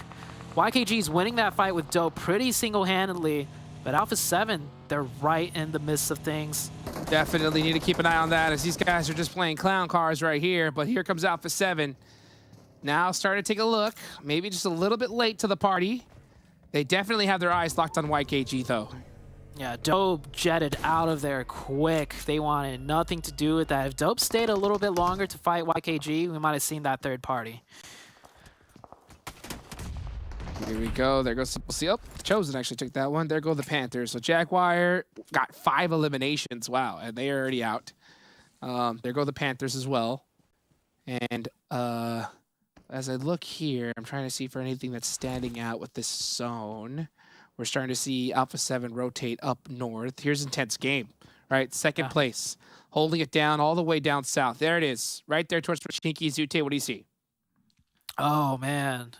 I want to say Alpha 7 on that western side, as we can see right here. They have a much easier way into the center of the zone. Because Watertown. Yeah, Watertown. It's not fully occupied. Circle shifts. I mean, it doesn't shift. It centers up. That does mean Intense Game on the south side, and Pachinki do have to push up. N-Hyper's already found a position in the zone. You can see right there, N-Hyper is struggling to decide. Do they play split here, or do they stick together? That's a really tricky spot to play split. It really is. It really is. I think they need to just group up, play together, and try to get it done in the end game here, the final hours. But you could just see, yeah, the indecision, just trying to figure out where do we want to go? Where do we want to camp our own? I think QZZ is going to secure that spot right there. And that is where N-Hyper will sit. Position. This is a very strong position. Even the dip right next to it is extremely strong. So N-Hyper holding it out right here. They have the Alpha 7. Oh, Alpha 7 and Dope going at it. Luckily for Alpha 7, Dope is already down to only 2. If this was a 4-man team, this breach into Watertown would be much more difficult. However, Carrillo, he needs to be careful supporting fire instantly from the Alpha 7 team. And this should be Alpha 7's fight clean and done. They shouldn't lose a single member here and pick up 2 points for themselves. And this puts them in a strong position to play the rest of the map, too. See how this nade works out. Senathexa not able to hit the mark. Huge nades here, everybody. We cannot stress the importance of every single point here, especially, like Jason mentioned a little bit earlier, Intense Game has 4 chicken dinners. So if it ends up being a tiebreak, Intense Game is going to be your PMPL Americas champions. Alpha 7 knows this. They have to win with more points. Alpha 7 also very isolated in this fight. There's no potential third parties within earshot of this noise. So it is fine that they're taking their time and not finding a quick opening. They got to be careful, though, man. If Dope gets even a single knock on them, they still got to be careful. Not going to lie. You don't want to get a player knocked and then thirsted. That would be the worst thing to happen for the Alpha 7 team. And there's a lot of smokes down. They're going to pre-fire this. No way they don't. The shots come out. Oh, Hayuya trying to pull off some magic here towards the end. Not going to be able to do so. That is Dope's tournament, ladies and gentlemen. And Alpha 7 rack up 2 critical points. And Rebel's going to pick up both of those right here. Very, very interesting to see. I mean, my goodness. I mean, these points are critical. Alpha 7's with 2. Intense Game with 1. And Hyper with the goose egg so far. But they do have a really good position in the zone. Yeah. Not surprising, right? And Hyper with no points, but the best position in the zone. That is true to their MO. We'll see where this next circle shifts. I mean, Alpha 7, they're not near center, but they have a lot of different entryways in, and that's a team specialized in fighting. Circle centers up once again. And Hyper in the zone. Alpha 7 in Intense Game, not in this new circle shift. Both teams will have to find a way in, maybe fight their way in. And Hyper in their cars. Are they looking to center up once again? They are. That's going to be risky. Across the road. Yeah, across the road.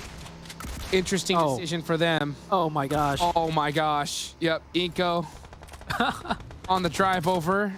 Looking to pop some people out with the DBS loops. Full sending it on over to School. Getting knocked out. Beautifully done for them. So, but my eyes are all on this leaderboard. I'm looking right now at these major squads. INCO Gaming leaving their tournament life up to fate, as this point gap is just way too thick for them. They're just trying to secure as many points as they can. Oh, Squash getting alive. I'm looking at Intense Game right now.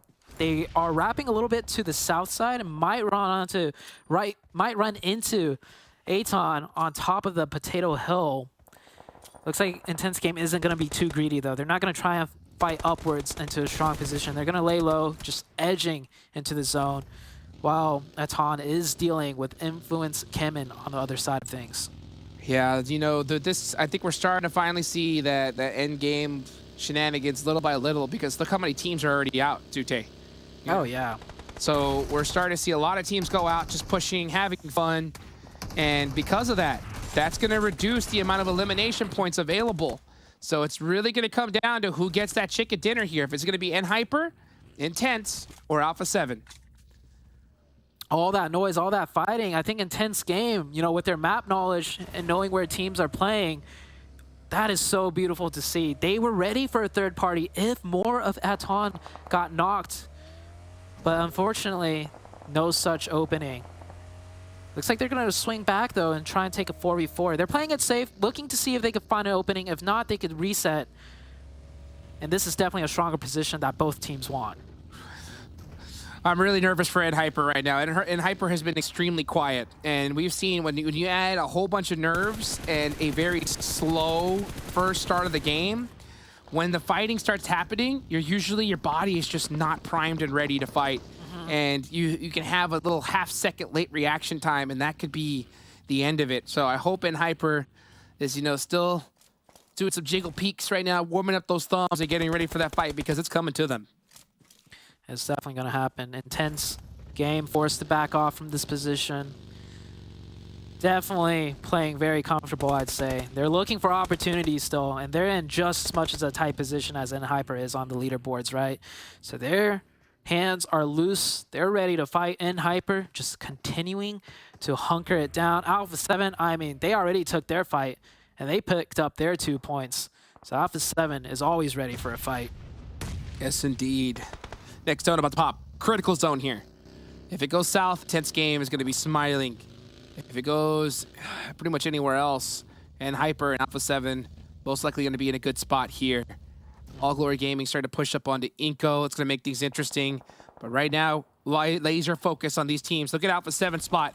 Next zone does pop, and it does go south. That's going to help out Intense Game big time. Yeah, it helps out Alpha 7 as well, because all they need to do is move from that dip into the compounds, because Hyper, you know, you can't hold that split 2-2 across the road. So Alpha 7 are going to be neighbors with Hyper. Rose of War in the distance, popping some shots. YKG getting cut down. The top 3 teams are going to be sitting pretty in the zone, and I don't see any of them really going out here in this zone shift.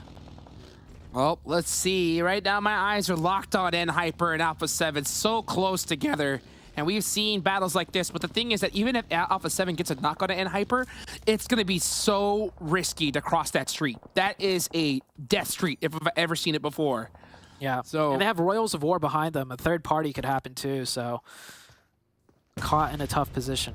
intense game. Going to be able to move through this side and have a lot of real estate in order to do so. They got to keep an eye out, though, for ATON up top. ATON can, if they start heading this way, yep, they are. So ATON is starting to make some shots down and really applying the pressure to intense game. Yeah, intense game. Getting pinned in right now. They're just desperately trying to fend off YKG to make YKG not try and execute a play onto them. And that's so smart and heads up from intense game. But ATON is going to execute a play onto intense game regardless. Getting very close. This could be the end of intense game if they make some mistakes. They get a crucial knock onto Choco. Diogo cannot go down. He does, though. At least they got one in return. Adrian needs to stay up and alive. This nade could end it all. Adrian forced to hit the laydown, and that nade's looking pretty good. Does it hit?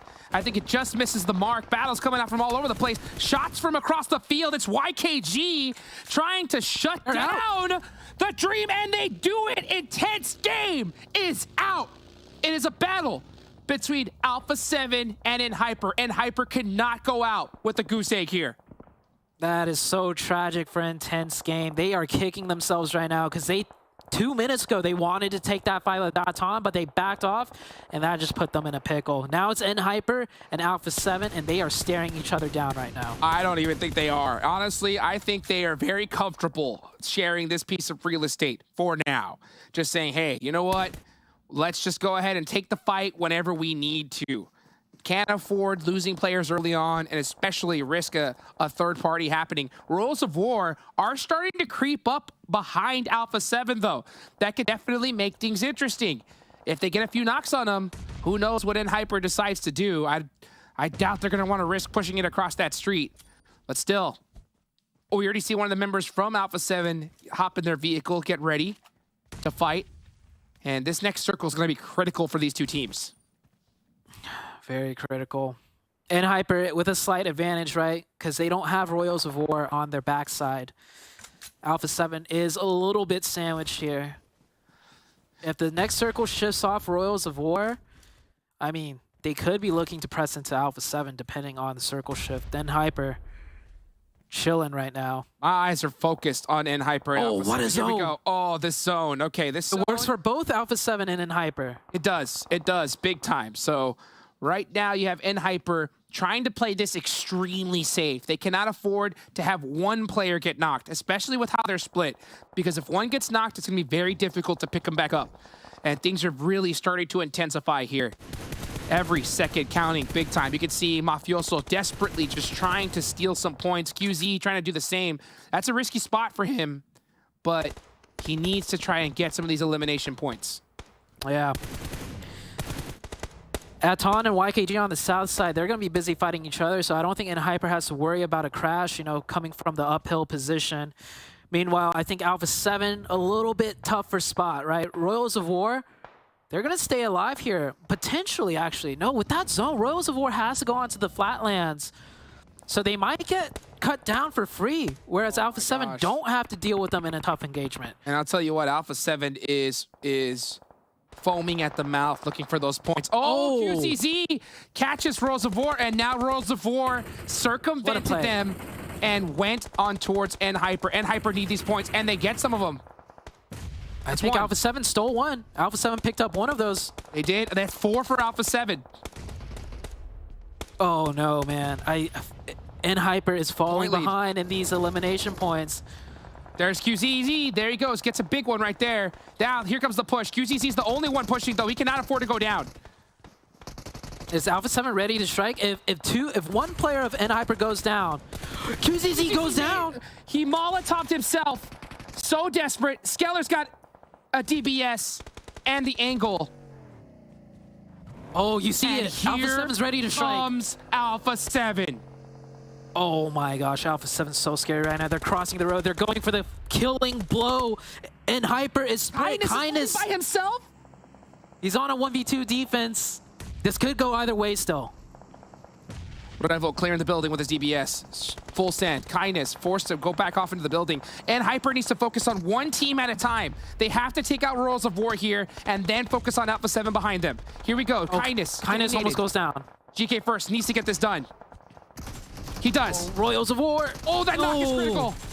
Red goes down. QZZ's got to clutch this up. The shots from the back save him. They're going to go for the reses. Oh, it's too late. It's too late. Alpha 7 is so ready for this opportunity right now. They are pushing in. Kindness needs a double knock here to stall. It's all up to Kindness. It really is. Kindness has to be the hero for his squad. This is the difference between the ticket to PMWI, the ticket to glory, or going down. He cannot afford to get naded here. You can see him just trying to buy time. That's really what it's all about. Do not get knocked by time. But this nade, it looked too good. And he catches Kindness. Alpha 7 clutching it up when they need. I don't think they realize which team this is, but now they know. Now they know that it is in Hyper. They're going to push him. Yep. How aggressive they are? The second they realized. Yep.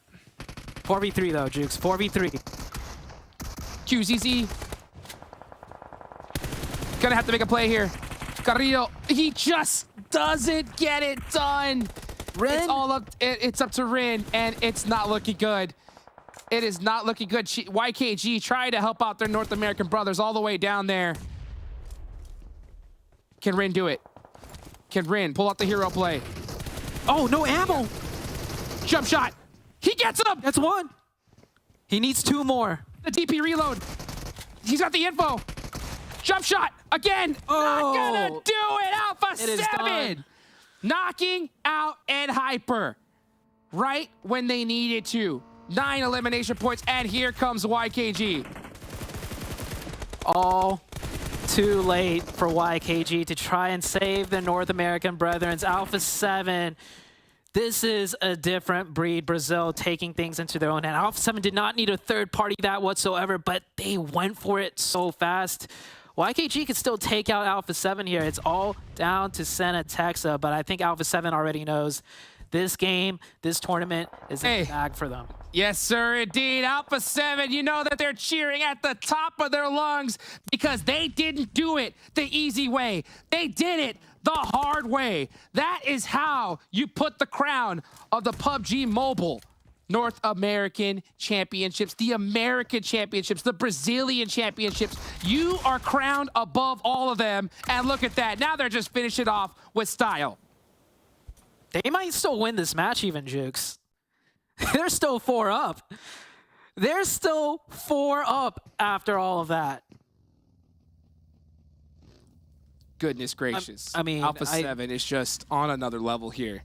Ridiculous. I mean, and Hyper had the opportunity. They had the chance. Just could not mount it up in time. Too many different decisions, right? They split themselves up between Royals of War and Alpha 7. And that little hesitation is all it took. And Alpha 7 didn't hesitate and took advantage. No, not at all. Not even one of Hyper was knocked, and Alpha 7 was already trying to gun through for that third party. So that is confidence out of Alpha 7. In other regions, you wait for at least 1 knock, maybe even 2 before third party. Alpha 7, they don't need that knock to third party. They will just take the fight straight up. And now it comes down to this. Alpha 7 and All Glory Gaming battling it out right here. 11 eliminations on the side of Alpha 7. Revel with 5 to himself. I mean, this squad MVP is just on another level. Yeah, while we're here celebrating Alpha 7, for a quick reminder for everyone, this is the team that finished 3rd place in PMGC Grand Finals, and you see why. You see why this team is a force to be reckoned with. Oh, man. Alpha 7. And this is a title that they've already had. They've already been crowned America's Championships before. So they're going to take this belt home, back to their home country of Brazil. Very, very excited. And you know that this is going to be one of those teams that's going to be a huge threat in PMWI. So all the PMWI squads now just looking at the ceiling because this is a monster team they're going to have to face against. Yeah, I'm sure this was a huge game for the other regions to look at too. Honestly, Jukes, they're probably hoping Alpha 7 doesn't make it through because they've probably felt, you know, their force in PMGC, and now they're going to have to deal with them once again in PMWI. Let's see who wins this match, though. All Glory. Take it to the bank. Punch it down. Alpha 7. Do it in style. Here they go. Wide open in the field. Carrillo full sending it. Gonna go ahead and hit it with this rock. I mean, look at the confidence here. Yeah. Just applying so much pressure. Those smokes from All Glory Gaming allowed this push up for free. Just a nice knock against Mafioso right there to kind of help him shut it down. But It's a 1-1 right now. 1-1 trade. But look at the real estate Alpha 7 has with Carrillo pushing up. They have All Glory Gaming pinned. Carrillo trying to take these shots, and Revo just says, don't worry about it, I got him for you. Sena Dexa getting another knock as well. Alpha 7 doing it with absolute class. One player left. Ladies and gentlemen, this is how you do it. This is how you crown yourself the PUBG Mobile Pro League Americas Championship. Carrillo getting it done right there at the blowing end. up the vehicle. That is how you do it. Zute, any final thoughts? Oh, man. What a tournament. Keep in mind, Alpha 7 at day 1 and at the end of day 2, so far behind, but look at them now, Jukes. Wow, well, way to get it done, Alpha 7. Let's take it on over to the studio to crown your champions. What a way to finish things off as well here for Alpha 7, taking down Hyper with the help of Royals of War, able to close things out as Rin could not survive long enough. They started off horribly in day 1, but they improved every single day. Yep. That's how they brought it home to Brazil. And they should be proud. Not only have they won here at the Americas Championship Spring 2023, they're already at the moment through to the vote as well for All-Stars. So they're going to be played in the All-Stars and in the main event. They have an opportunity to win so much money and bring extra pride to not only their team, but their region. I can't wait to see what this team is going to be able to do in PMWI, and I hope it's a little bit different than what we saw on day 1, obviously. But the way that they were able to just bounce back from that day 1, that I guess in the spectrum of things wasn't really that bad. It just shows how much they are improving and being able to win it by 22 points and then being able to close it out with the win too, sending a statement then to some of the PMWI teams. This is just so impressive by Alpha 7. Man, 1,200 average damage, almost 6 average eliminations every single round.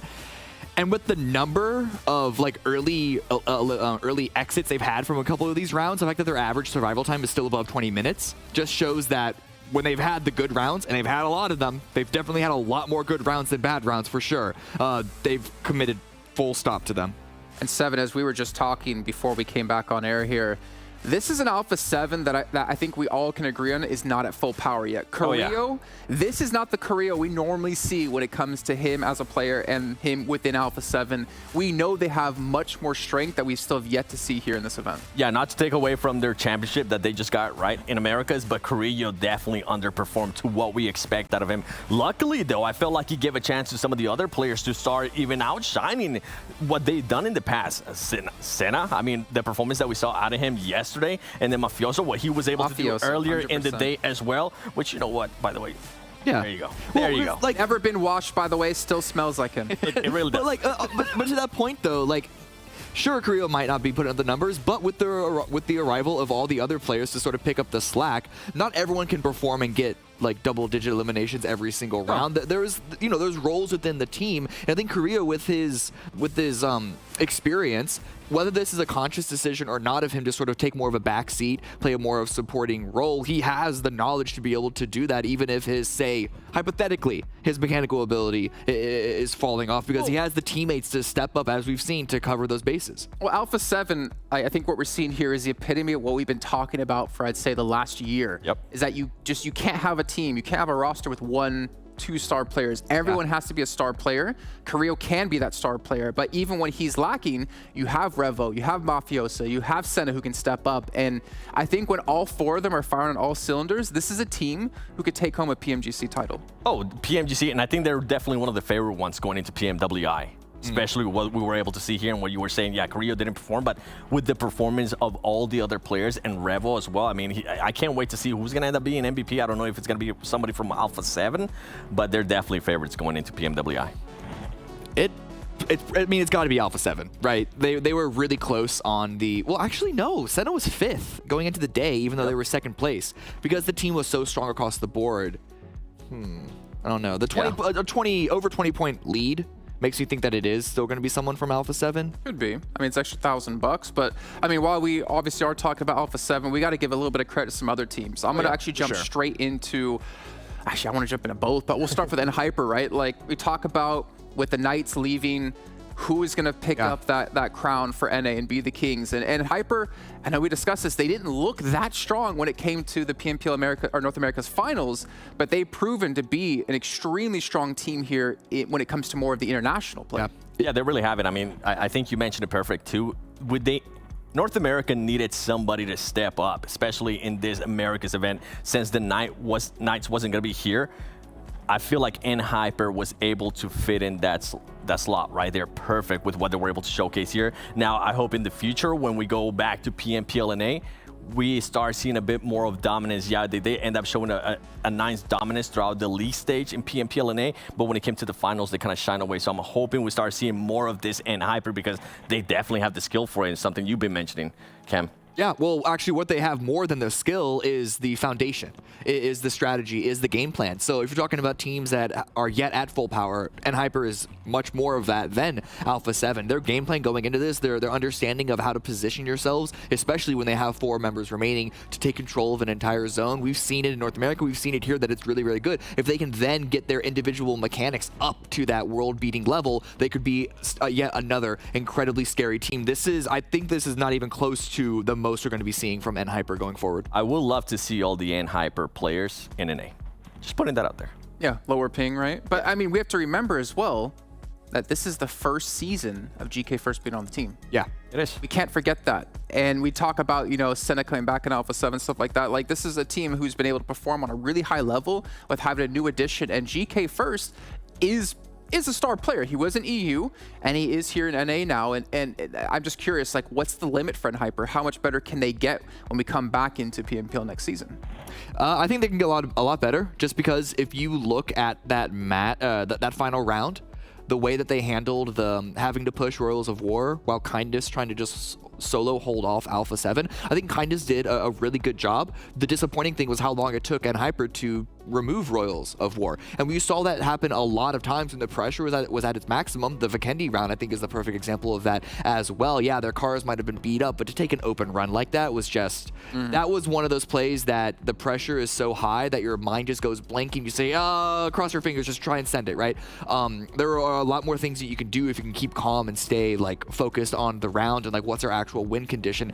And so, yeah, I think that, yeah, I actually totally forgot what was like. I mean, we said it best throughout the whole day, right? We didn't want Hyper to be going into the last match in first place because they had that choke factor that we had seen from there previously. Yeah. And going back to what you said in regards to GK First, yeah, this is their first, I guess, main event being together as a team. And I felt like this event, especially after I believe it was day 3 yesterday, we saw him starting to perform to what we expected. I think I even told you, I think GK First is underperforming from everything that I have heard out of him, and to see how they're performing now, I can't wait to see what they're going to be looking like in the future. Real quick, just to cap the point onto Hyper, I think Kindness is the absolute star of that team. I know that a lot of times we're talking about GK First, we're talking about QZZ because they're making very impactful, very dramatic plays with their, you know, their roams, going out on scouting missions and just sort of being that crowbar to break open the fight. But all of that only works when it's Kindness there in a very similar fashion to talk about another North American team, YKG, with Joey versus 24K. Kindness is the 24K analogy here, where he is like the foundation of that team, whereas if he is struggling, if he is off his game, it doesn't matter what GK First or QZZ try and do, the whole sort of ship tips over without him. Okay, well, you know what? We're going to stop talking about Hyper for now. And 7, I'm going to put you pretty much on the spot. Now, the last time during the regionals, we've had an interview with a Spanish-speaking player. Well, the person doing the interview didn't really know much Spanish, but we do have someone who does speak Spanish. And we also have Rebel coming in here for an interview. Ooh. So 7, if you can do the translations, I feel like that would actually help out quite a bit. Or maybe it's not needed. Who knows? So Rebel, first of all, congratulations. How does it feel, man, to be crowned the champions and to get that slot into PMWI? Revo, felicitaciones. Oh, he speaks It's a really good sensation. What? It's a really good, como é que fala? Good sensation. Good sensation. And yeah, it's good. I just need to thank you, God, because that. And yeah, I'm so much happy. Let's go to PMPL. We are so Man, I didn't even know you speak English. Man, that's awesome. All right, go ahead, Seven. What do you want to ask him? Rebel, my Yeah, question. it's not too good, but I can talk. Oh, man, it's good. Hey, Trust me. we understand it perfectly. After the first day, you guys had a very, very slow start. What was the feeling going into day 2 to kind of not continue on with that slow start and switch it up? Yeah, we have so many problems, but God is so good, and we can. Como é que fala? O que você quer falar? Quero falar, tipo, mesmo com esses problemas. Even with these problems, Even with these problems, we can get the championship. we did it. Right on. All right. And listen, I mean, you recovered from a bad day 1, but to talk about being at the very end, the final round especially, even these last few rounds to end out this 4th day, how close it was with you and Hyper, and then even intense game. Was there a lot of pressure going into the final Erangel, it being that close? Because the way that you guys played it out, it didn't look like there was any pressure at all. Yeah, I think the pressure we can fix with the experience we have, and we don't feel so much pressure because that we have so much experience in PMGC, in PMWI, so much PMPL Americas, and is that we don't feel that. I got one more. Going into PMWI, I think you guys are one of the favorites to end up pretty much winning a lot of the stuff going on over there, whether it's All-Star or just the main. How are you feeling going into, what are your expectations going into PMWI? Are you feeling like you can definitely go in there and win everything? Yeah, we want to go to win, but everything can happen. But see that we're gonna go to win, and I hope to God help us. Right on. Okay, well, Revo, I don't want to keep you too much longer because I am almost certain you guys want to go and celebrate. So congratulations once again, man, and hopefully relay the congratulations from us as well here to the rest of your team. And I can't wait to see you guys at PMWI. All right, thank you. Bye-bye, guys. Oh, man. That completely caught me off guard. I did not know he can speak English. And then when he's like answering back to me, I was like, yes, I'm going to translate. He starts speaking English. I'm like, what the hell? I thought it was going to be going on? Mafioso. Mafioso is the one that speaks Spanish, so that's why it's a little bit surprised. Well, you know what? It was great to hear that like they knew they could recover. Pressure's not a big thing for them. PMWI is going to be interesting because I feel like, and maybe I'm being too critical, I feel like Alpha 7 has still yet to like fully prove on a global scale that they can win events. Because they can win regionals, they can win PMPLs, but can they win like a major event? For me, I think that's still the trophy that they're currently lacking in their trophy case. Yeah, and listen, if you're talking about how hard events get, I think the spike from this event, from Americas to any sort of global event, whether it's PMWI, whether it's PMGC, is that much more dramatic. So even if, let's just say that they won this event by like 50 points, 100 points, nothing would be guaranteed going into the globals. But as we talked about, A7 still hasn't been the best that we know that they can be. And so if they can somehow like figure out how to have the stars align perfectly, how to peak at the right time at these events, you know, maybe even use the All-Star event, assuming that they will qualify to that, be voted into that, which they will, but assuming, hypothetically, they can use that as sort of more of a warm-up and try not to like peak at that time to peak at the main event, then I think it is very, very possible, but it's gonna be really, really hard. Yeah, but the good thing about Alpha 7 so far, that at least we have seen from the previous 2 global events, is that they have been improving. They showed that in the previous PMWI, they show it in PMGC as well too. And I feel like one of the big factors now too is that they have a set team with Senna, right? They have Mafioso, they have Rivo, Carrillo, and Senna. Before they had to worry between subs, between Mythic or Swagwin. Now that's not a thing. I feel like now with this major event with Americas, them feeling like champions, they're going to be coming in super confident, and I hope that they bring that confidence. I hope that they bring that aggressiveness style that they're known for. Well, we're going to find out. Obviously, that's going to be kicking off on July 11th. But before we can even get to that, before we can end off the show here, we still have to talk about who's the MVP of the event. It's $1,000 in the pocket for the player. Though, in my opinion, he probably share it with the team because you can't be an MVP without the support of your team. Keep the money. I'm curious if you guys have predictions of who you think the MVP is. Revo? I think it's still Adrian. Think it's still Adrian? Yeah. Revo? I'll say Revo just because we got a chance to talk to him. I think it's still Adrian. Okay, let's take a look. Who's our MVP here of PMPL Americas Let's go! Nice. God, I'm killing sense. predictions. Ah, so smart. Adrian, though, Adrian had a great wrinkly. performance, being able to put up 9,000 damage, 47 elims. By the way, Adrian, remember, this team was a team that barely qualified to this Americas. And for this players to be able to put up that kind of great performance, for Adrian to be able to pop off like this, I think this is going to be even better when we go into the fall season, because now a lot of people are going to be looking at Adrian and they know that he can definitely pop off. And I hope, something that I was kind of hoping that Intense Game will realize during this tournament too, is realize the star power that Adrian has now that he has been able to cement that star power with this MVP. Hopefully they'll be able to set up more stuff to set him up so he can frag out. The only question is, will he get stolen by a different team with the sort of, shall we say, like lackluster performance by Loops or Influence CHEMIN? Do they perhaps try and look at Adrian to bolster up their own roster? I don't know. That's a good question. That's always the risk. That's always the risk, especially because, I mean, I think Intense Game performed well as a team overall, but Adrian was definitely like the standout player by, you know, a marked margin. It's always possible that someone's like, we want him, we want that. We're going to steal that away from you guys. I think the scariest thing is that, like you said, Seven, they came in as 6th place in the finals, right? Yeah. And yet they placed 2nd overall. Like, for me, that actually 2nd or 3rd, they placed top 3. Let's just say that. Ridiculous out of a team like that. And that just, I think, is a testament to how strong Brazil is as a region.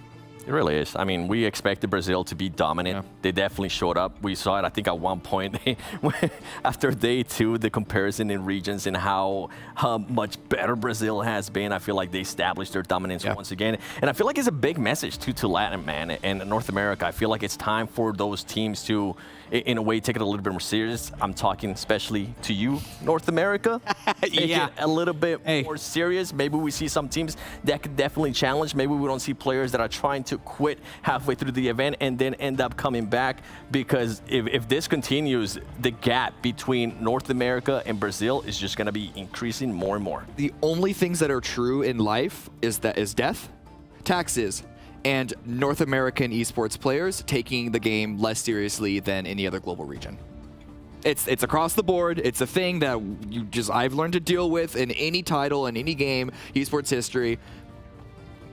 Yeah, it's also like some orgs out there, you know, just support your players. It's not okay, but what do the orgs do if the players can't even take it seriously? Well, if they provide the money, the players the players need to get to this point in the first place. The players need to take it more seriously. The players can't be so weak that they leave an event in the middle. I got a better idea. Why don't you guys let us know your thoughts over on social media? You can see all the channels here behind me on the screen, or obviously down below on the screen in just a second. You have Instagram, you have Twitter, you have YouTube, you have Discord. Let us know your thoughts of what you think NA is going to be doing in the future. And also, while you're doing that, make sure you're chugging down a delicious Monster Energy, our official energy drink partner here at PMPL. But before we can end out the show, before we can do that, you know what's going to happen? I haven't told you guys about this special thing that's going to happen at the end of the show. Are you ready for it? Oh, no. What's your final thoughts, Seven? Oh. My final thoughts, man, I mean, I'm impressed that Brazil was able to live up to the hype that we've been seeing out of them, right? I'm impressed at what Hyper was able to. That I wasn't actually expecting them to even end up in a top 5 situation. And with what I was just mentioning, I really hope NA, especially NA, because that's just a region that I've been following for so long in PUBG Mobile Esports. I hope we start seeing a little bit of greatness out of NA. I hope we start seeing players taking a little bit more serious, and I hope orgs start providing the funding for those players so they can actually take it serious.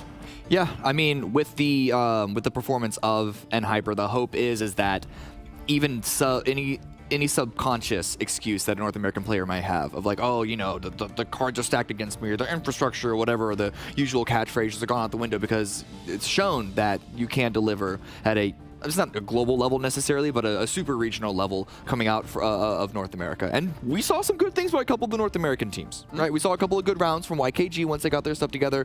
We saw a couple of good maneuvers by Dope. Didn't really see anything from Chosen or Panthers, but... Is that your final thoughts, by the way?